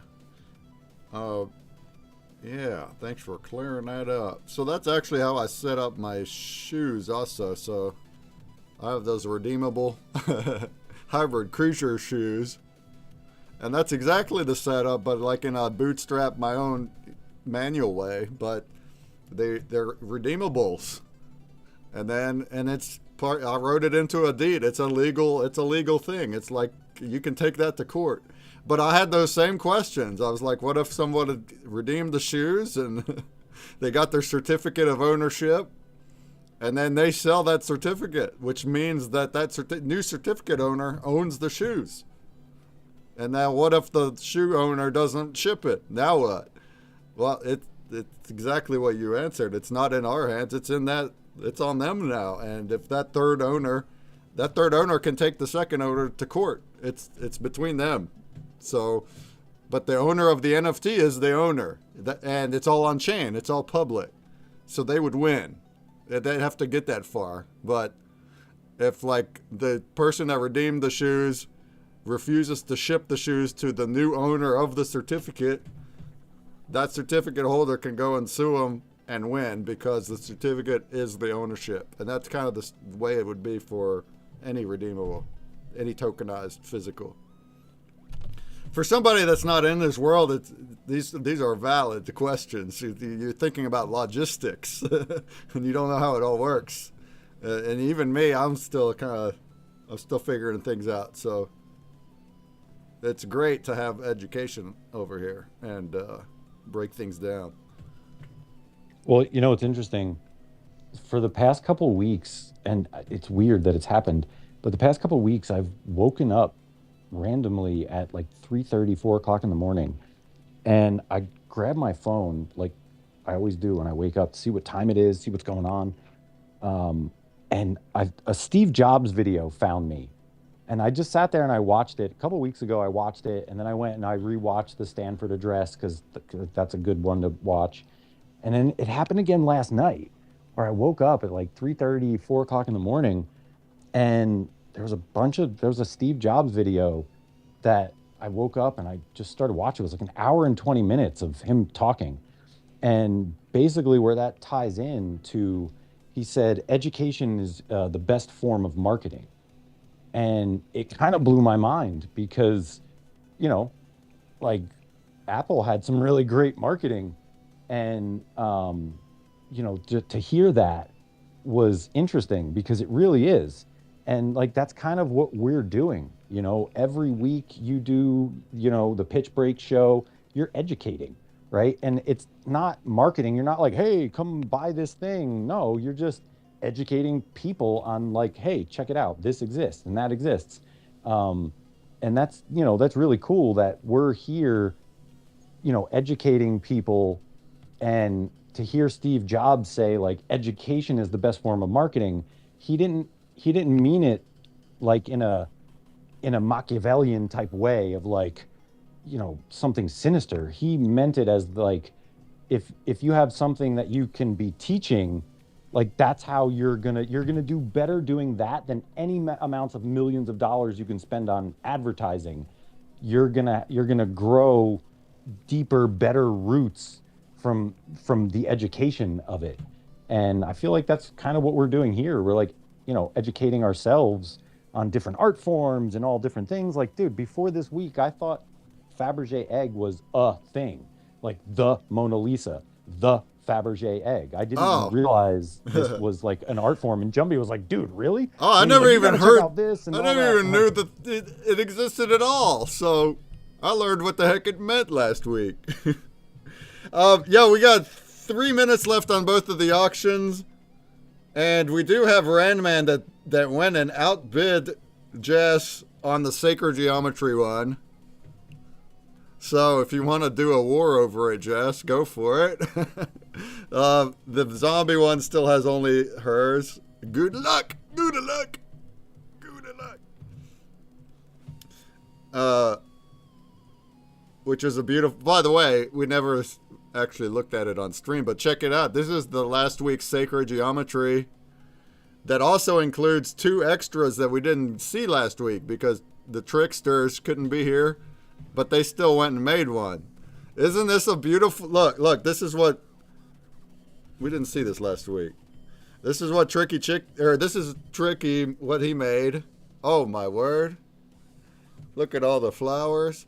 I think it's neat how Trick you put the flowers of life in there. You can tell that's what they are. They're shaped, but they're not made out of circles like all of ours, like the actual ones. It's like you took the shape of the flowers and then spread them all over the place. I think that's a neat thing. Listen, that piece started out looking like Jess's, and then I just went to like warp town on it. The piece made itself, actually. I can't even say that's it. I mean, it came out of my hands and I did it, but yeah, there was something else, and I guess that's the way sacred geometry is supposed to be. That's awesome. Yeah, so here's Tricky Chickies. It's more like ours, where it's like like the way we did. Also, it's oriented by the circles, and that circles coming together creates the petals. Hers is also super neat. Like, she's got this texturing going on, and the outlining on the petals is pop, pop, pop, whomping. And then she also pointed out is the coloring of the flowers has a cross in the middle. We see like the Christian cross, and it comes across really, really awesome. The cross comes across awesome. By way of only color choices, right? If you were to just make this fully black and white, you wouldn't see the cross. It's only by way of the colors. I think that was a neat little touch. And then we see that translate through the wampum too. It keeps colors. So awesome work. And then I also included Mike's thing that we did with the CD, and now I have this crazy collage. Yeah.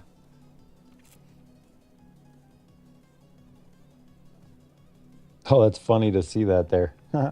Yeah, I thought it fit sacred geometry. I was like, hey, why leave it out? That, and sometimes it's not easy to arrange them into a square where it like fits. I have to play around with sizes. But that worked out. I really like that one. I think I might have to just go outbid Jess on that one. Well, it just ended. Who won it? Oh yeah, Jess got it. Jess got it. She done beat you, Ran Man. That's half mine too then anyway. 12 wax. Hey, I like it. Even if Ran Man, did you throw a bid just so she would outbid you, just so it raises that up a little bit, or were you trying to get it? I think it's funny that he'll do that. He'll just like, I'll throw a bid in just to add a little more action in here. Do we still have waxes? We didn't dump all of our waxes. I just have it staked. I have a bunch staked. I'm still claiming my rewards, and that's all there is to it. All right, awesome. Well, congrats, Tricky Chick. And then you also got your the zombie one. That's got one bid on it. Congrats. It looks like, let's do a quick Blaze highlight here. Looks like our voting has ended. So it's locked up. It's going to open again in like an hour or so. I got 280 votes this week. Which ain't shabby. Ain't shabby. Look, we have 47 unique voters. That's the part that's really not shabby. That's good. If you actually look at like all the top Blaze votes, a lot of them have, which is fine, but a lot of them have like many votes from single people, 200, 300, 500. So I think it's an awesome metric how many unique voters you have. So thank you, everybody. Thank you. Thank you, everybody, for coming in here and partaking. I appreciate you. All the money I make on Blaze, it all goes back into Blaze every week. I take half of it and I buy new passes, and then I vote for new streamers. So every week I have more votes, and then the other half I gift sub to my.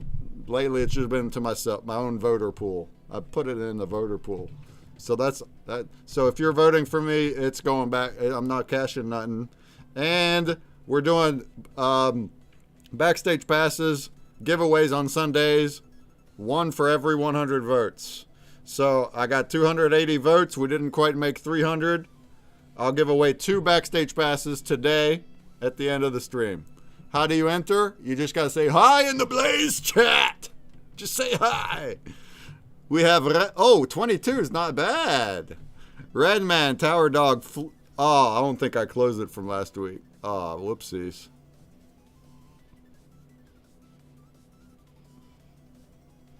Hold on. Here, I'm gonna get rid of. Oh, I can just click the X's. Okay.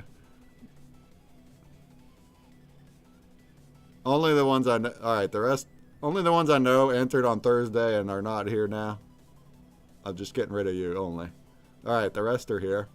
Renman, Flinks, Onyx, Crypto Infinity, Flintality, Trigger Chicky, Amisire, Rabbit Lair, Sensei, Shylock, Sumerian, Nadu, Dairy Bridge, Jungle, High, Fonny T, Crypto Gamer, Steve Gertie, Musical Man. If there's anybody else, hey, there we go. Hey, what's up, Musical Man? What's up, Pepperoni Toss TV? A new chatter. Say hi in the Blaze chat, Pepperoni. Say hi. And then you can also be in my wheel. Shouts. You also got great names. Let's fix that right up. I still have a little bit of Blazes from last week. So there you go. Musical Man. And there you go. Pepperoni. Your names are green now. And now our voter pool is $2 richer. Let's go! Alright. Actually, much love Sensei, but I'm going to take Sensei out. That's also from Thursday. Unless he pops his little head in here today. Alright. I'll spin it at the end of the stream, though, so we still have an hour and a half. If you're not here at that time, no worries. You can still win. You can win without being here. Alright, back to it. Oh, and Tricky Creations is coming in with a gift sub. Who did it give it to? It doesn't even say. But thank you.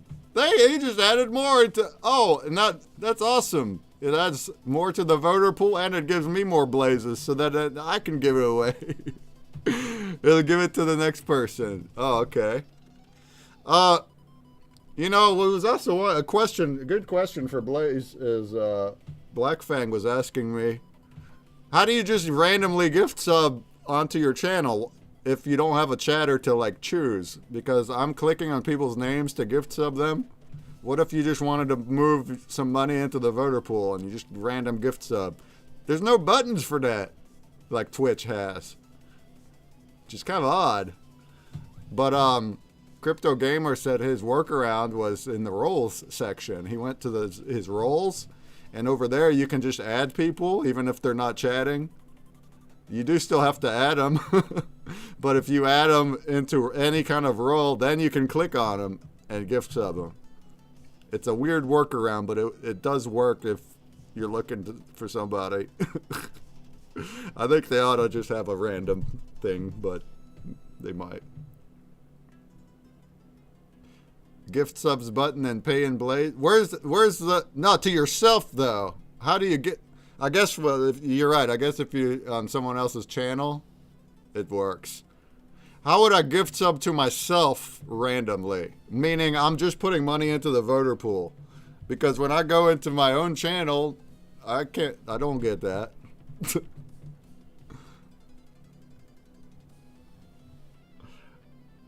All right, we have an hour and a half ish to finish up. I'm lagging. So a little help on that side. When Rabbit and I were trying to figure that out while she was live, she just sent me the Blaze, and I gift subbed it, so it went back to her, but it also added to her voter pool minus that little percentage. That's a weird workaround too, though. I mean, you can do that just by gifting subs back and forth. I can gift sub you. I'd have to pay the full $5, and then that puts. Well, I guess that's different, because then that puts money in your pool. Yeah, you're right. I'd have to send you the money to then send it to me. That's weird, though. That's weird. I ought to just click the button. I ought to just click the button, like Twitch. I think if a content creator wanted to just add their entire Blaze into their voter pool, that would be a really cool option. I feel like that's what Xander was doing. So I don't know how he was doing it, but like he always has a ton of subs because he just dumps everything into his own pool like that. I don't know. No, he has. There's connections. Xander has connections with probably like 7 or 8 different people that they kind of they go back do a and swap forth thing. with. Yeah. Yeah. I did Xander too. got hit. Xander got hit bad. He'd been on Twitch forever, and he got the hammer. Sucks. Oh, really? On Twitch? Yeah, he sure did. Same reason for me. Oh no, same reason, but the reason is baloney, isn't it? Yeah, but the way their automation works and trying to get somebody else involved and all that, it's Oh my you're god. as a small creator, you're just, if you don't have the legal backing, it's not gonna help. What a load of bull crap, dude. So, remind us, basically you accidentally unbanned everybody, which brought back everyone you've banned, which are also nefarious bots, and then they came back, Right. and then that's the That's reason they got exactly. banned. It's so stupid. Yep. It's so. It is. It's from a You know, you try mistake. What the heck? You try to dude? explain that, and they're just not having it because, I mean, in the terms and conditions, you're responsible for it. Even if you take responsibility, grovel and say, do all the things that you think you should, they're still not having it. And yeah, it was Nightbot. I had just downloaded Nightbot. We were doing Bible study on stream, and I was trying to unban somebody that was just chatting. We had a mistake, and I thought since I had only unbanned a few people that I was okay, but I did the unban all, and the Twitch bot that had banned the people that were malicious that just came in, that it automatically bans all of those. It was like 63 usernames that got unbanned, and I had only banned maybe like 5 people from my chat, period. So I didn't even know that this was going on. It's still a sore spot, but on we go. That sucks. It shows you even more how in a way we're dependent on these centralized companies, and if they decide something, it's like you got to go with it.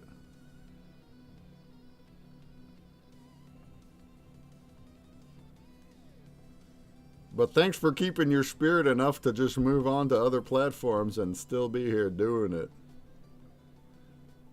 Oh man, if anything, I think it gave me more spirit because I found that I actually have fun doing it, even if nobody really shows up. It's kind of fun to just maybe overreact to the camera and just kind of have something there.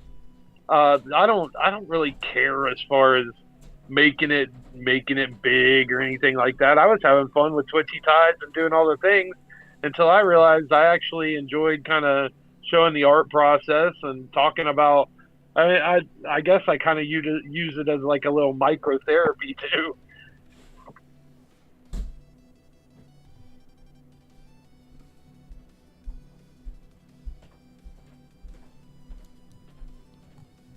They can't stop us. Musical Man, all the more reason to leave Twitch. Well, hey, I'm on here on all of them, right? It doesn't mean it's my favorite. Although we use the Scurvy bot. It is still the best because of my digging. But I do like the Blaze ecosystem. We don't really get that many discovery here. We met some people, but not huge. But on all these other platforms, it's still on 0. I'm on Rumble and whatnot. It's 0. There's no discovery at all there. So,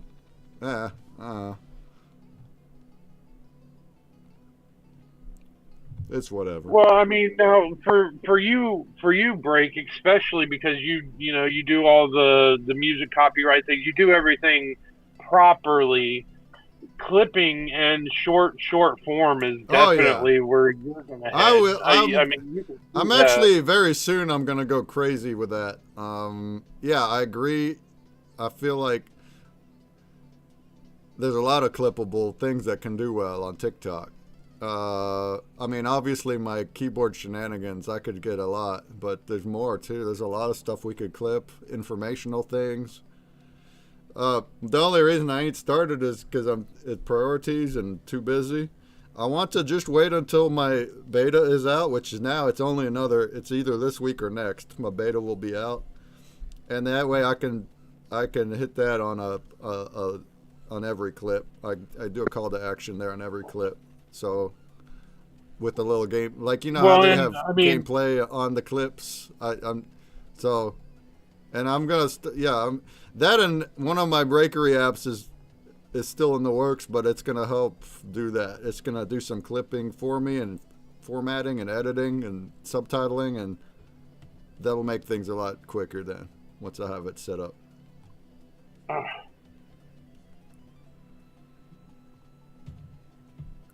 But also, I can't. Yeah, and there's. Go ahead. Go ahead. Oh well, I was gonna say there's a lot of AI. I mean, there's a lot of AI things where you can load straight in your video, and it will give you some really good clippable moments too. I mean, yeah, of course it's pay. Like Restream has it. There's a few other platforms that I could get you a list where it's free. You can run in up to like a 4-hour video, and it'll make clippable 30-second to a minute clips for you too. Nice. I think nice, but I think I'm just gonna make my own because we're in that age. I already kind of have it started, and Claude told me that we can do things I want, and we'll see. But even if it doesn't clip from the big videos, I can even handle that. I just want to take the clips and then have it reformat them really quick and easy, and subtitle and suggest like the titling and whatever. So there's also an open source model that you can run locally. Will do that. It was achieving like X amount of hour videos in 90 seconds. This was just a couple weeks ago too. So I'll look into that. I bookmarked it, but it's not high up on Rufus's lists of things to learn, but I'll move that up higher. Because there's a way, like you just said, you have to pay for that. But Brian Rammel's working on something. This was a couple weeks ago, and so I'll revisit that and see if there's any open source things that exist that will do that without having to pay for it. When you get here and have your machine here, it'll be a lot easier too to do. So we're just putting this stuff on the list for when you're here. Yeah, it works.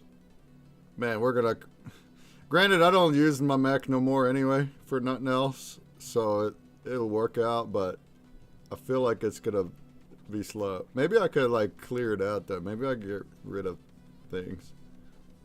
We'll see.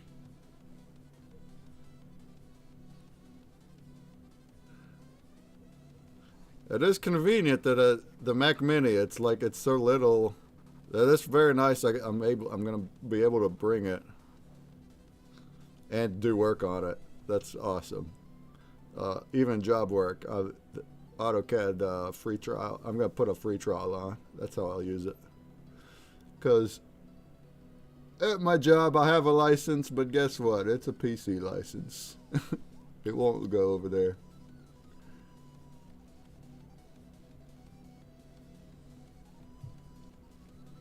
Mike, I wanted to tell you that I put the Procreate file in the Telegram too. Yeah, so Trix, thank you, sir. This is your final, huh? Look at that thing. Let's check out a pre-wop. Pre-wop for Trick. Oh yeah. There's a couple of sub layers in it, Mike. for the egg, but each individual egg will womp something differently and all that good stuff. I layered you up. He layered them up. Like good winter clothing. Oh man, look, Jumpy's putting gears in. I was just drawing gears now as well. I'm adding gears. I like gears. Make this whole thing mechanical. Nuts and bolts and gears.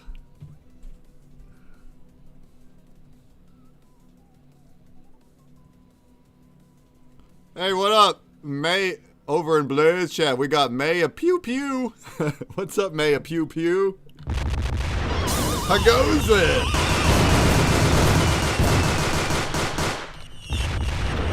I actually met them over on Arena. So that's one of the people that I met on Arena and kind of slid over into Blaze. Oh, nice to see you in the Breakman chat. In the Breakman chat. Arena just, they got big news. We might have him on as the CEO this time on Monday, or on this Wednesday show, but I don't know yet. He's the one that asked, though. So hopefully. But they just launched their app, the Arena app, mobile app. It's in the app stores. I got it. It's working great. So that's pretty cool. But there's nobody in my Arena chat right now. We're going to have to pump those numbers up.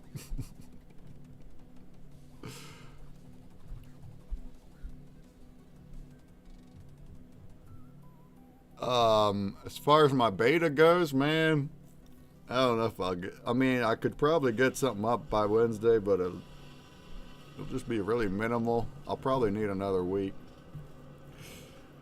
Just trying to keep up with my job work, and this past week is Passover week, and I observed that one, not Easter, and it's a big deal. I had to do a bunch of cleaning. That's part of the thing. That's our spring cleaning is for Passover.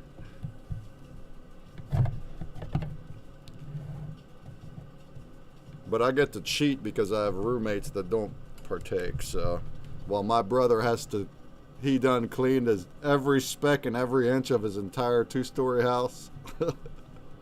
I just did the parts that only I occupy, which is like my desk and my room and closet, toilet. That's about it.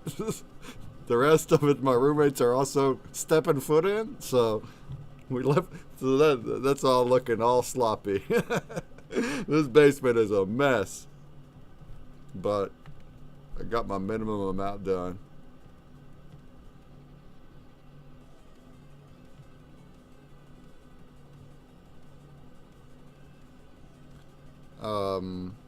That and the whole Claude limits, I was like, for a bit there, I was just do a half hour of prompting and wait 4.5 hours because it was that quick. But it is progressing. I got Brand Break all fully migrated. I got the whole database set up. It's all hosted on Cloudflare for free. And I'm still bug testing that part of it. And then as soon as that's done, I can migrate some of my games, like the puzzle game, and then I can start a campaign then. I had mentioned Breakfest. I changed my mind, though. I don't think there's anyone that was even looking forward to it other than like maybe Randman or something, but instead of having a monthly tournament, it's going to be, in my opinion, it'll be better. It'll be just a continuous campaign for hybrid creatures. It's not based on any month tournament. It's not based on other people, your rankings. It's not a split of a prize pool. It'll just be there, and you can earn points, and I can add the games, so it'll be like continuously adding things, but not based on a timeline. And then as you earn points, you just redeem those in the store. So it's not a split at all. I don't have enough prizes from others anyway. So if I get more donations, I'll just put them in the store. That makes sense. So if you play a lot and you earn a lot of points, you get more prizes that way instead of like trying to outrank other people. It'll be more like a first come thing. So all that is coming. It's all coming. I do want it all done by Vegas time, including a redone website. So that way at least I can market that. We'll get there. I'll have it done by then. You guys got business cards? Business cards? Or what are you giving away to randos? If you're at a booth, what are you giving the people? Do you have cheap merch?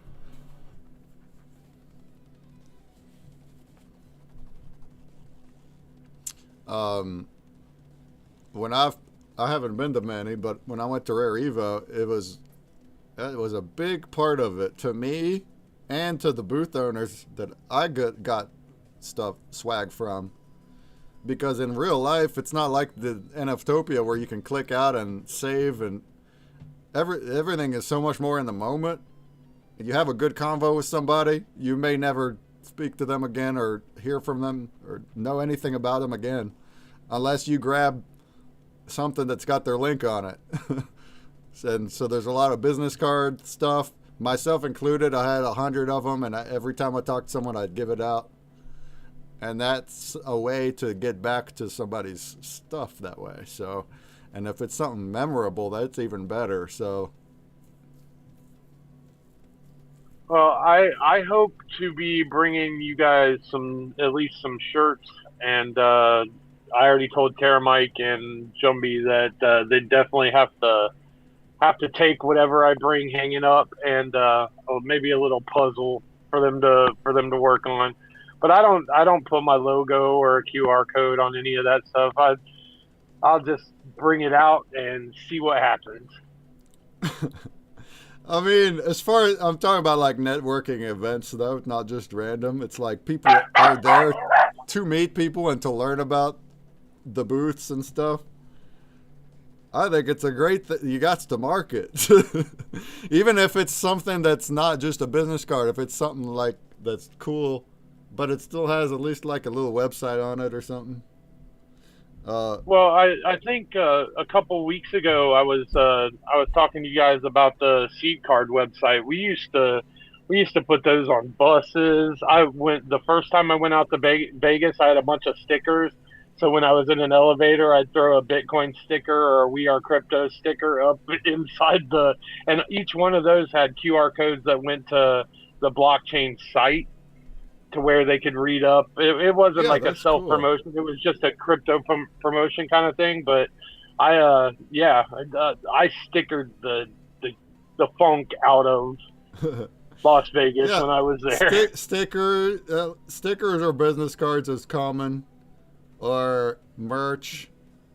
Obviously, this stuff costs money to give away, so it's all about the marketing budget to do all that. But when I had the site up and going, you could actually go into the site and place a pin on a map where you set your seed card and inject a picture of it, saying that you help crypto and things like that. It lasted for a couple of years. It was pretty fun. I mentioned this on a show before, but by far the best item that I got from Rare Evo that came from a booth, it was a portable charger for my phone, and it has just their logo on it, but it was that I don't know what that base cost is to be giving away those portable chargers, but think about that as a marketing expense. So heck, they probably spent a couple thousand just to even have a booth. So these companies at these big events anyway, they have a marketing budget. So if you just spend that extra little bit amount of money for something that's more useful than a card, that meant to me so much more. So not only did I keep it and use it throughout that event, because a portable charger is so helpful at a conference, because you always want your phone and you're walking around and there's nowhere to charge it. And that kept my phone charged the whole day. And at the Litecoin convention, they gave away little ballet wallets and they gave away hardware ledgers. It was, I yeah, mean, yeah, stuff you had like to pay that. to get in, but that's awesome. Yeah, I'm just talking about like just a booth. One of the exhibitors was doing it. But yeah, like that. It's like it's like getting a new community member versus a random ad view. That's meaningful now. I didn't just toss a card away. I'm using this product. I'm talking about him right now, even though I didn't name him, and I don't right now remember who it was. So, whoopsie. But you get what I'm saying. It sticks with your if you're trying to get especially if your product is something that even that's also a big difference. Is are you selling something that's $1, or are you selling something that's $1,000? And if all it takes is one customer to be a big purchase like that, then that one lead that's warm or a hot lead is way better than a flutter lead. Like and in that kind of scenario, that's how I compare it. I have a bag of cards that are meaningless unless I want to go back to them later because of a conversation, and then I have this product, this portable charger that it's my thing I still use when I go out. And it's like a permanent ad in a way. So, things to like think about. I'm not saying you got to go get portable chargers, but like for a Jumbie booth, I'd rather if you had like some kind of cheap, I don't know, a bandana or something that's got your art on it, that's a wearable, a bracelet even. I don't know, something that would reach out to me more, because now it became an article of clothing. Hats. Well, get your hats. One thing that I do have is a very, very good handle on physical production and my outlets. So if you guys, I can get you pretty well cheap wholesale stuff already pre-printed as far as give out stuff.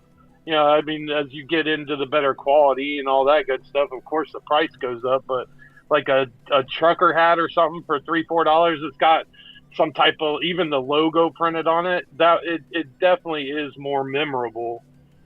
Fun story about conventions in Dayton, Ohio, when I was still living there. That's the first time I met Ken Bozak, and that's kind of from there is what led into me joining Wax and making my first NFT on Wax. And yeah, I mean, I know Ken went through the system and screwed a lot of people and all that, but Ken's still a close friend of mine. I still communicate with him. So it's one of those things, conventions and like-minded people and actually going out and connecting, networking. It's I have lifelong friends because of that.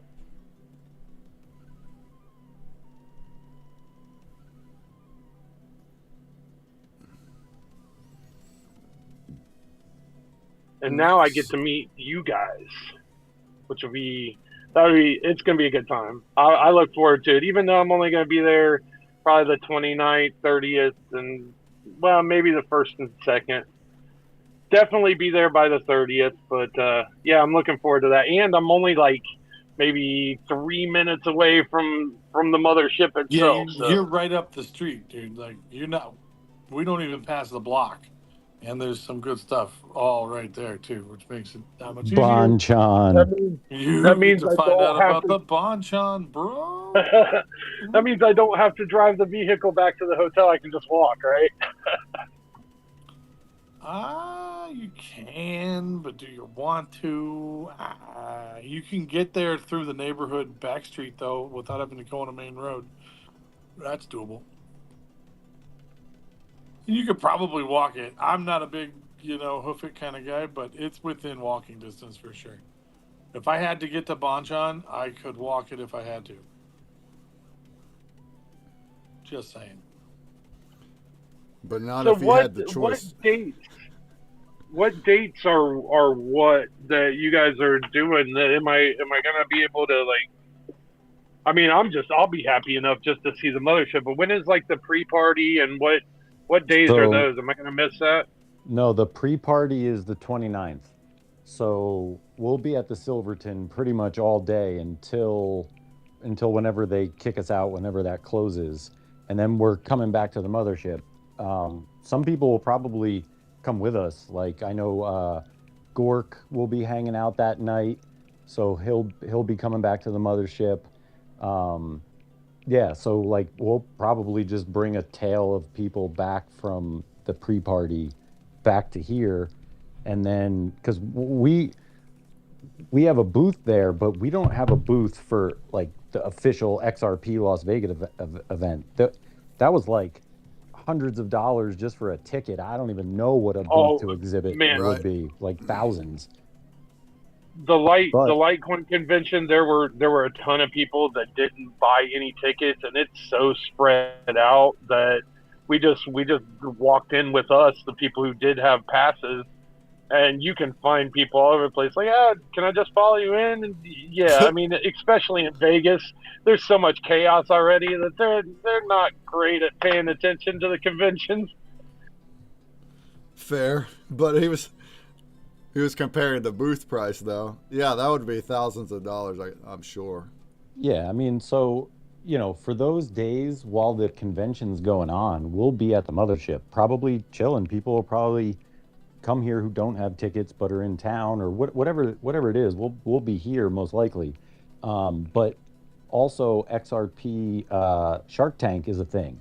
So if we get chosen to pitch for Shark Tank, then we'll be at the Paris one of the days. I don't know which one. So it's tough to nail down a plan until we know. And then even then we don't know if it's a 3-day show that they're doing or if they're doing it all in one day. So there's still like a couple variables to pin down in a ballpark answer. But if we don't Shark Tank, then we'll just be at the mothership or at some sort of we can go down to the strip in some sort of after event or whatever. Like the options are pretty much open. But the only thing that we have actually scheduled and nailed down and paid for is the Silverton on the 29th, being there all day. And that's where all the guest speakers are going to be. That's where, I mean, our booth will probably it'll probably be like a party, because this is a home game for us. And so, like, a lot of It's people gonna will be be all spectraled chilling. out. You're gonna have lights all going wonky at the Yeah, so I booth. asked him about power. I don't know what the answer is, but we're going to be bringing enough mobile power to power up what we're doing. But if there's house power, then we can kind of be egregious and like set Yeah, up some extra stuff. I would assume if it's like indoors that they'll give us power. But yeah, that would be dope if it was all tricked out. Tricked out. Jumbied out. It's all jumbied out. Crypto Infinity got to get back to Vegas, it sounds like. Yeah? How far are you, Crypto Infinity?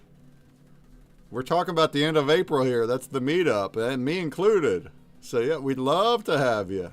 Oh, Infinity, that would be awesome. As a matter of fact, you can stay. Yeah, if you find a way there, you can stay with me. You don't have to worry about none of that. I was gonna get a double room anyway, and you'd be I would be blessed to have you. A plane ride. Well,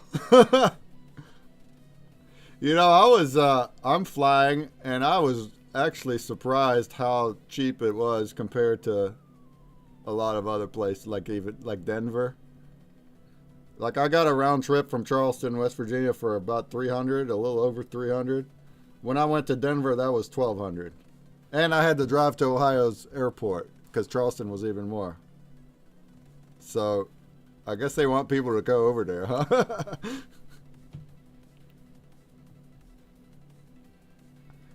But thank you also, of course, thank you to the Jumbie crew for actually housing me. Because I can't afford a hotel, especially not for more than a day. So I get to, thanks to them for their hospitality to have the brakeman in the mothership. I'm excited. Oh yeah, come home with him. It's gonna be a good time. Shouts, Homer fam, Cat God Camilla fam. What up, fam?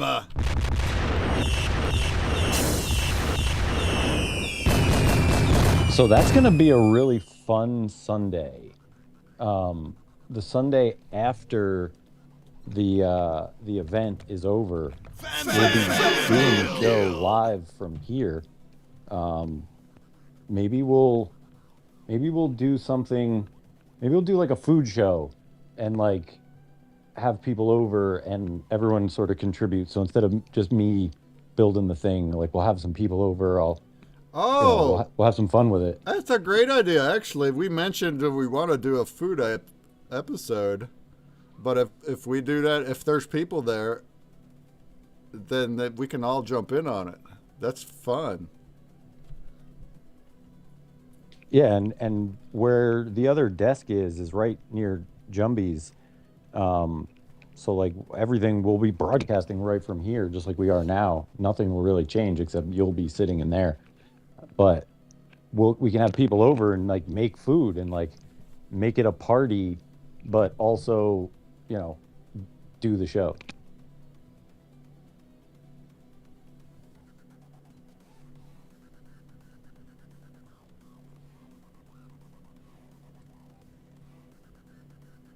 Wanted to let you know we're gonna have kind of a late entry.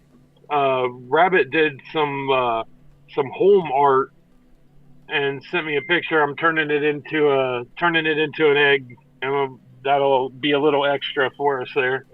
So, Mike, you were saying something about people doing stuff at home, not even knowing. Well, there's your little peek that there are people out there that are doing it. Oh, I love it. See, Mamba mentality, man. Mamba mentality. Yeah, we want to hear more of that. If you're watching and you're too shy to share the screen with us, that's okay. Or if you want to do it later in the week, if you like what we're doing, you can't do it right at the moment, but you'd like to give it a shot. Look, that's what the Tricksters did last week. The Tricksters. So they couldn't be here. They drew theirs during the week and just sent it to me, and it still made it to the final NFT. We'd love that. Send us what you got, friends. If you're making art at home based on our attributes, send us what you got. We want to marvel at it.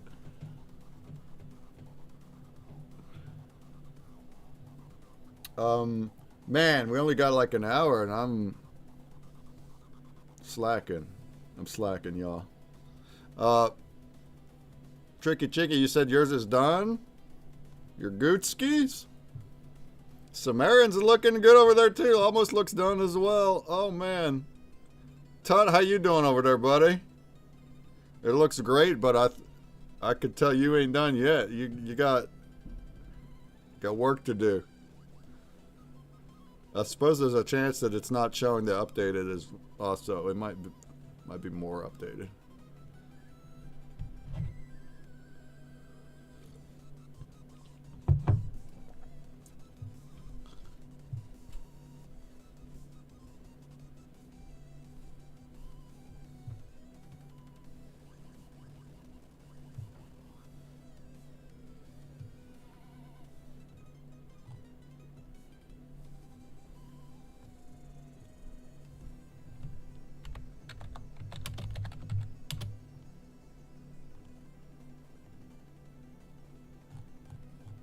No, it's not this. Okay, good.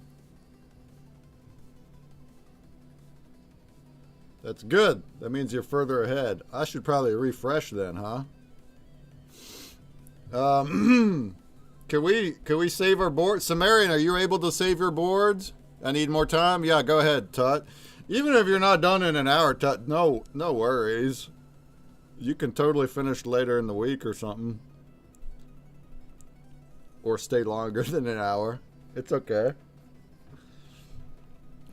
Sumerian, how's yours look? Is this accurate, what I got on my screen, or am I behind?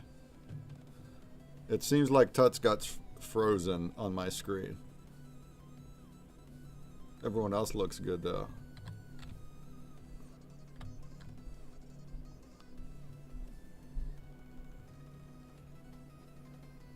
You know, I didn't even reply to the video here today.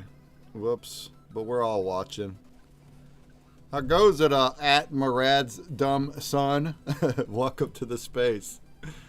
I'm multi-streaming where we see visuals, so we're actually making art together. I'm gonna reply that video link right into our space right now. A little late, but right now. And you can see what's going on right here from TwitX then. There it goes. Or I'm also on Twitch, YouTube, Blaze, Arena, Kick, Rumble, Facebook, Instagram. I'm on all of them. At Consumer Break. Take your pick. Your pick. If you do it on Twitch, you actually earn crypto over there. Quite literally. If you want to join Twitch, make an account, you're earning crypto and NFTs over there. Through our awesome bot. I just need 24 hours, Tut? Oh, okay. More than an hour, huh?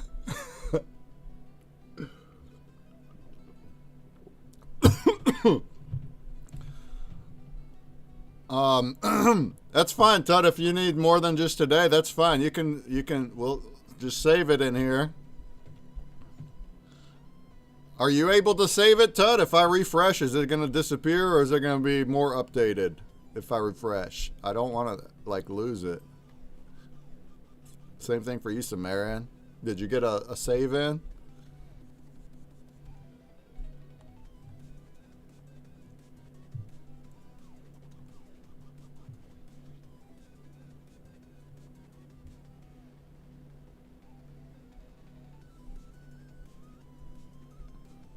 Alright. For real, though. I gotta hurry up.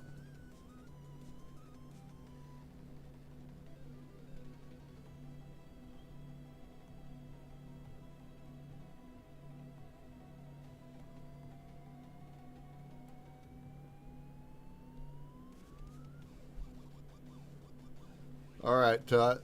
Don't do anything to it. I was just gonna make sure you saved it so I can hit a refresh and see it, but I'll leave it alone, Tut. You're going to have to send me your art then. We can't see it. We can't see how awesome it is.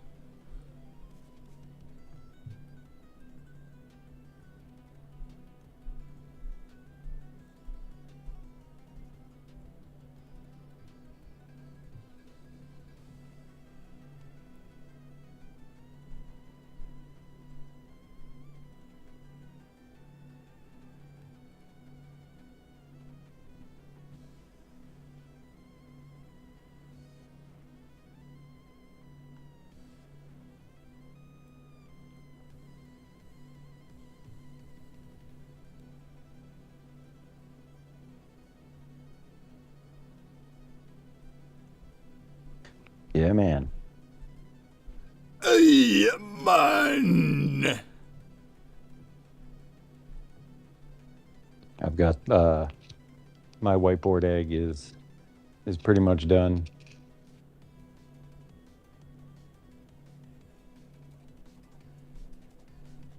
It looks dope AF. Dopified. It's dopified.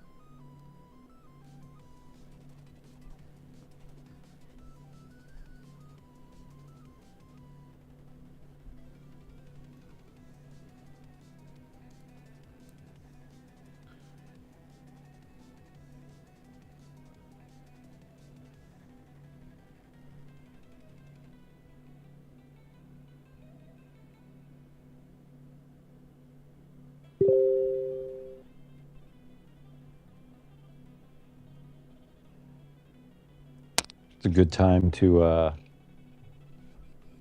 think about what we should do next week. Yeah, any thoughts?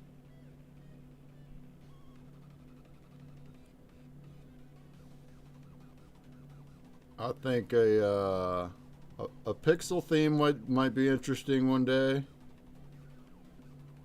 Yeah, Jumbie was saying that yesterday too.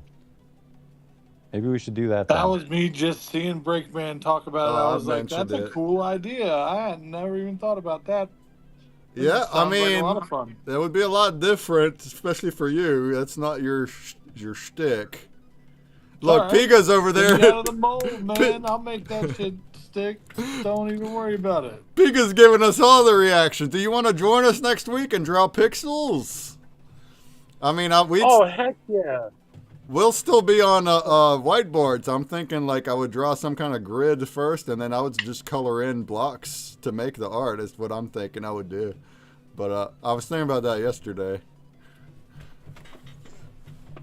That Sunday, that last Sunday, the first weekend in May, we'll actually all four be in the same place. If we do a foodie thing, we got to have an eating challenge too, or something to go along with it. We got.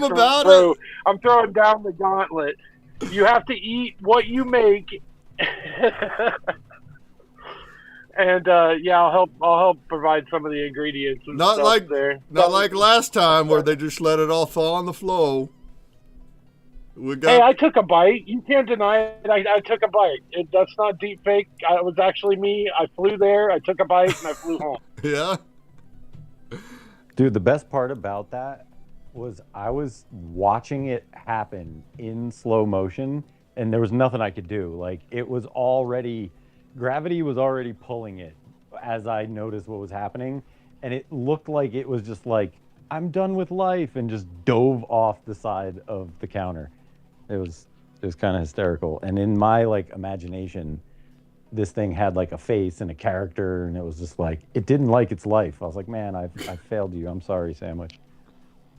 It was definitely a no, don't jump, and it was like, I'm jumping, and it just leapt. It literally looked like it leapt, because by the time the top weight got so curled over, like the bottom side holding it down kind of like kick flipped up, and it like sprung forward and threw itself down. It was wonderful to watch.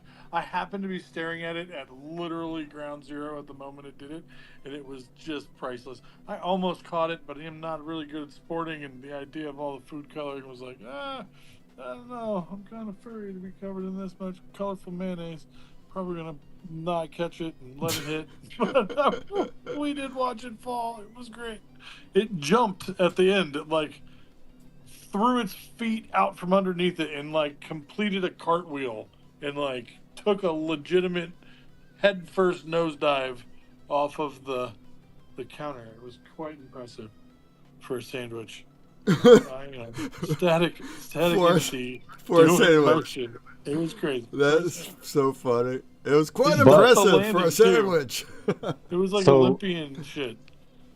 I definitely did, though, eat a sandwich of chips that night. So, not the one that fell on the floor, but I made a sandwich with A just leftover chips and one. just crunched it. I'm one of those people where if I make a love sandwich, that. I put crunchy things in it and I just squish it down. Oh yeah.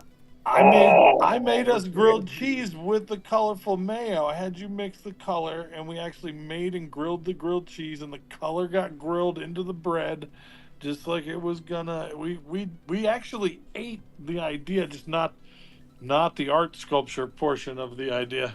We did have tie-dye grilled cheese that was gooey and oozing. My cheese pull was extraordinary. It pulled for like, I don't even know, 7 or 8 inches wide. It was I love me a good cheese pull, man. Cheese pull. Indubitably.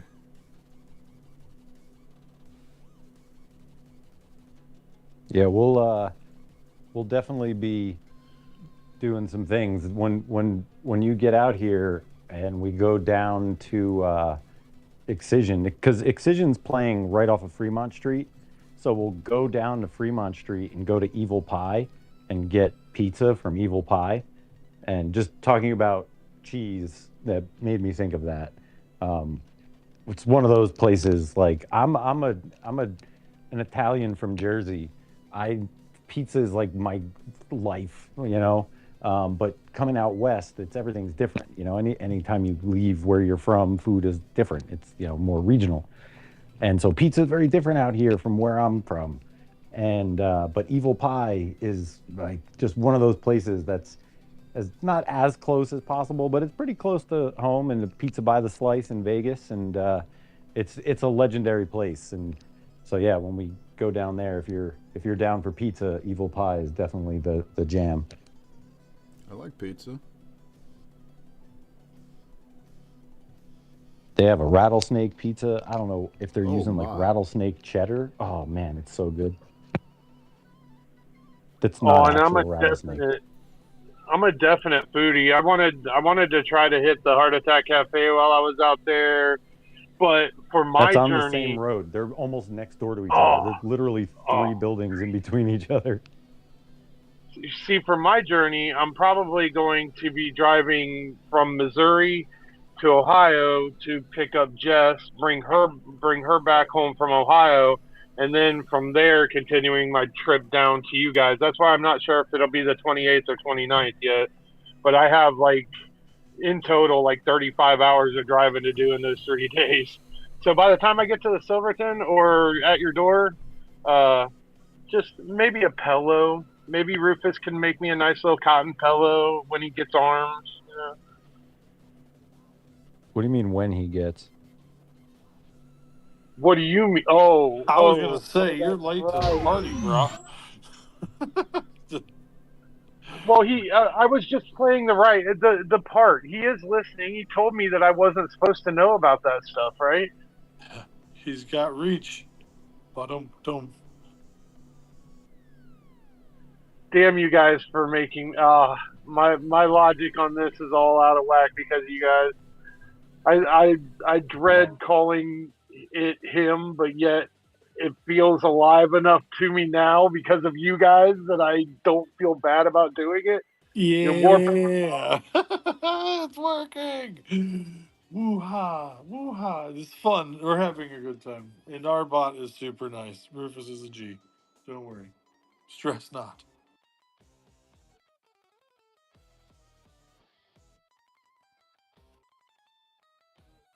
I mean, just think, less than 150 years ago, people were terrified of electricity. And now we're using electricity to create digital, almost sentient life. It's kind of wild.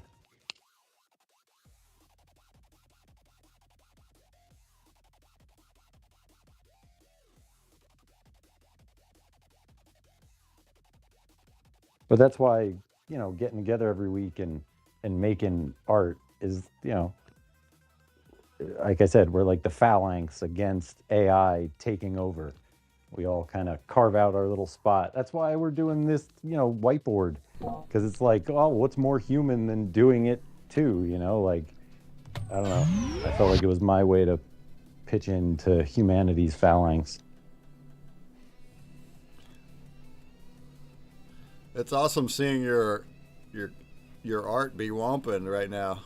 IRL. Real life womp happening. Yeah, a little bit. My little light on the table here isn't working as intended, so it's not as wompy as it normally would be. Man, I don't know if I'm gonna finish in 45 minutes. I guess I could try to hurry.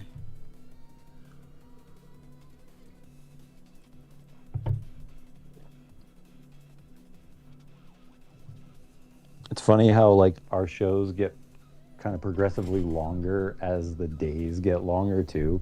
Like when we first started 17 weeks ago, it was getting dark by now. 5 o'clock Pacific time right now, it would be dark. So it's funny because like the sun is still hanging high in the sky and we're still doing the show, where the first few shows, like by this time we were like winding down, it was almost done. So it's kind of cool that we like increase the time of the show sort of with the sun. Well, where I'm at anyway. You guys are in We've a different been time dark. zone. You've been dark. It's just getting dark here. So, and it's weird the way the whole flow of it goes, because you're just about as far away east from me as they are west, so it's like we're right in mid zone here between you guys. And so it's dusk here, but it's the time change. I love this time of year when it stays light until like 9:30, 10 o'clock. We're not there yet, but we're getting there.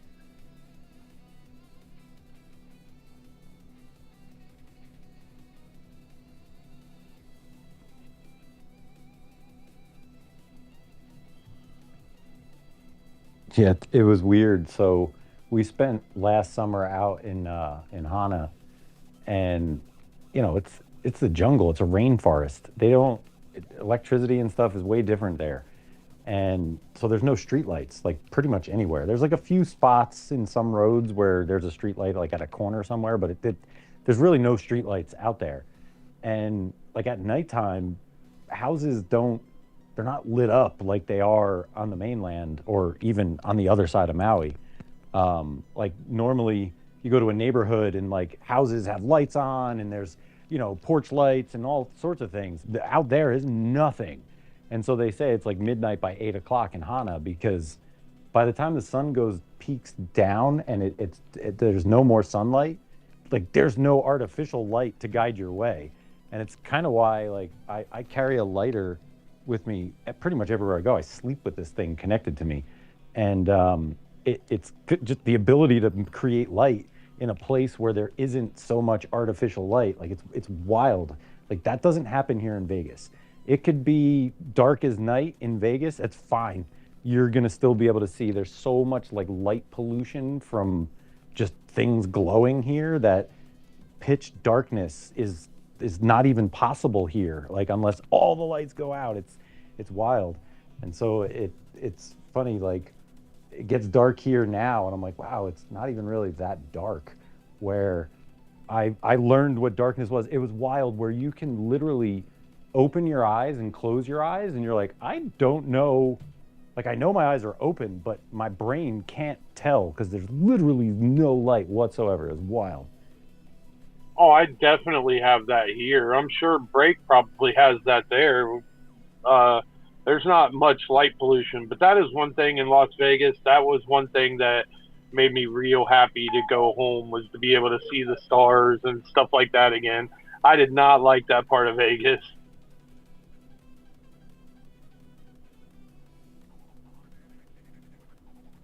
Well, what's cool here is, you can kind of get your bearings from the light pollution because the Luxor is always shooting like a big beam of light in the sky. And so if you know where that beam of light is, you can kind of, position yourself anywhere in Las Vegas as long as you know where you are and you know where that is. Like just one other thing in the stratosphere, so like you can sort of triangulate yourself in Las Vegas because of the light pollution. Oh, it's wild because I flew out of there at night. Sorry, I had to change mics, but I flew out of there at night, and it's basically you can kind of see the lights of the Hoover Dam separate from Vegas. But once you get outside, it's like just this glowing dot for hundreds of miles behind the plane. You can see it from pretty damn far away.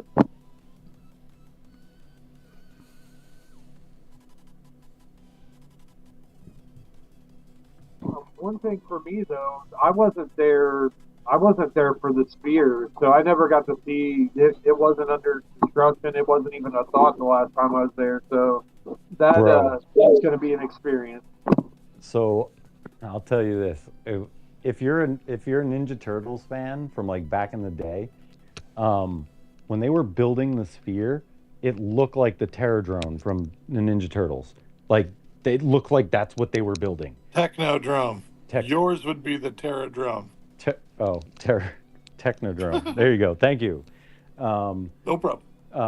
But it really did. It just sprang up sort of out of nowhere, and all of a sudden there was like the Death Star kind of hanging out there.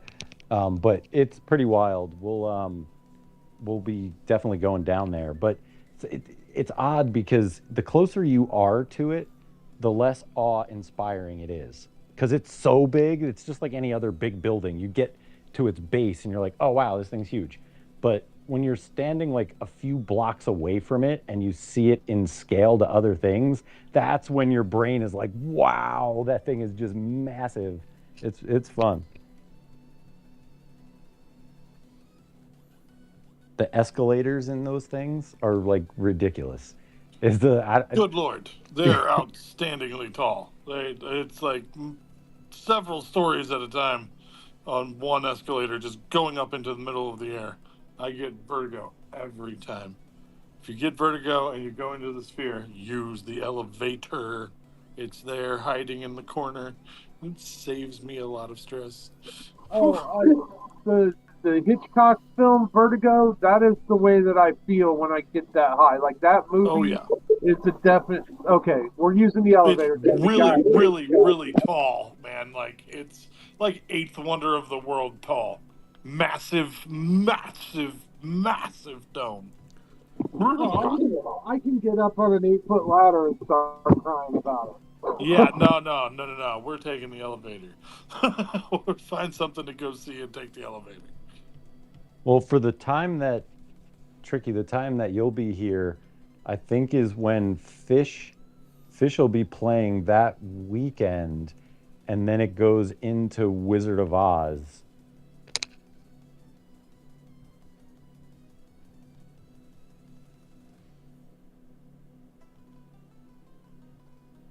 Wizard of Oz definitely has a special place for me. I've played Wizard of Oz in a couple of different. I've played the Cowardly Lion in a couple of different plays. So, and by Teenage Mutant Ninja Turtles. By the way, my real name is Michael, and I grew up in that era. Of course, I love the cartoon Teenage Mutant Ninja Turtles.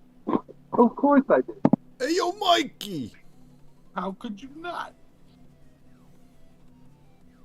And I also love pizza, and that's probably a huge thing from that. Bong. So if you guys turn your attention to the egg cam here real quick. Hold on, let me just unplug my phone. There we go. So here, we're just gonna do a quick little camera pan.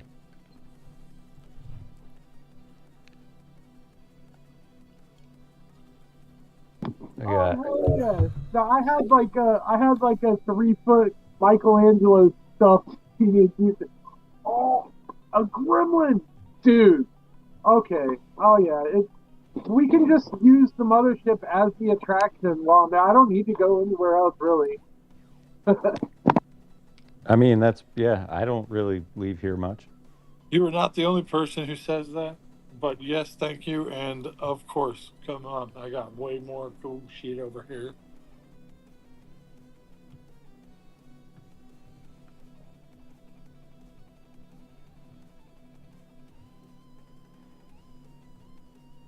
I mean, that would be fun if my mom was here for that, for the food show. That would be a fun thing. She'd get to like meet everyone and hang out.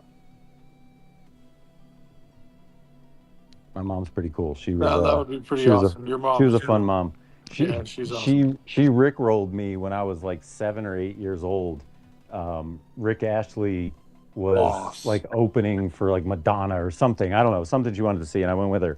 And I saw Rick Astley and got rickrolled at like age 7. Your mom's a boss.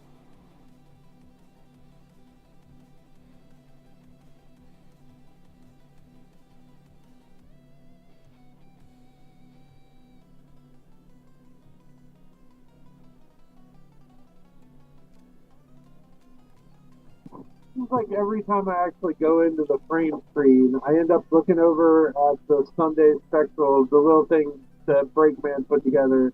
I just find myself end up staring at it for like 45 minutes. I'm like, yeah? What were we talking about? You mean the video of all of them? Or yeah, the one where we have the Sundays at UTC and that video that's in there. I end up always, I zoom into it, and it's just, yeah, good time. The video that shows around the mothership, and then next to it I have my movie, which is also quite colorful. Yeah, the video of all of our arts together, that was too big to put in here. but I wanted that in here too.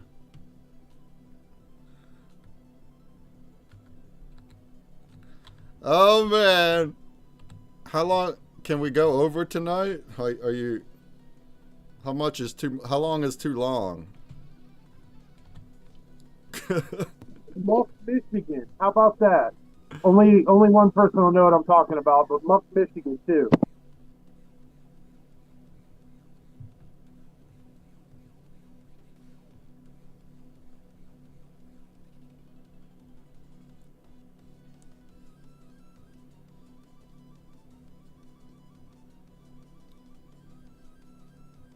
So I guess I'll take a picture of mine and digitize it that way. That's what I usually do. And Yeah, it works. I have a lot of like handwritten notes that I'll write on the little whiteboard and then take a picture of and then erase it.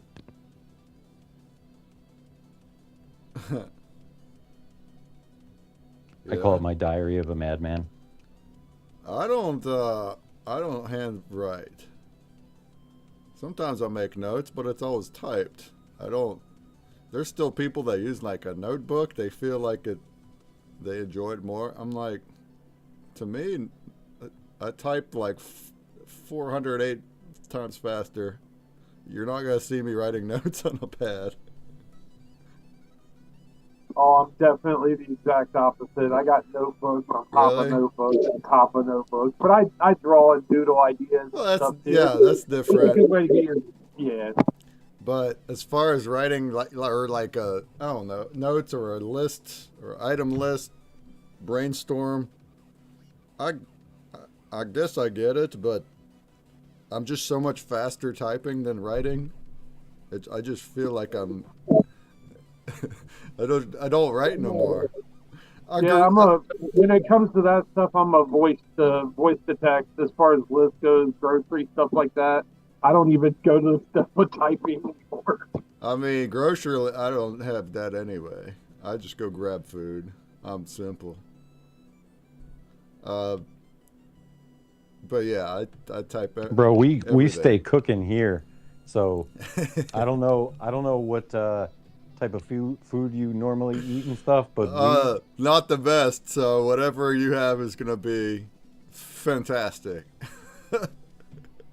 Well, Jumbie's down. I'm not a cook. I don't a whole cook. shirt size over the past X amount of days.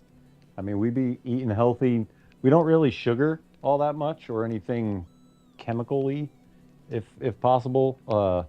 Most of the stuff, like I cook a lot. Jumbie cooks a lot. We try to get raw materials and make them into something with little processing and high flavor. Tricky Chicky, I have tons of lists of groceries and bills and wants and all of that. Yeah? Like handwritten, though? Sheesh. What's bills? Definitely. She's methodical about it. God bless her soul. No, I understand how it helps. It's a cognitive thing. It helps people, just the right act of writing it. It helps them brainstorm or puts it in their head better, all this. But I guess I'm different. I just feel too slow. If I'm trying to write by hand, it's already done if I typed it. It also depends on what you're trying to accomplish. A lot of things that I write are things that I'm trying to remember, not so much remember them because they're written down. Like I can write it down and then throw the paper out. I don't need the paper to remember. I need the act of writing. And like I remember learning this about myself not long ago, a couple years ago. One of Jumbie's art pieces is called a funny name that I had never heard this word before. And like the way he said this word felt like it was a common word. I'm like, wow, I missed that one. I don't know that word. And so I just wrote it a bunch of times on paper. Now I remember the word. It's the trimurti. And it's a weird word, trimurti. Like that's a funny word. It's a weird way to spell it too. So I had to write it. Now I know how to spell it, how to write it. I remember it. But had I not written it down, that weird word would have fallen right out the other ear. Yeah, it is good for memorizing, for sure. I'm bad at memorizing anyway, but I have spreadsheets. If I want to list anything, I'll go to a spreadsheet and put it there, and then easily move it or copy it or whatever.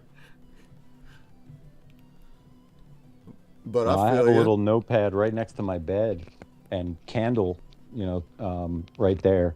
And like, there's times where I wake up and I'll just write like one or two words that'll remind me what that means. And it's been helpful to, not forget cool stuff. Where I'm like, oh, wow, why did this thought come to me now when I'm like trying to sleep? Do you ever wake up and write your dreams? Dream journal? I don't really dream all that often. If I do, I've never written them. They're few and far between. Yeah. I no, I've heard it's an interesting topic, but I heard people do that, or there's like techniques for lucid dreaming. I dream, but only if I'm sleeping in. If it's a quick sleep, I don't. Well, I mean, they say you dream all the time, but you only remember them sometimes. I daydream, and like sometimes I call them Da Vinci moments because like a lightning bolt of new information appears in my brain as though it's like a memory. And so like even as a kid, teachers and things would always, catch me just staring off into the stars. And it still happens to this day. Like Jumbie knows, like I'll just kind of stare through things. And it's because my imagination is building something and I'm actively like looking at it and like seeing it happen. But if you look at me, you just see me staring up at a wall. But in my brain, things are happening, not like hallucinations or anything, just focus to where your optics sort of turn off. Even though your eyes are open, your brain just stops processing what's coming in to make room for your imagination to sort of take that visual pipeline. He's filling in that third eye whiteboard.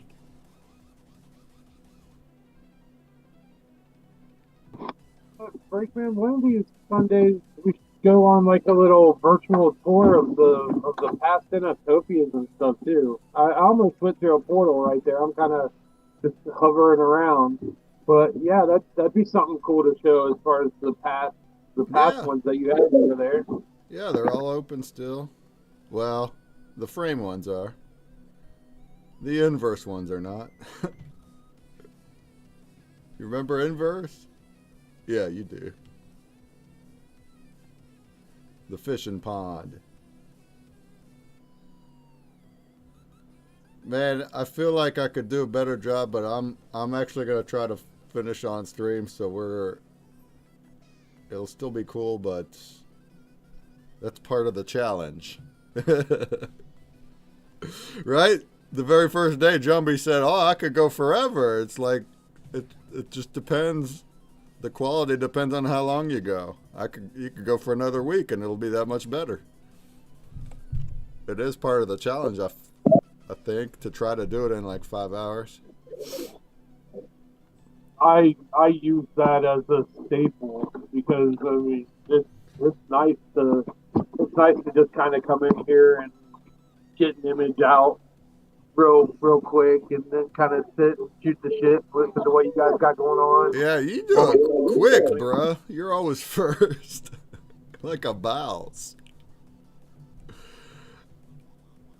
I mean, that's the premise of pretty much all the reality shows.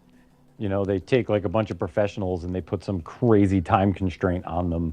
And like, that's where the drama comes from. It's sort of like what Hitchcock said. If you want to add suspense to any scene, just put a bomb in it. And like, that's pretty much what the timer is. You have 4 hours, that's a bomb, right? So like all reality TV is based off of Alfred Hitchcock's bomb.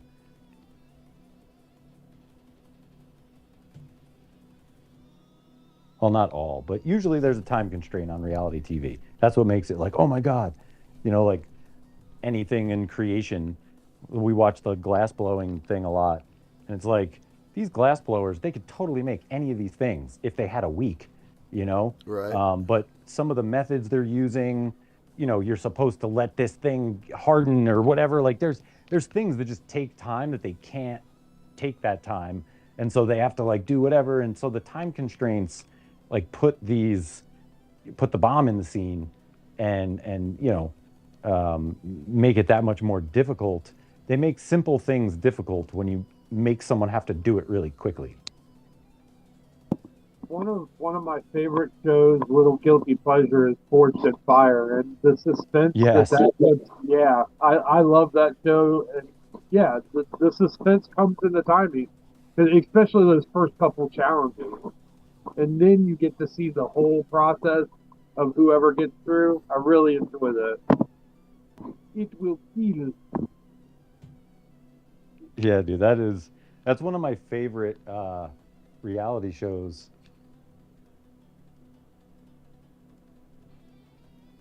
And it's cool because, you know, you get to learn about all the different styles of weaponry and just, you know, interesting stuff if you're into that sort of thing. What show is that? And yeah, it's something that I would probably never do. Like I'm never gonna, hopefully, never have to be a metal worker, but to see some of the creative designs and see the imagination that they pull out is just wild. Same with glass blowing. It's just a talent that is, yeah, it's mesmerizing to me. Yeah, Jerome Baker did the Operation Pipe Dreamer show. And, you know, it was very much like a Forged in Fire type thing where it's like, okay, here's the criteria, here's the amount of time you have to like do the thing. But you know, that there were so many people in that they had to, you know, the filming of that was different. Like it's funny, like my first job out of college was working for Spike TV. If you can remember that network back in the day, Spike TV. And, you know, reality TV was still in its not infancy, but it was still new. Like it was only like season 5 of Survivor, right? That's how long ago this was. And I remember getting a job for Spike, working on this reality show, and it like broke my heart because I learned everything on reality TV is done in 2 takes, right? Like I thought reality TV was just what it said. It's real. Like, oh, this is real. It's not. And like being behind the scenes and learning a lot about that and how like the producers would be leading the questions and all these things, and then the creative editing and all the stuff that they do to like make this show a show. When I saw what we filmed and I saw the show that aired, I was like, wow, that is creative, because that's kind of not how it happened and it's not whatever, but it looks like it is. They make it look like it is. And yeah, I don't know. I kind of got off on a tangent there, but nothing is real on reality TV.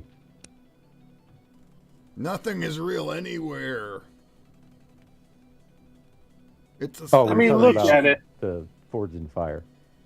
Yeah, look at it too. I mean, when you get down to real life and then you try to stream it or something like that, it's boring for the most part. If you try to run like a 2 weeks and film yourself the whole time, you're gonna have a lot of cutouts anyway. Let alone the second takes that you're talking about. But that's a really interesting story, Mike.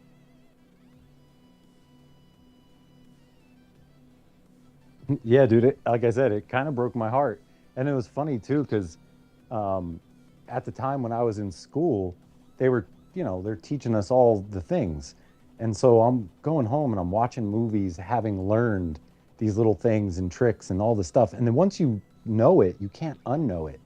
And so I started calling things out, and she was like, "Can you stop doing that? Like, just because movies are ruined for you doesn't mean you have to ruin it for me by telling me all these little tricks. Like, I don't want to know. It's a movie. I want to believe that, you know, this dude's flying on a carpet. Don't tell me the tricks of how they make the carpet fly." And like this being behind the scenes on this show and like seeing like that the person did the thing, and then the director was like, "All right, back to 1." And we're like, wait, this is a show. Like, they just did the race. What do you mean back to 1? We're going to do 2 races? Like, and it's because they want to get more than it just, it just to see how it was all done, I was like, oh man, I thought reality TV was real. Like that shit says it in the name. Reality TV. Like I felt so lied to. And people wonder why I'm a fucking conspiracy theorist.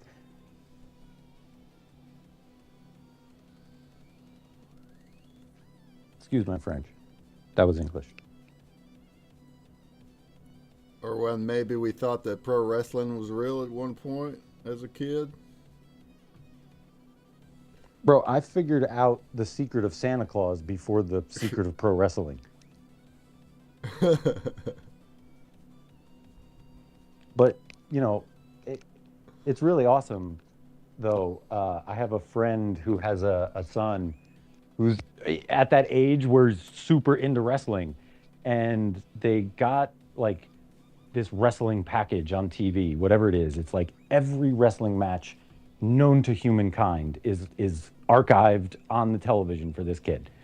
And so, like, when I go hang out, we'll just call out like a year, like, all right, 1988, and he'll go and pull out 1988's WrestleMania, and we'll just like watch it. And it's fun because like I get to be a kid again with this kid who's like still thinks it's all real and all this stuff. And it's sort of fun to play the role again and like go back to like, wow, this was such a great time in life when I did think this was real. Like I really thought the Ultimate Warrior, like he did throw people around, like that was real to some degree.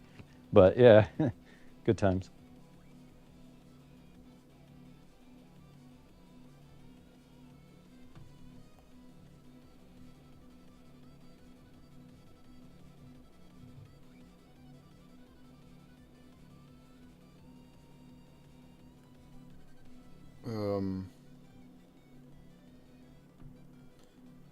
Alright, I probably still need like 20 more minutes. We're gonna go the hour. How's the others doing? Sumerian, you said you were done? Tut, how you doing? I can't see your progress. I'm like 2 or 3 minutes out. Oh, nice. And you already have the tricks. So it's just let us know how you're doing, Tut. I want to see your finished product, Tut. Not this frozen version from hours ago.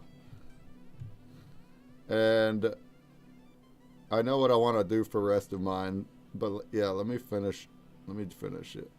So as soon as Zombie's done, you can already go to his machine and start womping, right? So then while you do that, we can finish. Yeah, that sounds like a plan. I like it. We got Easter dinner too. That's been soaking in juices all day. Oh yeah? What you got? Oh yeah. We got some ham steaks, man, and then some brown sugar, honey, and a little barbecue sauce. Getting super delicious, ready to go down, and some macaroni salad, and what else do we have? Some regular salad, and then some chicken salad. This is the salad-filled situation, but There's some kind of deviled eggs in the our salad. macaroni and cheese is deviled egg macaroni and cheese, which is gonna just be its own find out adventure of what does that even mean. Normally we don't. I mean, it's Easter, so it's like it's whatever. Normally we cook what we're eating, but this is like an Easter dinner. They looked like pizzas to me. These hams are so big, they're like pizzas. I was like, oh, a ham pizza. Like, no. I do ham pizza. Pizza A pizza of ham. Yeah, pizza of ham. I was just about to say I saw Ohagi down in the spaces. I was gonna see. He's a really good Japanese artist. But he just as I was clicking on the button, he dropped out. So hopefully he pops back in. Maybe we can get some Japanese styling in our Spectral Sundays. That'd be pretty cool. Oh yeah. I mean, anyone else joining the art party would be fab. Yeah, he put up the Ghost Cafe, I think. It's an animation, but me and Jumbie were looking at it. We're like, we could just freeze one of the frames and just print that, and that would work. Or we could try to put a spectral animation into it. We don't want to change the artwork, but his submission for the frames, we could totally take a freeze frame out of that and do it. It would look cool, and it's very different from everything else. I think that's the good. Oh, there he is, Ohagi. There you are, brother. Way and to use an animation. Just pick a frame. Cool.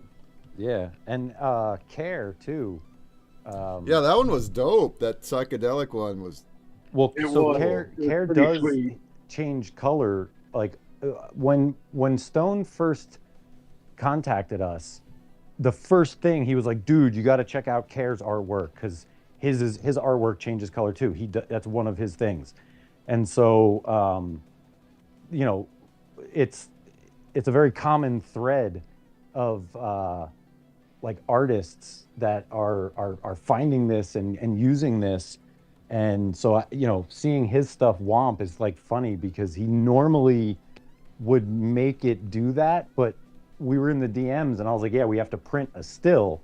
So he put up a still image, but I'm pretty sure normally that would be color changing. And so when you brought it back, and then I brought it back because it was simple. Funny. It was like, yeah. Well, no, I mean that's what I don't know how he does his wompage, but his art, dude. Jumbie saw the one with the constellation jacket. It was really, really cool concept. I really dig that. That was an amazing piece of art, and we should totally put that on a frame. Holy cow, it's out of control.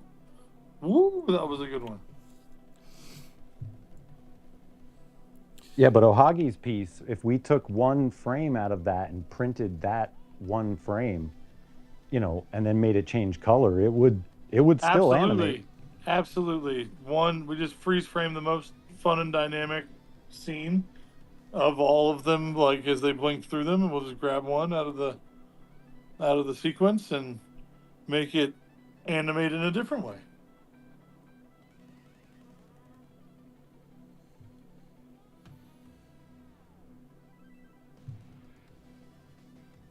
I'm gonna go grab his piece so you guys can see what we're talking about if you've not seen it. Which, how would you unless you looked at the thing? So I'm gonna go pull this out and I'll share my screen.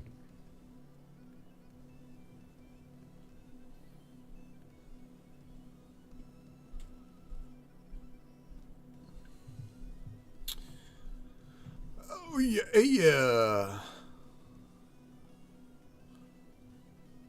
All right. Hey, the votes are back. Shouts, Queen. Shouts to the Queen. The Queen. Shouts, Queen. She's not even in here, but done gave me all the votes. So I was confused. That was for those who put up an animation. Still can be done. Like, doesn't matter who put it up. But it was cool to think about, though. Because the frames obviously animate via color, but for a lot of these animations, an animation is like a bunch of frames. You can print each frame and it, might be a completely different image. But just looking at some of these, like, it's totally doable. Nice.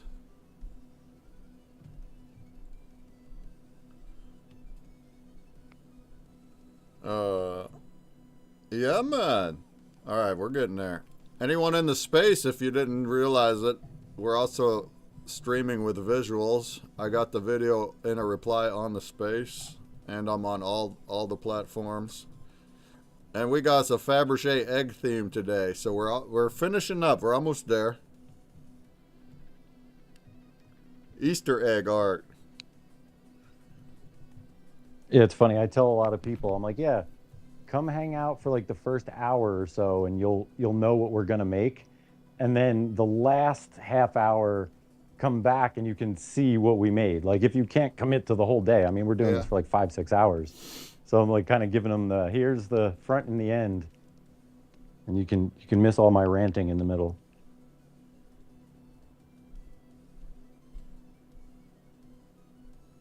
Hey, Dr. Doom said hi. What up, Doom? I'm probably raiding here soon if I do it correctly. Well, if you're still live and you're it's /raid. It's just like on Twitch. Just do a /raid in the chat. Pick a name. That's how it works over on Blaze. If anybody wants to vote for me while we're still live, we got less than an hour at this point, probably. Probably, maybe, possibly, potentially.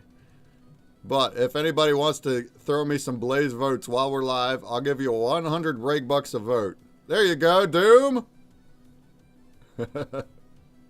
Did you like swallow a thesaurus? You were like, possibly, maybe, probably, potentially.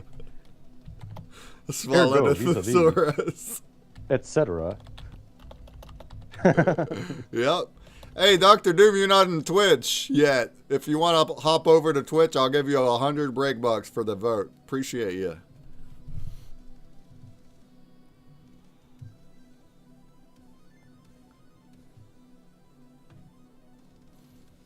All right, we're getting there.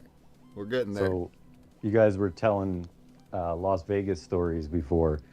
So I got a funny Las Vegas story. It's my uncle, one of my uncles, back in like the before I was born, late 70s. He trained boxers, like that was like his job, and in New Jersey he did this, and so he came out to Las Vegas and like off of Fremont Street, because that's where like a lot of this took place. Off of Fremont Street, there used to be somewhere in Vegas, like bare knuckle boxing, like boxing matches, like street fight matches. And so my uncle came out to Vegas and went and like all the fighters that they were fighting, even if they lost, they got something, right? But they were fighting to like, you know, get money to eat and whatever, and they weren't very good.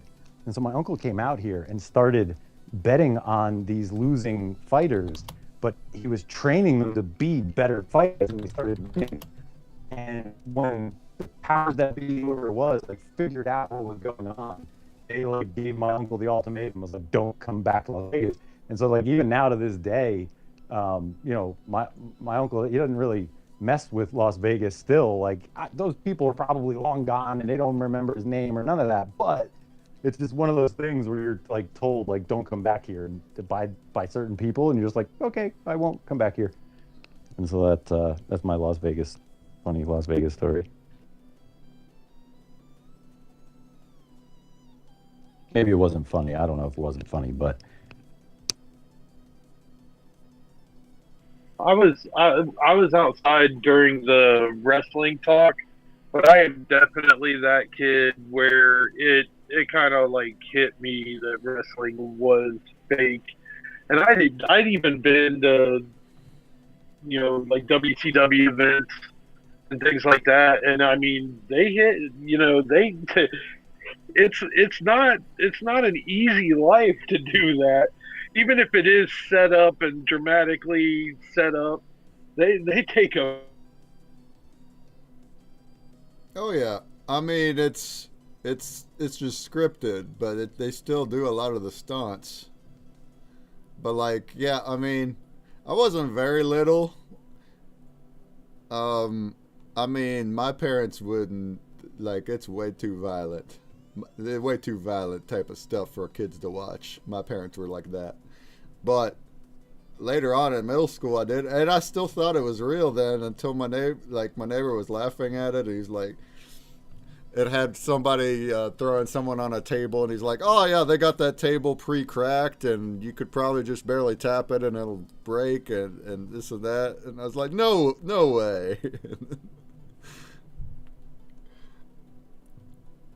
I still watched for a little bit after that, though. The violence! It's all about that violence. I'm in third grade, and we're over there on our trampoline doing moves against each other, doing the diamond cutter on each other, breaking each other's necks. Let's go. Or the, what, I don't know what they're all called, but there's a number of them where they like holding their ankles and pulling them up. The walls of Jericho is like one. There's other ones like that. The guy's on his stomach and you're pulling his ankles up, and that's how they tap out. Bruh, my brother did that with one of our neighbor friends that was bigger than him. And he's trying to hold his ankles up. And guess what? The power is in the ankles. The power is not in the guy that's holding the ankles. So the guy on the bottom, he just like stretched his legs out, and you have him. The guy holding him has him locked. He's got his arms locked into the ankles like that. So what happens when the guy on the bottom just stretches his legs out? It flings the guy's face right into the ground. The guy that's supposedly holding him up and like winning just gets his entire forehead slammed into the ground because his arms are locked onto the legs, which have more power. And I watched it happen in real life. It was on grass, but I was like, oh my God, like that's not even remotely a move. It's like, it's just complete theater. Funny. I mean, it's not funny if you get hurt. But as far as the athleticism and stunt work, after you understand that, we still watched and appreciated that part. He loved Rey Mysterio and all the flips and jumps. The flips and jumps.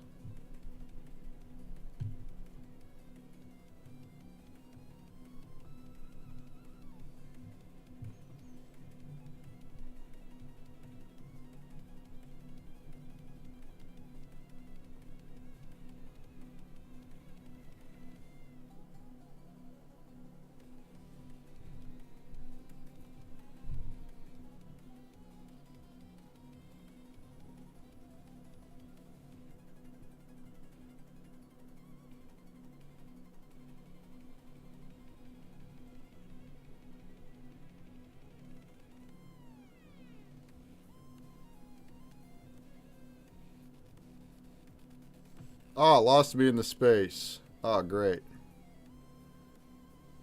Thank you, Mike. See how it says I'm still here?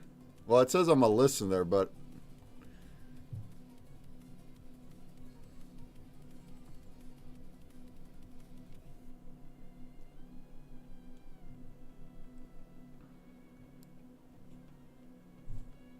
Strange, though, because all of my streams keep, like, freezing.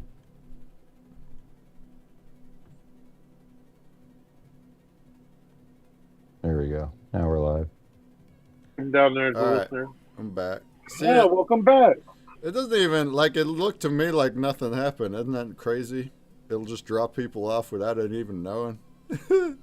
It was weird because that's how I was trying to judge watching you on stream, and I still saw you in the Right. space. I'm and still everything like talking that. about wrestling. Yeah. I don't even know when I went off. Oh. We didn't hear any wrestling commentary from you after what I said, if that helps. Oh. Yeah, there was a lot of it. That's okay though. Who's in the Twitch chat that heard my monologue about the walls of Jericho? Anybody? No, Doom, I don't see a raid from you and Blaze. You should see it in your chat. You should do /raid space consumer break. It should show up right in the chat and work like a raid. Did it do that? Oh, Randman. Oh, Crypto Infinity votes. We got votes. All right, let me get you some break bucks here. No, let me retell the story. I think it's funny, but give me a sec. That's funny. I don't know if you're talking about the wrestling move or the biblical reference. Oh, no, the wrestling move. I guess it's a biblical reference, isn't it? You know the move though, where it's like, and there's a lot of different ones. It's not just Walls of Jericho, but where they're holding it's got one guy on the stomach, and then they're holding up his ankles, and that's the tap maneuver. You're making the guy on the bottom tap. That was Chris Jericho's finishing move, right? Yeah, the finisher. Chris, that's Walls of Jericho. Yeah, but also other ones also did variations of it, like the Sting did one, and but they're holding the guy's ankles, right? And they're like pulling up, and then they sell it to where it hurts the guy on the bottom, and then he taps out. Well, we were doing that in real life, my brother and our neighbor friend in the yard, and just redoing wrestling moves because that's the smartest thing you could do. And that's I'm laughing because a story is always good when it starts with, we were doing that in real life. But that specific move, and it's a popular, not just the Jericho one, but like I say, we saw it all the time. Multiple wrestlers finish that way, where they're like holding up their ankles, and it's like they make it look like they're stretching the guy's back out or something. But anyway, try that out in real life, and especially if the guy that's at the bottom, that's apparently hurt in pain, if he's bigger than the guy that's on the top. Can you even imagine what actually happens in physics? Well, what happens is You get kick flipped. the legs are more powerful in that situation. They have the legs. The legs have the power. So what happens is they have the leverage. Yeah, the guy on the top, he's got his arms locked on these ankles. Not only is he holding them there, but he's locked there. And the guy on the bottom, all he's got to do is stretch his legs out. That's it. And what that does is it creates a catapult, and it sends the guy onto the top, his forehead down into the ground, slams it down, because his arms are locked on the dude's ankles. So it's like not even any effort on the guy on the bottom. And I watched it happen in real life. He just stretched his legs out. Poof! My brother's face was in the ground. Like.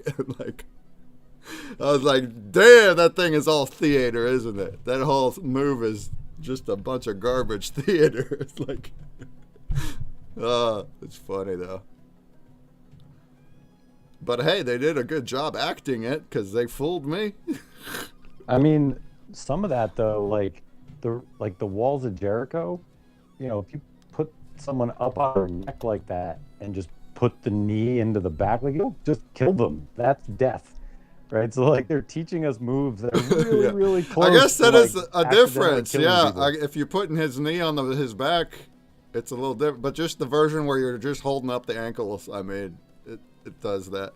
But in third grade, we were on the trampoline doing like the diamond cutter, like headlock maneuvers, jumping. That's the reason my parents they didn't see it. They didn't see fondly of pro wrestling for kids. It gives them bad ideas. All right, hey, I'm gonna deliver some bucks here. Dr. Doom, there's you 100.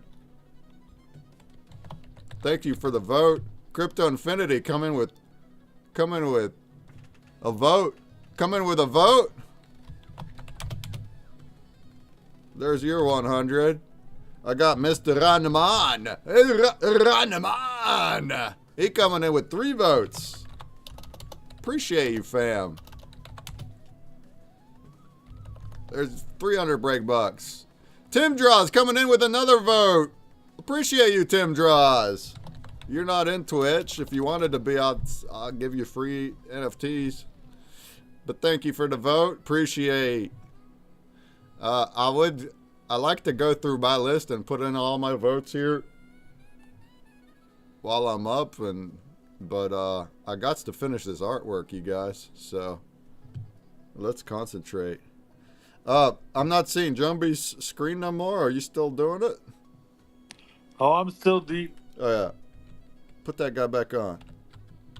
So as soon as you're done, Mike can start whomping him. Let me get back in the wiggle. I forgot to wiggle my person. My bad. I'm almost done. I'm being OCD about details. While me and Tut finish, and I guess we'll still be here for a little longer, but not forever longer at this point.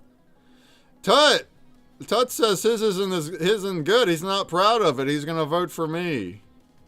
Let us be the judge of that. If you're not done, you're not done. But whenever you are, if you could send that to me in DM so we can see it, I'll bet you it's magnificent, Tut. I bet you you're messing with us.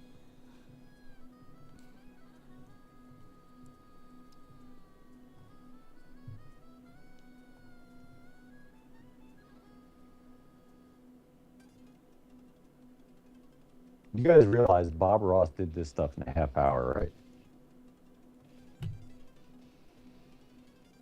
Was it a half-hour show every time? I guess. Yeah, man. Yep, everything was a half hour. He is fucking beast. Beast mode.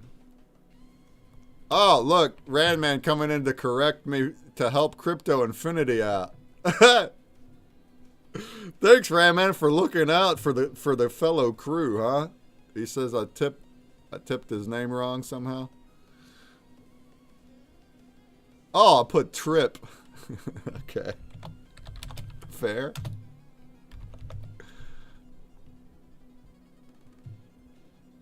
Thanks, Randman. Runman!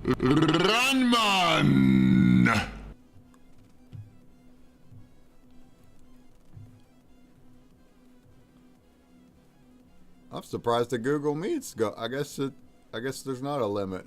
There used to be a 1 hour limit.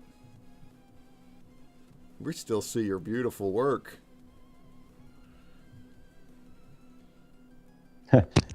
My marker on whiteboard. Yup.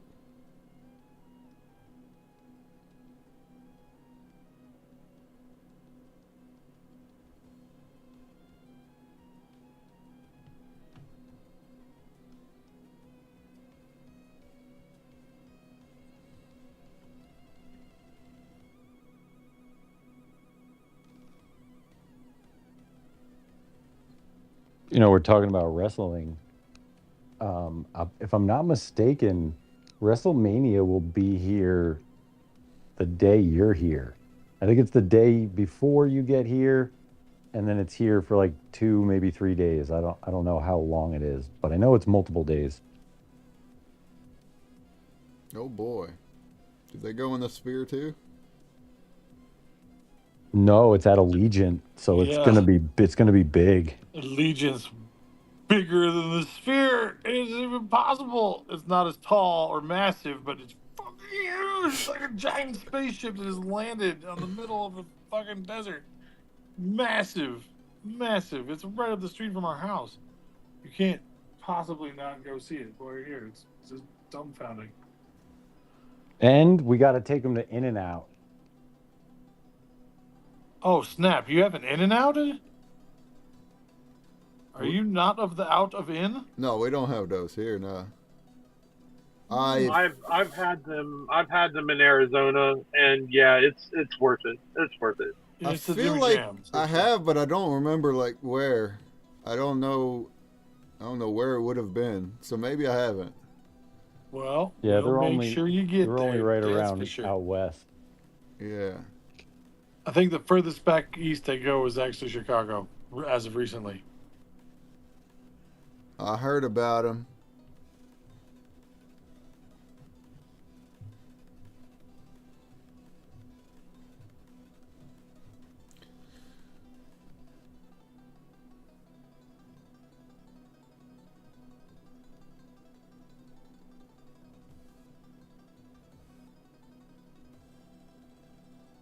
Yeah, I mean a lot of Las Vegas is food. You know, as a visitor.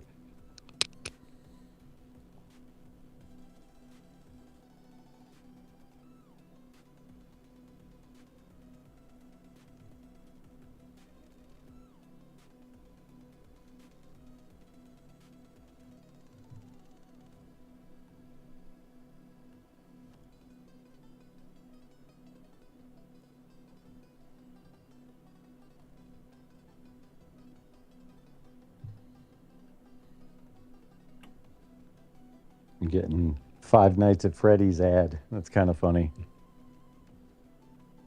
I don't know if anyone ever subjected themselves to that game on purpose, but On purpose. it is this very interesting Uh-huh. like social experiment. I've seen YouTube videos of it. Yeah, I've watched it be played, but I've not played it myself. I just there was something about putting myself in such a high stress situation and like that on purpose over and over and over again. It was just like I don't know, it's just a different part of my brain was like, nah. It was more interesting to watch other people do it to themselves. It's just like, I don't know. It's just weird. That might sound like sadistic or something, but it wasn't because I received pleasure from it. It was just interesting, like, wow, interesting behavior from these strange creatures terrifying themselves purposely over and over and over again. Like, I don't know.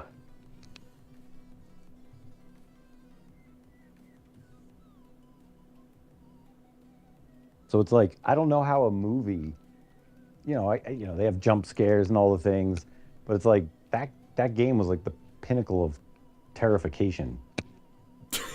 Terrification. Heard that. I don't even know if that's a word, but it felt like it made sense there.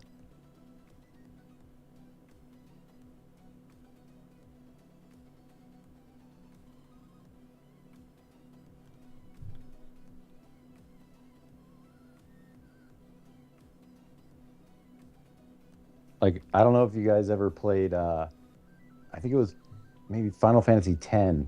Yeah, it was Final Fantasy X. And I forget the names of all the characters and stuff, but there was one chick who you had to, in order to get her ultimate weapon, you had to dodge lightning like 100 something times, or maybe it was 100 times in a row. And you had to dodge it by, hitting the thumbstick, which is a weird button to like push, and especially weirder to push in the timing of lightning striking. And so like the game would give you this precursor of the screen would sort of turn white, and you'd have to hit the button, and the lightning bolt would come down, you hit the button in time, and she would dodge it. And you had to do this 100 times in a row. And so, if you could do it once, you could do it 100 times. It's not like it gets harder on the 100th time. It's all the same speed. Nothing changes. It's not variable at all. But when you get to like 90 for the 6th, 7th, 8th time in a row, it's kind of, I guess, would be akin to Five Nights at Freddy's, where it's just like the highest stress you could put yourself in a video game. And then you do it again on purpose. Like once I got that ultimate weapon, I never, ever, ever, ever, ever did the lightning dodging thing ever again. Never again. But like Five Nights at Freddy's is interesting because people play it and then they go to sleep and they wake up and like, I can't wait to play it again. You're just like, wow, really?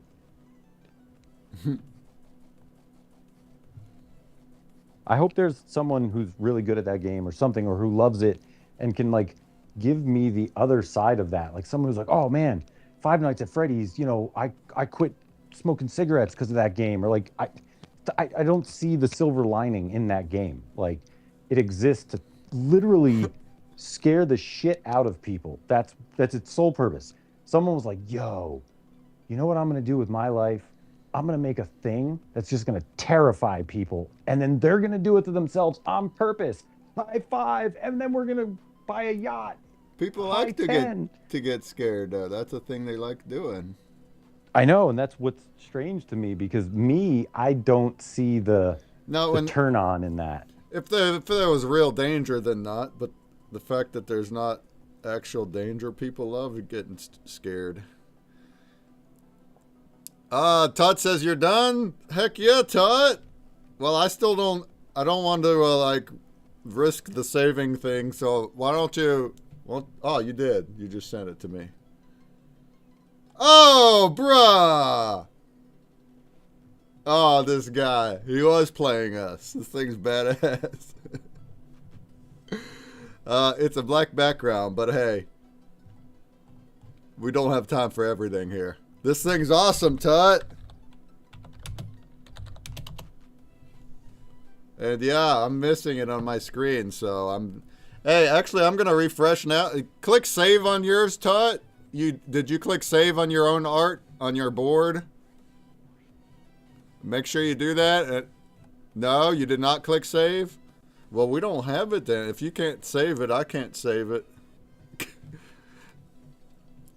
Do you guys, what do you see on Touch board inside frame? Do you see something that looks finished or not? No, on my screen, it's been the same Like the Like the what whole I see, time. like the little. Okay. Well, I have it though. I have the image. That's what matters. Tut, you don't have the save button? That's weird. You know, Tricky Chigga just mentioned earlier that she does have it whenever she's in her frame where she has edit access. But that is weird AF to me that only people with edit access can save. Maybe it's just an option in here. Anyone should be able to save.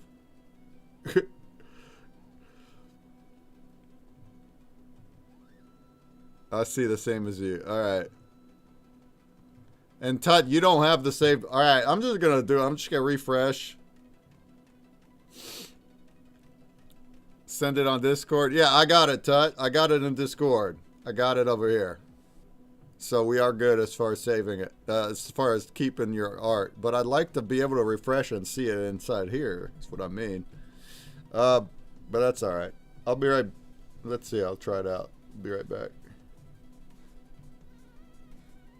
If it's not here, it's okay. Easter egg theme, says Doom. It's Fabergé egg theme. Have you ever heard of a Fabergé egg, Dr. Doom? But yes, it's kind of like an Easter egg theme. Yeah. I mean, originally was created as a gift for Easter. For Easter? Okay, that makes sense that it does. Okay. Jewelry eggs. It's a jewelry omelet.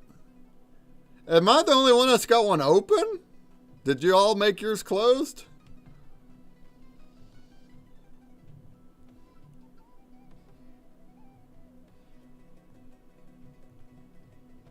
All right, let me get back in here.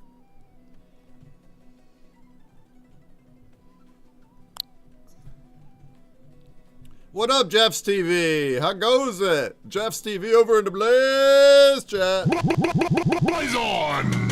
How goes it? You said hi, thank you. So now you are in my wheel. Anybody else that wants to say hi in the Blaze chat? I'm gonna do 2 spins today since we got over 200 votes.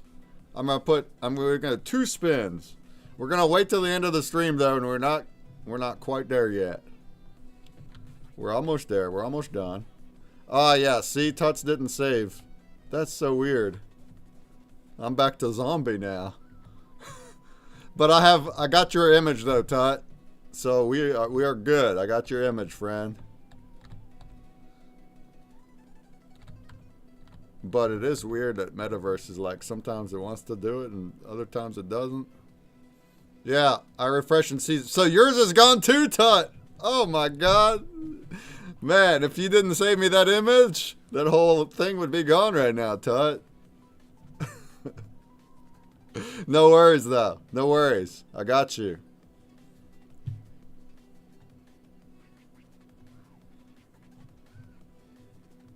And it's pretty. Hey, since nobody saw Tut's work yet, let's marvel at his real quick. Without the womp. Look at this, y'all. Look at this egg. Look at this egg.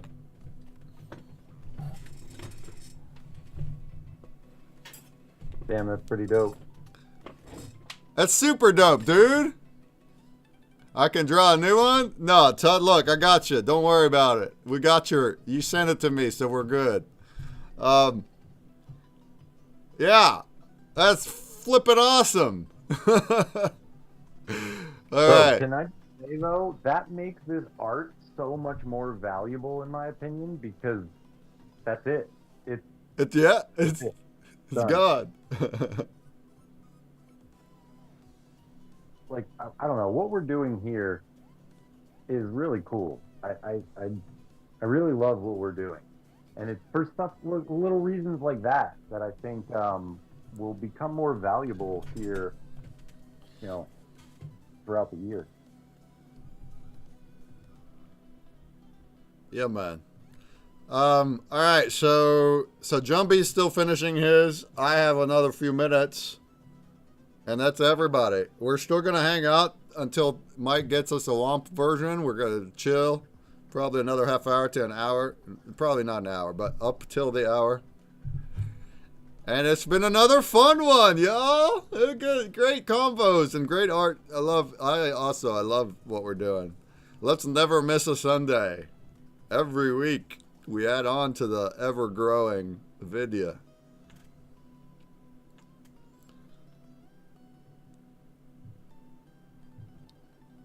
Oh, you stopped sharing, Mike? That's fine. Did I? No, not on purpose. Oh, I was sharing it.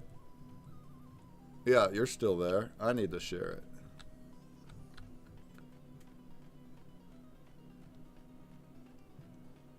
There it is. We're good.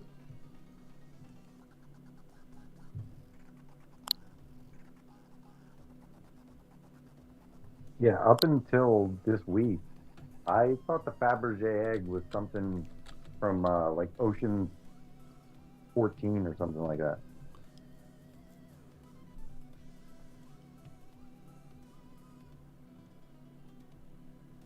Oh, like out of a movie? Yeah, like I thought it was a thing. I didn't realize, because of that movie, and they like heisted this egg, and it was like this whole thing. The whole movie's about heisting this egg. I thought it was like a singular egg. Right. So let's do Fabergé egg. I'm like, the thing, the egg, and it was like, no, it's a whole like art form of eggs that are more than eggs, and they like transform into these things, and they're all ornate and just artisan craftsmanship level, and it was just funny how because of that movie, I just thought the Fabergé egg was the Fabergé egg, not a Fabergé egg. Yeah. Well, I've never even heard the word, and once I did hear the word and look at the pictures, I still never saw those eggs very often. I mean, I guess so, but not really. That makes sense.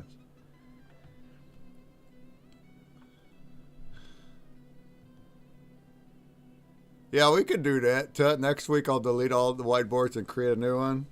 Or at least, we could start with fresh boards next week. Maybe it'll help the whole save baloney. But it's okay. We got you. All right, I'm done. Except I have this blank purple background that I'm not that fond of. Let's add a bunch of stuff to that real quick.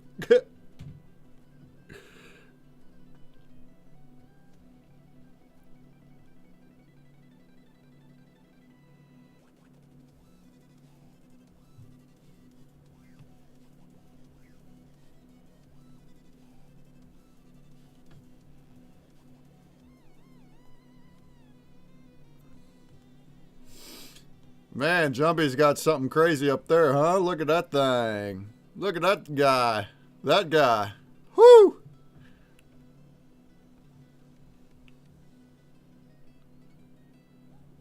Now that's a pro at work up there. Look at him go.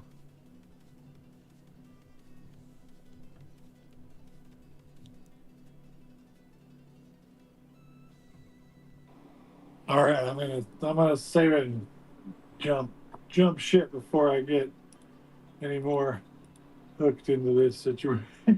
I can get you off the hook here, Breakman. Hooked into a situation, he is.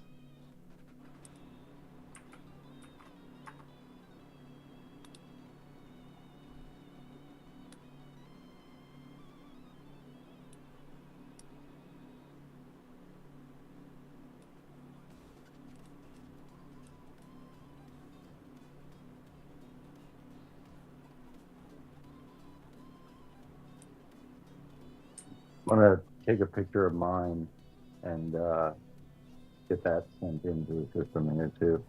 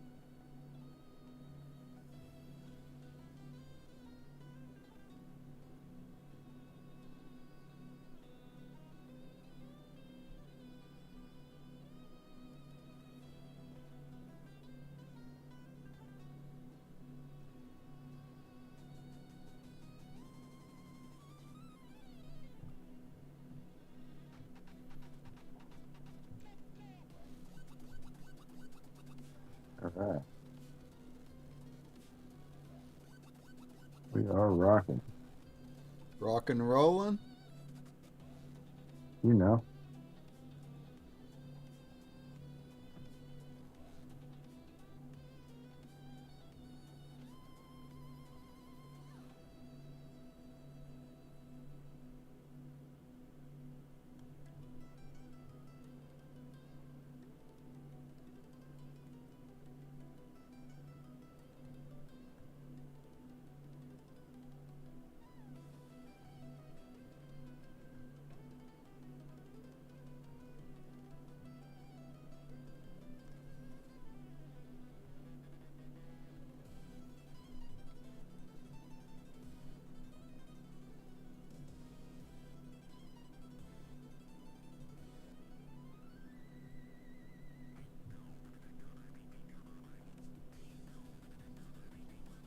Oh, Sumerian, I didn't get yours yet. But you say you're still with us, Sumerian? This is your finished one here? It looks like it. I can download that.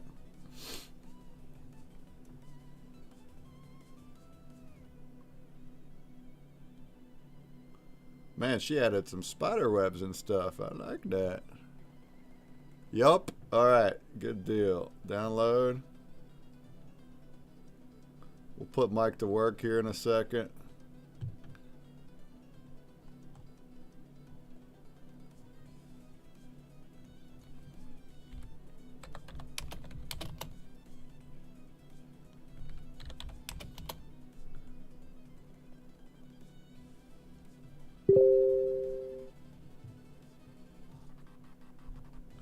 Oh, that's a good pick.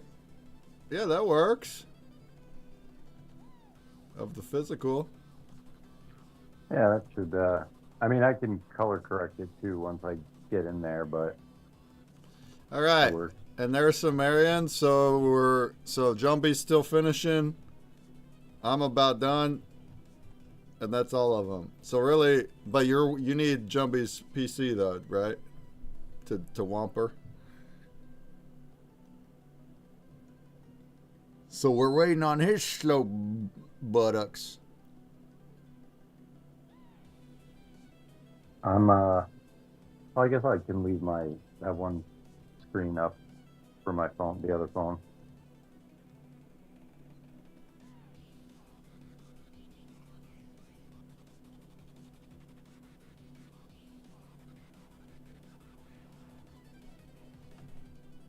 It's actually kind of fun, like the whiteboard, because of the way that you can like scratch off the marker. Yeah, that was an interesting way to do white, huh? Yeah, it's I was messing with it last night and I was like, oh wow, this is kind of a whole thing. Use a paintbrush, get some like different little textures in there. I mean, it's not perfect, but I don't know, it's kind of fun.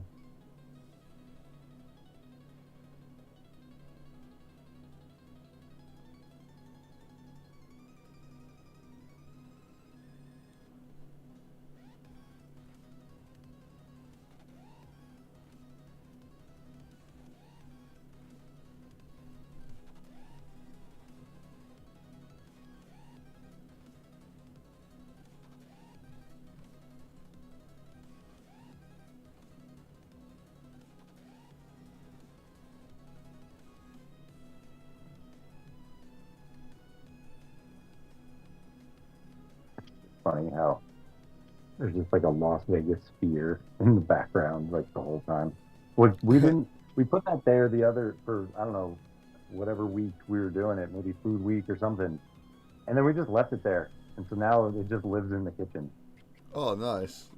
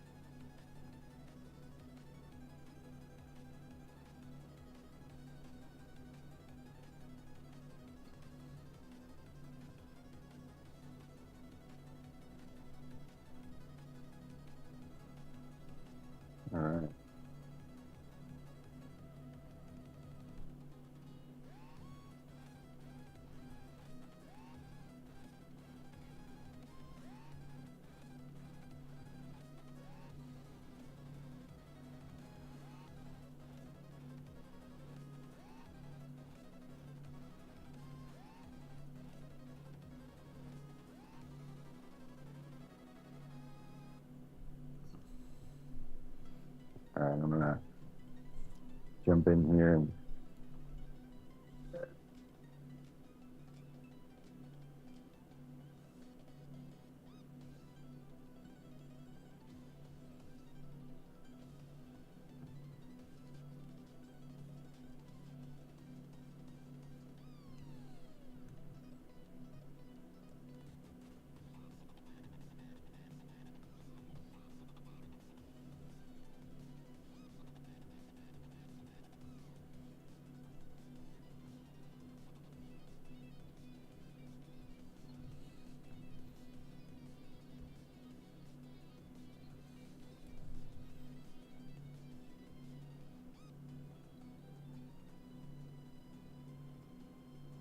All right, gonna be saving this. I'm gonna jump in and make things womp, and I'll drop them in the Telegram as I do it, so you can full screen them and go through them, and not wait for the end. Oh, okay. I'm done in here in 1 minute. I just want to fill the background in so it pops. Pop, pop, pop, pop, pop.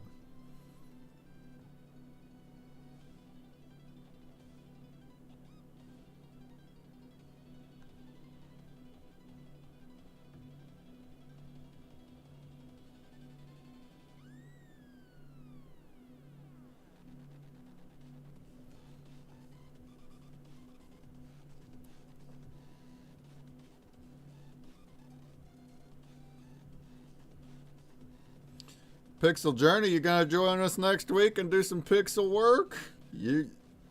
That'd be fun, Piga. That'd be fun. You can share your screen and you can make pixels.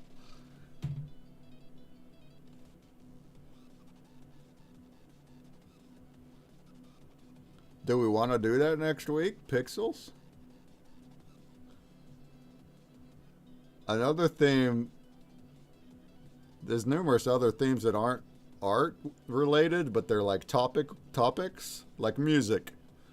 We could do a really fun music theme, but I'd rather have like live music then. If we could get, if maybe Tyrone or some music person wants to get in and toy around and just like jam out with us, that'd be a great musical theme one.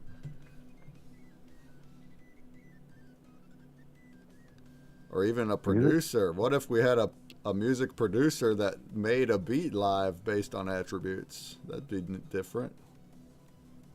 You know what? Maybe we could. I still get in contact with Munster every once in a while. Maybe we could have him come in and throw some beats out. Yeah, I talked to Munster. He's so busy these days with Sneakar. But yeah, something. Tyrone, who's the guy that streams from the ship? Tyrone? Yeah, Tyrone. Is he usually? He might be streaming here very soon. He usually streams right after us. Does he go there a lot, or is he like living with you, or what? Yeah, no, he lives here. Oh. Word. So he'd be great. What about?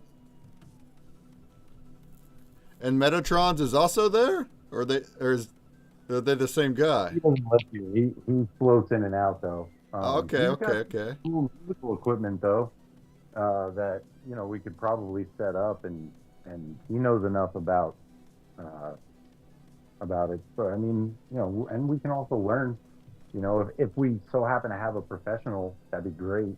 But if not, just like us here with the whiteboards and stuff, I'm cool. Like Derpin really make it. No pressure on that one, but I think it'd be really fun if we found anyone that does any music that could join and do something specific, or even like a songwriter or something. We could do like a little Suno day too. We could always go into a little make our own music fest.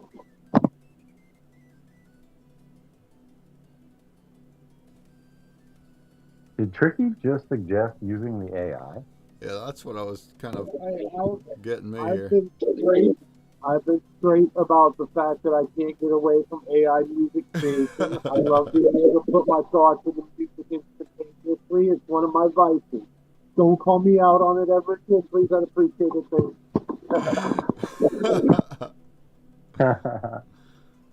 That's funny. I love it.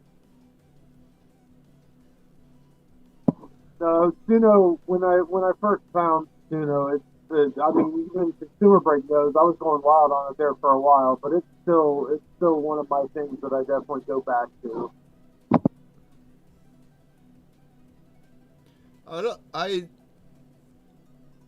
I make my stream music with it. I don't suppose I made the NFT music too with it. Yeah, I like it, but I'm not doing it just for kicks either though. Everything, it's all some kind of product, some kind of content result. But yeah, I love it. I love being able to express what music I want for the streams. I mean, find me a band that sounds like the music that I have for my keyboard. I'll go listen to. I'll go follow them right now. Let alone a royalty-free one.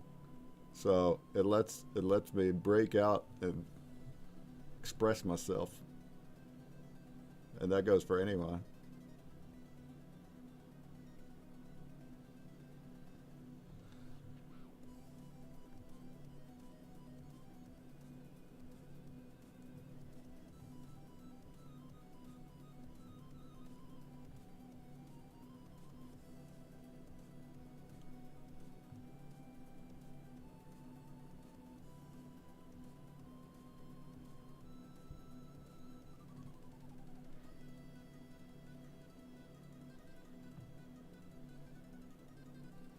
All right, about got her.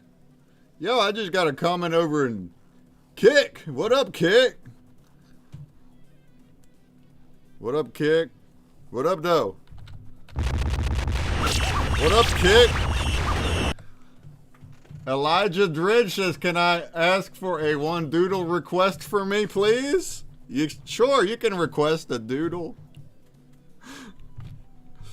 I can't promise we're gonna draw it, especially if it's obscene.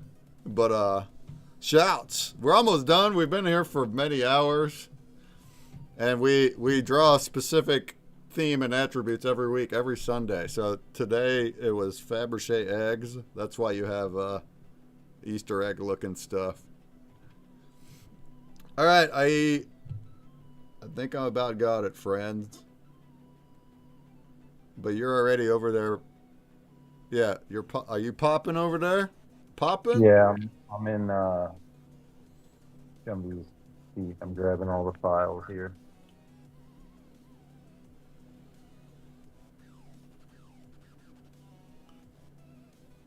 Okay. I like it. Works. All right, I'm good. Let's check out a pre-romp. Look at my pre-womp right quick. Oh yeah. Oh, that's all right. Man, I kind of want my background to have more different colors now, but I think we're good for today, I guess. I did something. We did something. All right, that'll work for me. I'll turn that one in.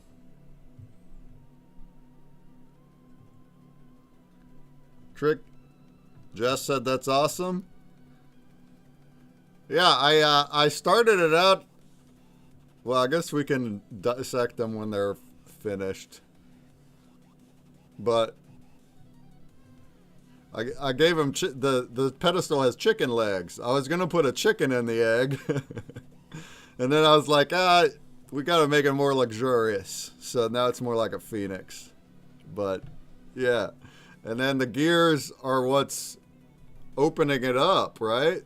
So if you grab really any of the gears, that's how gears work. You can grab one and turn one, and it'll open the whole egg up and close it. Do you like that?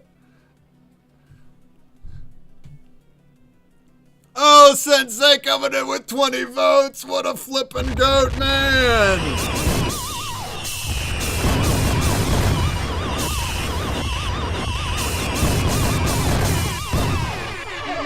Sensei!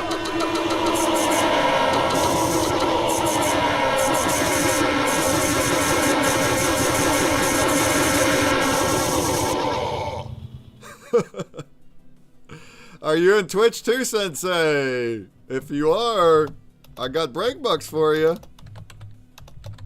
No, he's just not in Twitch. Anyone that wants to vote for me while we're still up and running over in Blaze, you can do that and get 100 break bucks. Elijah said, can you draw Iris from Pokemon being haircut by the evil barber? That's quite specific. Iris from Pokemon, huh?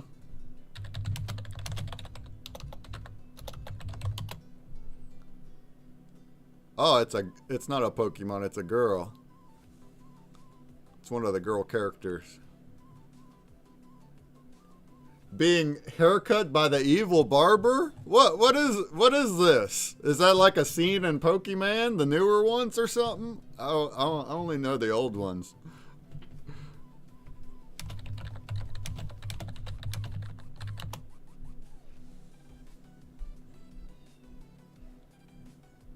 Oh yeah, it is a thing, huh?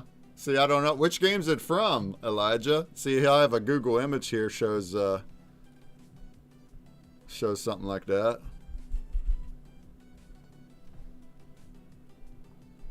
I think it's too late for us to be doodling anymore at this point. But hey, you know, we got let me pop that guy into an AI quick and see what it gives me, huh? Elijah?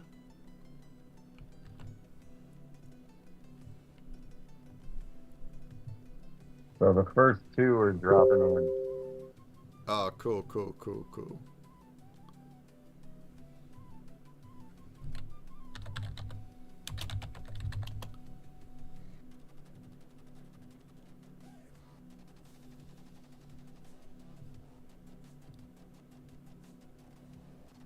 Look at it in a second.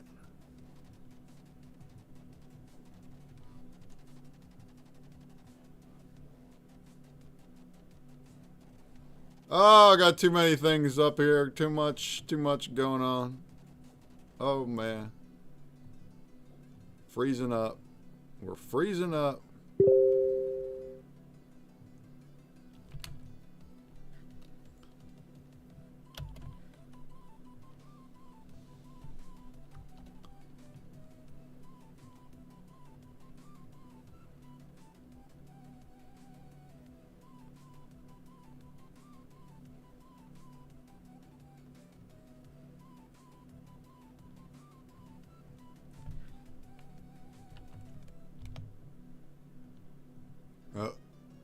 Freezing up. Alright, I guess it's about time to just look at our final, huh?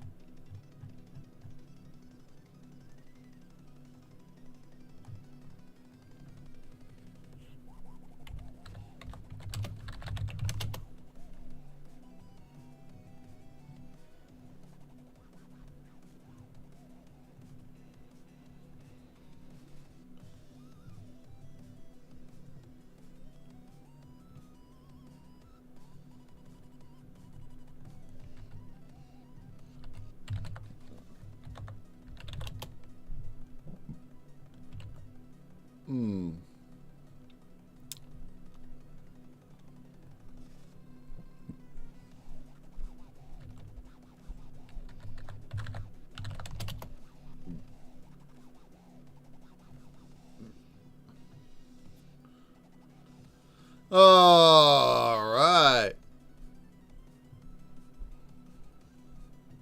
I don't know, Trick, do you want to take that real quick? Elijah really wants this request. Do you know who Iris from Pokemon is? Look, here's what ChatGPT said with your exact request. It says, can you draw Iris from Pokemon being haircut by the evil barber? Here's what ChatGPT said about it. What do you think, Elijah? You like him? God. Which game is Iris from? Is that like a newer game? All right. I need an outhouse break right quick, and I'll be back. And we're gonna admire all the art that we made today. We're gonna admire it. Okay? Okay? Okay? You got them all now, right? I think you got them all now. Yeah. Or still need Jumbies, huh? All right, I'll be right back. Well, I got them all. You don't have them all yet. I'm still doing them. Gotcha.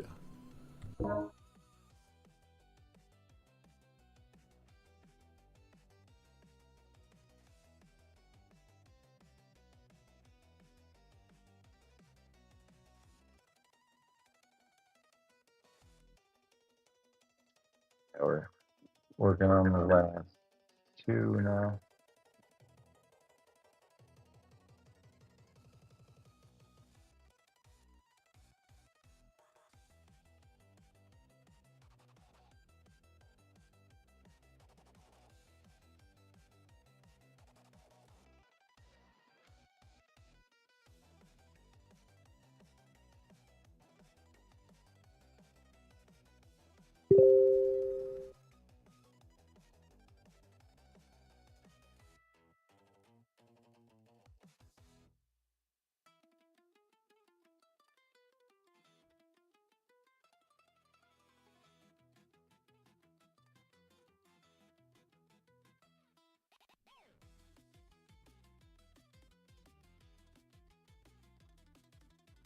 All right. Are we ready to look at our finale pieces, huh? Can we check out the stream and marvel? Or we'll wait Jumpy will have his at the end here.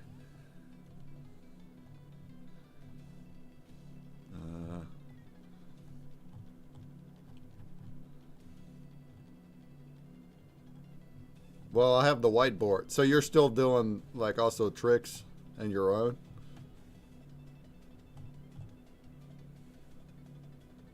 Yeah, right now. Okay. All right, so let's look at the whiteboards then. We have, oh man.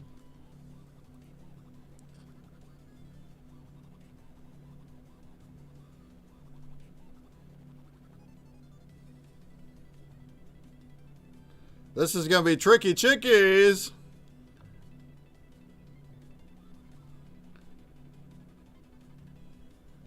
Oh yeah, look at it, Womp.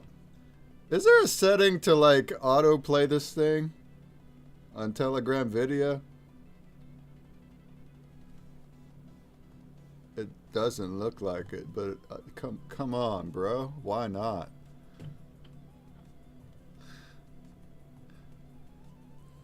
But all right. Yeah, man. You guys used black in your background, which is fine. That means obviously that it's not pop. It doesn't change the black color. Only the color changes. It kind of makes it. It gives it more of a neon feel, a glow in the dark neon thing.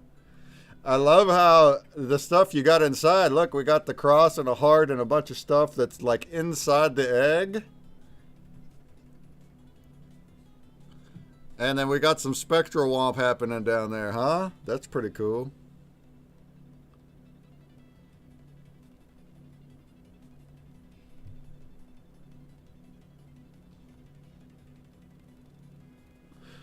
I like the two sides of the egg have different colors. You got, so it feels like it's doing like a back and forth thing. The two sides, I like that. That's the glow part of the Spectral. Nice. Oh, yeah. That, yeah. Oh, color over black background. That's the neon glow. That's like glowing. Is the fact that it's a black background. I feel ya. Yeah, I didn't do that. Tricky Chicky, are you a VIP? Oh, are you a VIP? You're seeing ads or not? Come on now, no ads. No ads for you guys that are active. I'm in ads. Well, now I got your VIP, so next time. I don't know if you can hear me now. All right, awesome. Awesome work, Tricky Chicky. Next up, I have Tuts. Oh, Tut. And he was saying it's not good. Dude.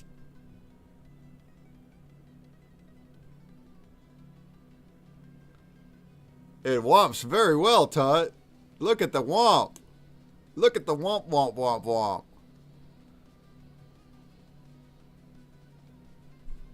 Ah, I love the center of it. It really, the womp part of this area here with the dots. Very pleasing to the eye. It's quite pleasing to the eye, Tut. You're back now. All right, Tricky Chicky, I VIP'd you, so next ad run, you shouldn't see it. Actually, the ad break is still running, so I guess you are good now if you refresh. Yeah, Tut, this is awesome. This is beautiful. Oh, man, look at the... Oh, look how well the... Are you guys seeing this too? Well, Mike is still working, but Jumbie, are you seeing this? Are you seeing this? Look at He's here. Watching. I'm here watching everything come to life. The but Spectral. I'm not seeing what you're seeing. What are you seeing? Tell me what you're seeing. Oh, we're looking at the final versions on Twitch. We are too. We're just looking at them at a different. We're in an ad right now. Oh wow, there's a really cool gallery going on in that ad.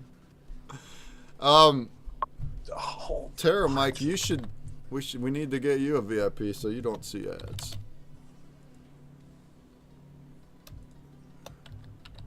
Yeah, great. I fulfilled your doodle request. Say what? I missed that. Well, Mike, I already have you on VIP. I don't know why you're seeing ads. because we're over at my station. Oh, so Jumbie needs I get it. ads, I think, or I sign. I have it on mainly just. I have it on 3 different places, but mainly there I'm just in so I can be a part of the vote. Yeah. And I'm mostly watching from the other spaces. Oh, make it full screen. Duh, Tut. Why am I not full screening There we this? go. Now you're back. Okay. Well, what's your name? It's Dr. Color, no? I don't see it here. Yeah, Dr. Kelly. I've been voting all day. Say something. Say something in the chat. Say hello. Say hello in the chat.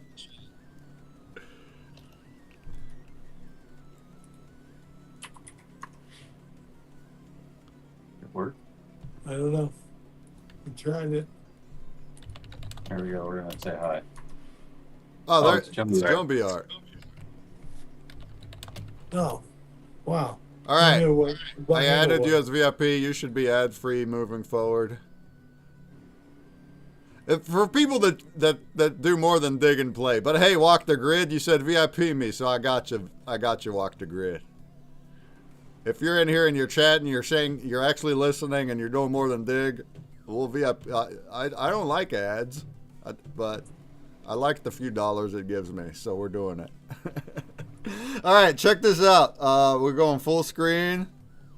Oh yeah, look at that guy. That's way better. Oh yeah, Tut does great. Check you out. Nice looking egg.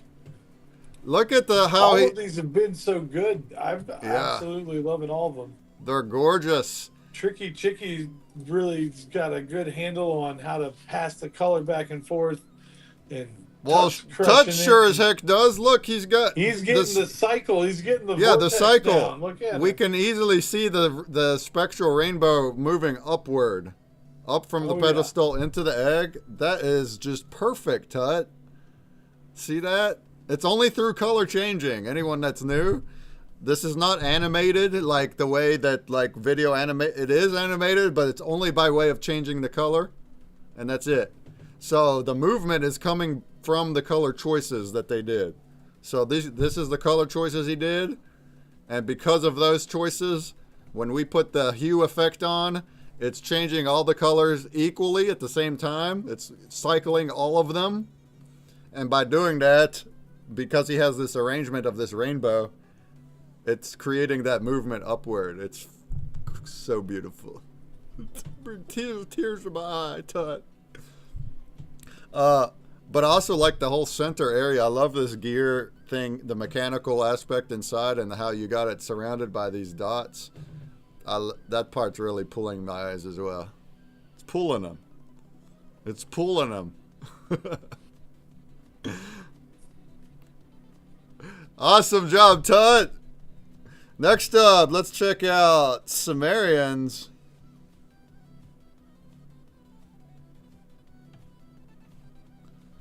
She's got like a claw on this thing. Oops. The stand has got awesome color motion going. It's really cool. See it crawling upward into the egg. Yeah. Very good job. I like the thin details on the egg as well. Yeah, how you got like this crisscross pattern adds a lot. And then it's got some colors in there too, and we even though the egg itself is gray, which does not change color,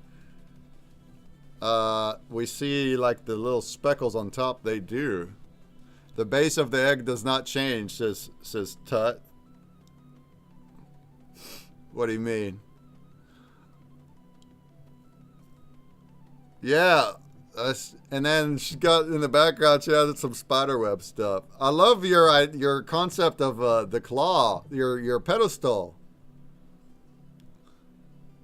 Your pedestal is like a spectral claw, man. And you're right. You also got the spectral layering. Very nice. Very nice on the eyes. How it's moving back and forth. Oh yeah. You know, I feel like ancient relic was one of the attributes. I feel this thing feels to me like it's an ancient relic, but from the future, or like some kind of like an alien, an intergalactic relic. It's like it's like a far future item that was sent back in time, or maybe the technology for this race of aliens is advanced, but it came to Earth way long ago and left this relic. That's the way I feel. That's what it's making me think. It's in a cave somewhere. A cave with spiders. A little too much focus on the pedestal, I'd be thinking, Sumerian? I wouldn't say that. The fact that the egg is gray and the pedestal is full-on spectral, obviously it's making your eye go to that. But the way you got the speckles on it also makes it like, it gives it like a shine effect almost. It's like it's shiny. Very cool. Going for the collector attribute with that. Yeah, dude, that's very cool. Very, very, very cool. Awesome. Thanks for adding to the perpetual art that we're making. The perpetual. Oh yeah, metallic grading was an attribute, so that is a factor. Turning that gray to be metallic, that I can see that. I can see the whole metallic part of it. Absolutely. Look, the claws are like, they got mechanical hinges on them. Awesome. All right, here's what I got in my wacky style that's doing a lot more solid colors. I love how much motion yours has, man. It really is showing your understanding of the color theory is is there. All the little details in the background Yeah. and inside of your color shapes popping out. It's choice. Look at your swirls, man. The spirals things in the are- back, that was just the last thing I did. I just didn't want a blank background, so I threw a bunch of Great. spirals. You did a great job. I think they're a nice touch. And then the designs in the egg, I was going to go deeper, but yeah, I just put it on the thinnest version and threw some triangles shapes in there. And then, Here comes our last one, I think. oh, nice. And with my style, I'm doing less speckle, like the way that Cimmerian and Tricky Chicky, they do a lot of like speckles, which is awesome. I'm not, but you can tell how different it makes the pop happen. I have more solid colors and more lined accents, and it just gives it a different effect. And then, of course, inside here, I put the spectral rainbow colored lines. That's working out well. Oh, yeah, that's super swimming, dude. That's Swimming. awesome. And then right above the rainbow, if you look at it, it's only a gradient. See, I have a gradient. No, of but that gold. gradient is also swimming. It's Yeah. like you've got the butterfly going But because of that, out and in. it's yeah. So I have a gradient of gold, and then inside this part is the spectral, and that can swim because of the gradient, which was an attribute. We had metallic gradients. And then I made my egg completely open. I started out thinking I was going to put a chicken in it. That's why also the pedestal's got like chicken legs. But then I was like, I want it to be a little more luxurious than a chicken, less funny. So I kind of looked at the phoenix on our cart on my collection. More luxurious than a chicken. Come on. So now it's a phoenix. A phoenix is more luxurious than a chicken. So you've got a pheasant. No, I'm just kidding. And It's a peacock. and also it's a phoenix. Phoenix. I love it. I love it. Add So fire. all three of the birds we named Firebird. vouch as the phoenix many times. They're all Tut the says same. this isn't a Fabergé egg. This is a chicken egg. I beg to differ. Get out of here, no. Tut. And then with the whole mechanical thing, yeah, I added these gears, and I connected the gears. So theoretically, you could, if this was real, you could grab onto any of the gears and turn them, and that would hinge the egg open and closed. You like that? So it's like a mechanical gear closing thingy. That's what I was trying for. I see a chicken cooking in a kettle of water. Tut loves roasting me, doesn't he? I definitely see the phoenix, the feet at the bottom. Yeah, I kind of was trying to make it, the legs be like the bird legs, so it's I see it. feels I like see it's it. part of it. All right, any more feedbacks? Any more roasts? I like roasts. All right, let's check out some non-whiteboard. We have, this is Mike's, oh, this is still a whiteboard. It's a physical whiteboard. Yeah. Check that bad boy out. That works really well, bro. You could do this every week. That's I awesome. told you. Don't give him any ideas. And like ideas. Get out. Come on now. I like what we pointed out earlier. It's like the white color wasn't a marker. The white color is him scratching off marker. It's negative drawing to get the white. But that worked perfect here. Perfect. Removal technique. Yeah. Ah, Tricky Chicky says, when you get a second look at Trick's screen share, he drew out that request from the viewer. Yo, Elijah, you still here? Let us know if you're still here, huh? Give me another comment and kick if you're still here. Because our friend Trick is down here in the metaverse, and he went and did the thing you asked. And this is what we got out of it, huh? Do you like the doodle? Do you like the doodle of Iris from Pokemon being haircut by the evil barber? I like it. They said doodle. Yeah. Wow, it's also very quick. No, I like the doodle. That's a good doodle. That's a good. Look at us fulfilling requests, making wishes come true over here on the Consumer Break stream, huh? All right, back to this guy. Look, it womps really well too, being with a photograph of the whiteboard. Touchdown. Just another way of bringing the virtual into real life and then back into virtual. Yeah, it's kind of such a great fractal to be a part of. So one of the things too that I did in this, all the color combinations I can't do in tie-dye without making like a muddy brown. So I wanted to like put colors with each other that aren't supposed to go with each other, like in tie-dye. You know what's also neat is being physical. We see your marker strokes. It's like the brush strokes of a paint canvas, and we don't get that in digital. Not like this, but we see the texture of the markers, and that's neat. And it's encoded too. Say what? It's encoded. Oh.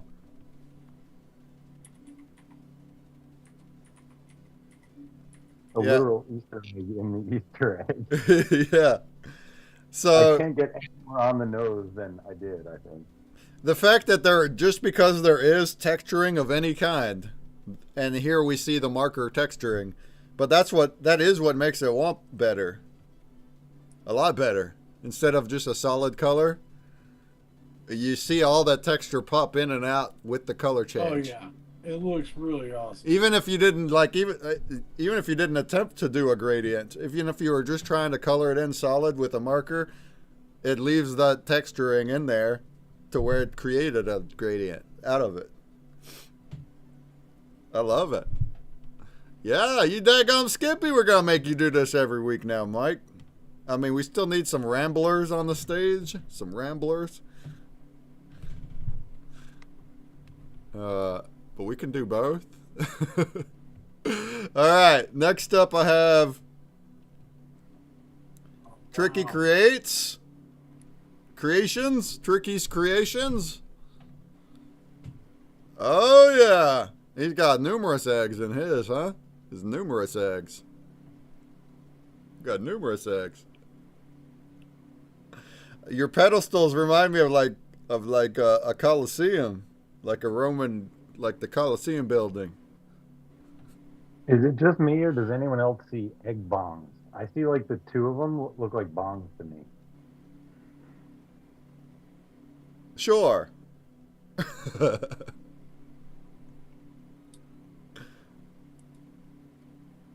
And then, man, do you see these symbol things? He's got them like glowing, huh? Whatever these are these gears? The gears on there? The color you got on them is very glowy white. And that part translates also super well. You could tell how it's like glowing out, shined out. I love the puddles of color in there. Yeah, and then inside here, yeah, it's like a bunch of splotchy colors. Oh, very nice. Very nice. It's hydro dipping. They have the like hydro dip things at like EDC and stuff. You just like stick your arm in and your arm comes out looking like that. Yeah, it kind of looks like it was a hydro dipped. It does look like that. The especially the middle one. How'd you do that trick? Is that a technique? How the middle one, especially how it's doing the swirls, it's like it was hydro dip. It's like if you spill paint on water and it's floating. I think you might be using the smudge tool. The smudge tool. Yeah, the liquefy tool is Liquefy. Oh, the liquefy tool. I see. Puddles. Liquefy. Oh, the liquefy tool. I see. Puddles. Oh, the liquefy tool. I see. Puddles. Oh, the liquefy tool. I see. Puddles. Oh, the liquefy tool. I see. Puddles. Oh, the liquefy tool. And It's beautiful. You did a great job. This is probably absolutely. my favorite Spectral thing you've done yet, Oh by man. the way. It just keeps Uh, getting better. Your textures are yeah, like what's neat about this is expanding. using Procreate, or it's not hand on paper, but you're still adding textures on purpose. You're choosing them. Like the style, like some weeks ago you had like watercolor and stuff. But that all goes through here. You see it right here. It's like right on the pedestal. Oh man, how it, especially when it turns blue. Whoa, you see all the texture popping out. Ah, and that's because of your choice of like your tool, right? It's not just you. It comes with the tool. At least some of it, like the textures will come with the tool, depending. Yeah, there's like on the pillars, there's a dark overlay of marble paint. But that's part of what Sundays are for me, for sure. Is I experiment to the hill. That's definitely part of my fun. Because I'll find little tidbits that I never tried before because I had such a dedicated workflow that Sundays have definitely lifted me out of that cage a little bit. Love it. Nice. Breaking out of shell molds and doing stuff you probably wouldn't have tried. All right. I mean, everything we're making, man, everybody's stuff every weekend is just super it's cool, wonderful. and it keeps getting cooler. Yeah, and then we'll put it all together and it'll look awesome. And even when it's just us, I mean, we want even more artists, but I'm just so happy we have the 3 editions on the whiteboard plus me and Trick. Just all of us here doing this adds so much more than just Jumbie, huh? Isn't it? I love that. Yes. More the merrier. Look at this thing though. Look at Jumbie's version, huh? How about that guy? Which one you running break? I can't see the thing. Oh, your main one. Oh man. I sent you a second version. We did one with layers was the first one, and then I sent you one where it's just color fade as well, so you can see the way it all integrates. It's pretty sweet. I gotta say, I like the way it came out. Oh, so the first one is not straight color fade. The first one is layers at different timing intervals. And then the second one is just fade. I just threw it in the spectralizer on the website. Right. So what you see, so this is like a pre-womp. The spectralizer is like one fade, no layers. It's like this is just the. It's like we're calling it a color. A pre-womp. Single cycle.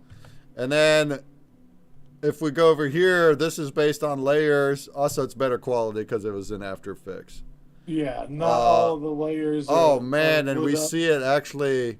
Holy moly! Look at the lights up at the top. It literally looks like the lights are shining out of it and moving, like a beams of light. Look at that! Isn't that crazy?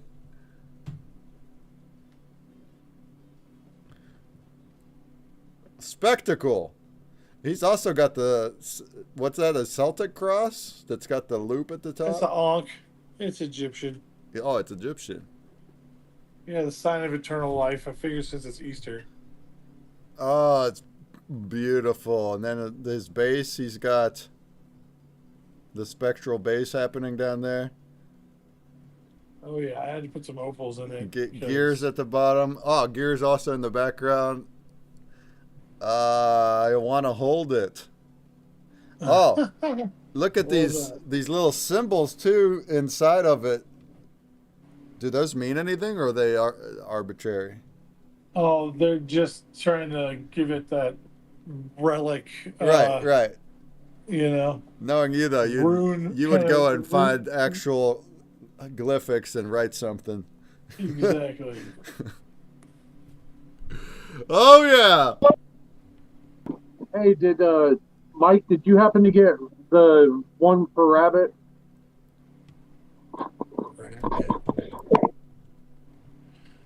Yeah, it's in there.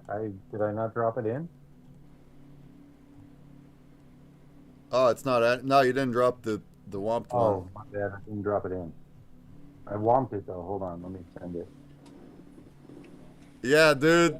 Jumpy, this would be crazy to have in real life, wouldn't it? Oh, man. yeah. Oh, man. That'd be worth $1 trillion. That's a relic right there. Yeah, I bet. What if you... That'd be crazy if you found something like that, right? The cave of... Oh, man. You go into a cave of wonders. Indiana Jones as Yeah. it gets. Definitely look over your shoulder when you pick it up, though, because something's coming for you for sure. Yeah, there's going to be a lava slide for grabbing this thing. A lava slide. That's for sure. Oh, Magic yeah. carpets must be in attendance. You better come with a magic carpet, because you're going to have to fly out of that guy. Oh, man. Aladdin references, you guys.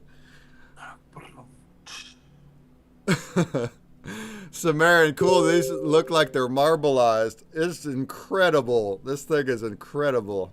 All right. And then also we have this lovely Easter egg from Rabbit Larry. And it looks nice womped up too. Look at that guy. Yeah, I love Oh, it's like stained glass. color. It reminds me of stained glass. Cool. Yeah, it's got good movement, like orbits around the color wheel kind of thing. What a colorful time, huh, you guys? Just a wonderful, colorful time. Wonderful, colorful time. Well, thank everybody for joining. It's been another long one. I've been on for 7.5 hours. I could eat food myself.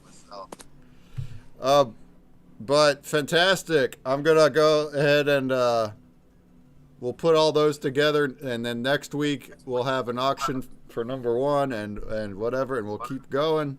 Here soon I have a completely revamped website, and I want to display the video too. So we're making history, y'all. I'm gonna keep repeating that, but yeah, every week we get together, we make the arts. They're gonna live on forever. Not just on the blockchain, but like in our brand. We're gonna the video is gonna continue. It's awesome. So Tut and Tricky Chicky and Sumerian, Tricky Creates. Thanks for awesome, and then Mike got on there with the physical. Thanks for joining us and Jumbie, and we're making it all happen. Let's keep it up. Absolutely, having a blast. Happy Easter, everyone. Absolutely. We'll see you next week. Remember, if there's anyone listening, that if you do art, Oh yeah, get in the submission. yeah, not only come here every week and join us, but we have the submission that is ending tomorrow. If you go to Terra Mike's TwitX, go to his pinned thing. Here, I'll go get the link. And just submit any art or photography. Actually, we said it earlier, but Tut and Sumerian, why don't you go ahead and pick your favorite whiteboard from the past? I don't know. I guess you can grab it from the NFT if nothing else. But I think you ought to submit one of them. Both of you, I think you ought to submit. Tricky Chicky, did you submit? I don't think I saw your art in there either. But otherwise, we'll be back in 1 week. I'll also be streaming on Wednesday, so we're gonna come back Wednesday, right? The special guest will either be Arena if he confirms, or it'll be like a prelude to my brand. I don't think I'm gonna officially launch a beta, but I could still do a nice overview of it. And then we'll be back again on Sunday. Do we want to lock in pixels or meh? Lock them in? Oh, are we doing pixels? What do you think? I like pixels. We have... Yeah, that sounds fun. Oh, I mean, the week after that is already... I'm there already, so... Next week is the 12th. The one after that's the 19th, and I'm over there with y'all. And also the 26th after that. I don't know if we want to do food both days, but we'll figure it out. But I think for the 12th next week, that'd be a good one to try out. Pixels. Let's do it. Oh, where's the link? Here, let me grab it. Let me grab the submission link. Yeah, Tut, and it doesn't got to be one of your whiteboards, but it totally could. It's totally good enough. But if you have anything from the past that you've done, it could be old. It could be 20 years old. If it's yours and you want to submit, just reply it to that tweet. That's it. Just reply it to the post. We'd love to see it, and then start selecting.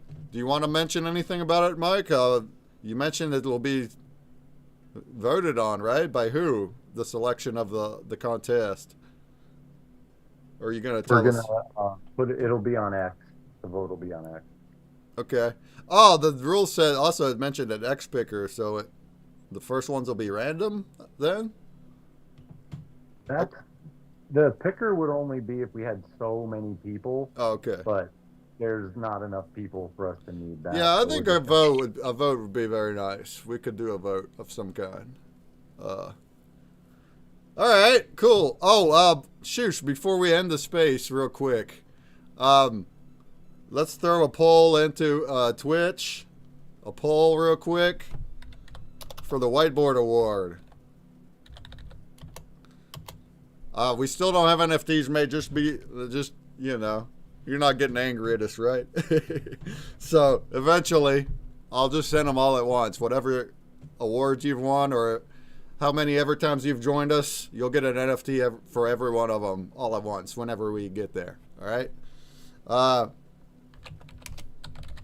But for today,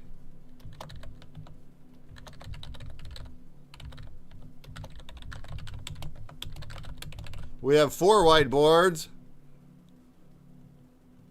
Why don't we go ahead and vote our honest favorite whiteboard? We have Tut. Tut is going to be this one. This is Tut right here. Okay? We got Sumerian B. This is this one with the claw. The claw. We got Tricky Chicky is this one with the cross. And then you got Breakman, which is the chicken egg, the phoenix egg. Feel free to throw a vote of which one did you like the most this week? Do you have any favorites out of those 4 whiteboards? Do we got favorites?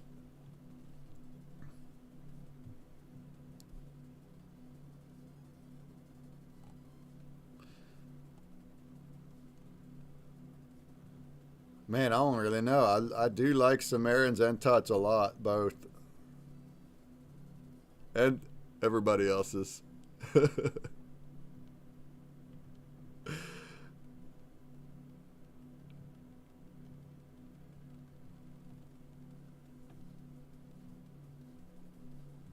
I think I'm still going with you, Tut. Especially since you're not dominant. Oh, now you're caught up. But anyway, Sumerians, you were a close second vote. I really love your ideas of your claw thing. The pedestal is super dope.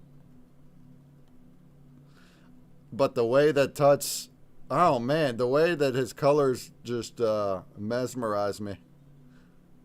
The movement of your Spectral is so fluent. It's so good. Oh, we got 333 going on. Oh, is there still another minute? Anybody else want to vote for a favorite whiteboard? Out of these 4 right here, favorite whiteboard.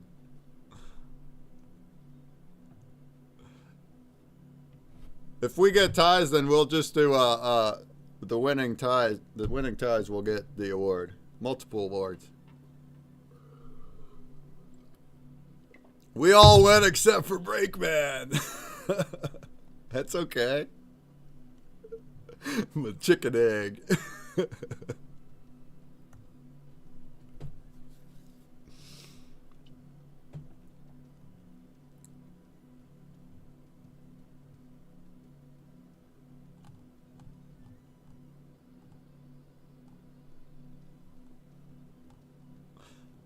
All right. Any last call? Last call for a vote. Last call. Who do we want to? Anybody want a tie break? Tut versus Tricky Chicky versus Sumerian B. Anybody want to get in there and tie break it? You can stay anonymous.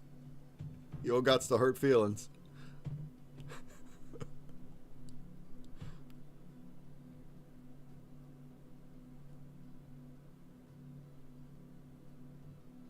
Looks like it might end in a three-way tie, which seems and feels fitting.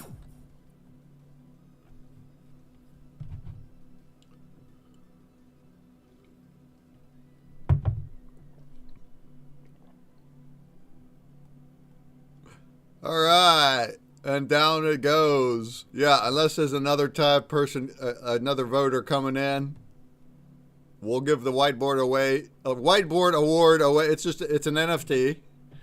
It'll be going to Tut and Tricky Chicky and Sumerian.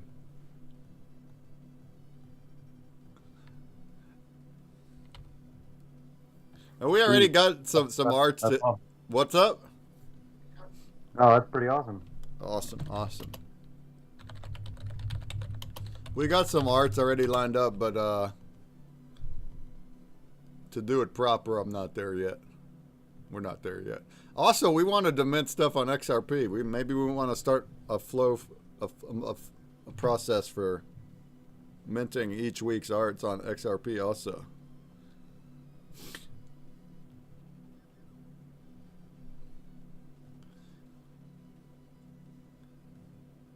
Tricky says, I'm just going to say I voted for Sumerian, but I love this so much. Everyone's so fun to art around with. I love it too, friend.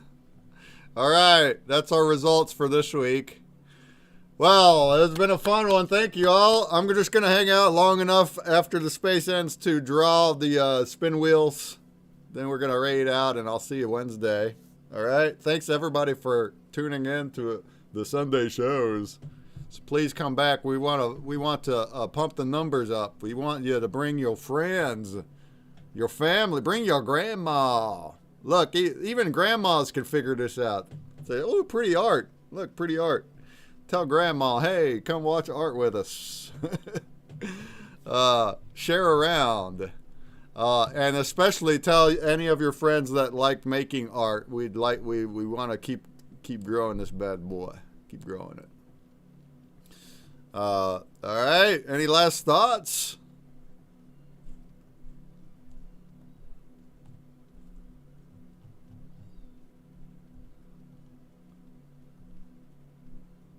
So be it. Cheers, fam. That's it. Thanks for coming out, everyone, and we'll see you next week. Happy Easter. Happy Easter.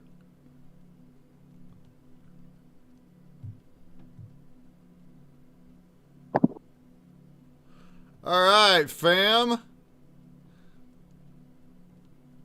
I have 22 entrants. Anybody that's still listening to me and you didn't say hi into the Blaze chat, it's your last call. Last call. We got 280 votes. We're going to do 2 spins. Now we're up to 106. Thank you, Sensei. Oh, Tricky Creations and Sensei and Queen with the mega votes, and then Random and Doom, Crypto Infinity, and Tim Draws. Appreciate you guys.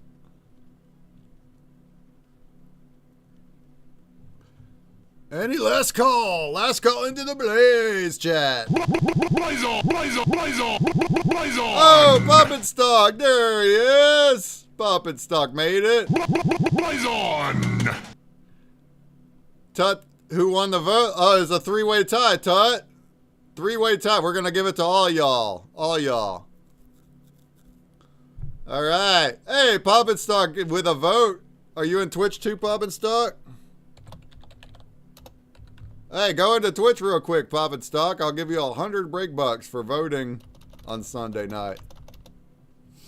By the way, Poppin' Stock, remember how a week ago I was joking about using Claude and doing a feedback loop about writing a letter and having it go back and forth with Grok, and you're like, stop wasting your AI credits, and I'm like, yeah, I'm on the pro package. I got plenty. It's not a big deal. It's not something I do all the time. I was just having fun. Isn't that funny? Womp womp, womp, womp, womp, womp. It was literally the next day, Papa Stock, like the next day that the rate limits happened, and now it's like one prompt is 20% of your rates. Is it affecting you too, Papa Stock? Has it affected you? Did you have to upgrade?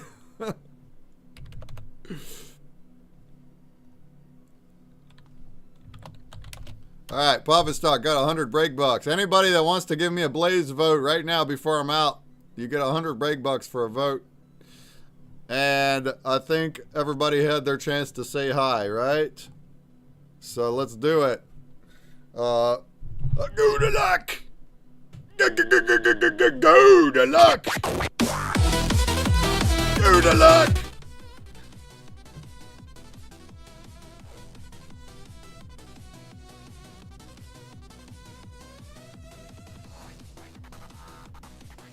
There's videos on YouTube giving tips on how to save tokens. You know, I saw a pretty helpful article tweet about it. Yeah, there's different things you can do to help save them. I'm trying to do that as well now.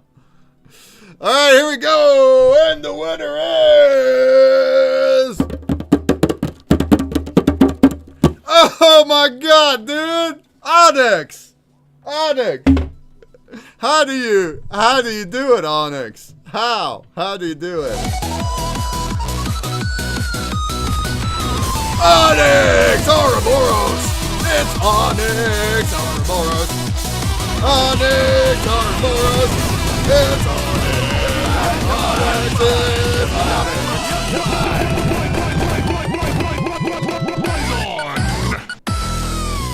How did you just manifested that? You're like, pick me, wheel. And that also happened this last time on Thursday. You also won then. You go. Oh, by the way, Onyx, did you catch that? You also won on Thursday, and I already sent it to you. Way to go, fam. Way to go on that. All right, who's next? We got another one to go here. Any last stragglers to get into here? Here, I need to deactivate 2 of my passes real quick.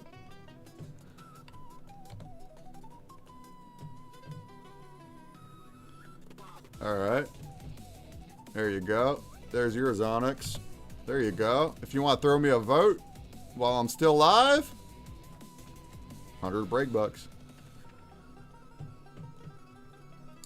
All right. For the second winner for this Sunday, go to luck. Go to luck. Go to luck.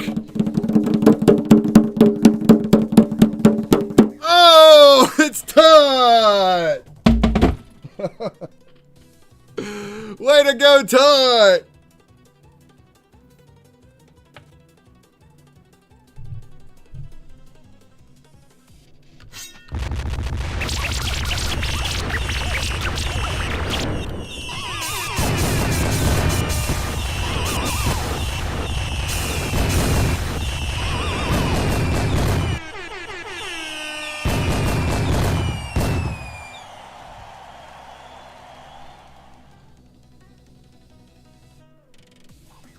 All right, there you go. There you go, fam. There you go.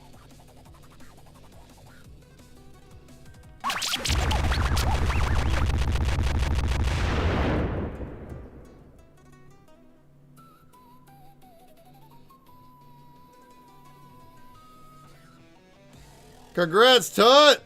Way to go. I think I just sent it to you there. Onyx, thank you for the vote.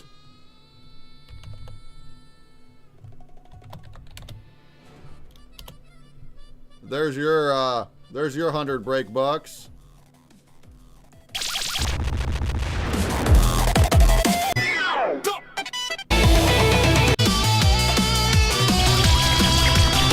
Did we have a good time today?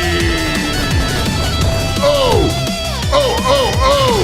Did we have a good time today? Good time today. Good time today.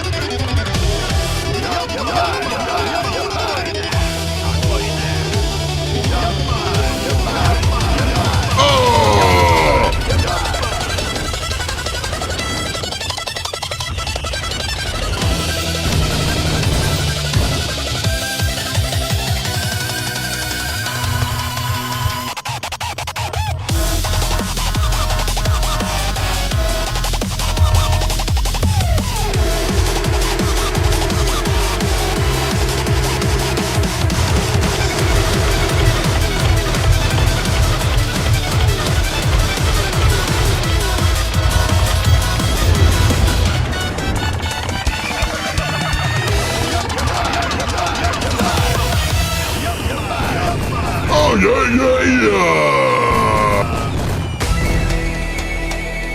All right, folks, we'll be back on Wednesday. Who's coming back? We coming back? We're coming back. Are we coming back? We're coming back. Are we though? Are we?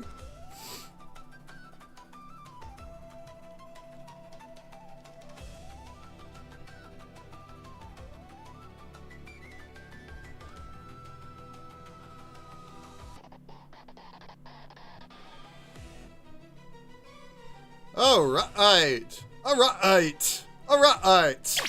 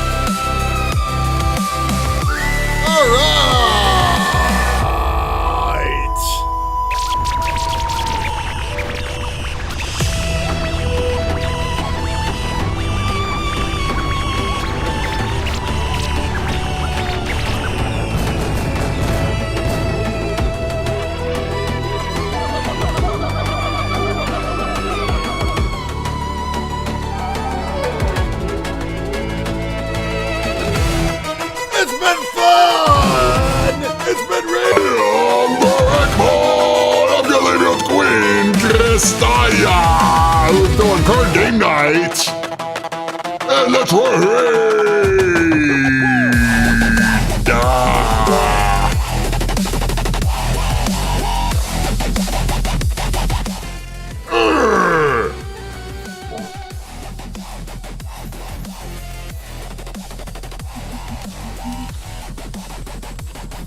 Our friend, Queen Kristaya.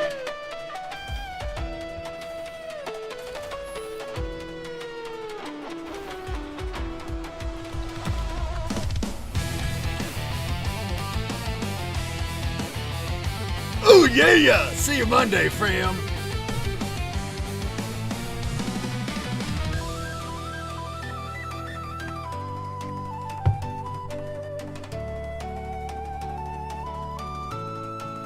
Is she there? She's not moving. Is she there?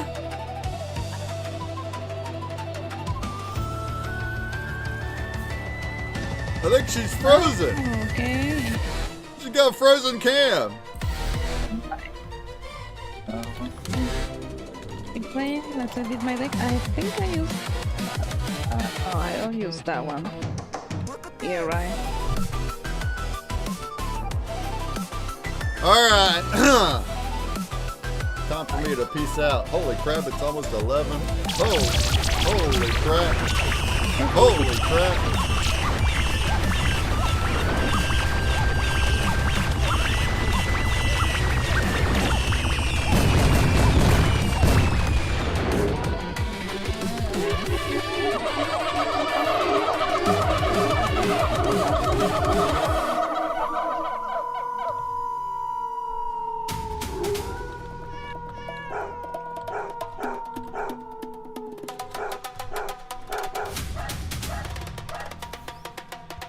Later, fam. Later. Bye.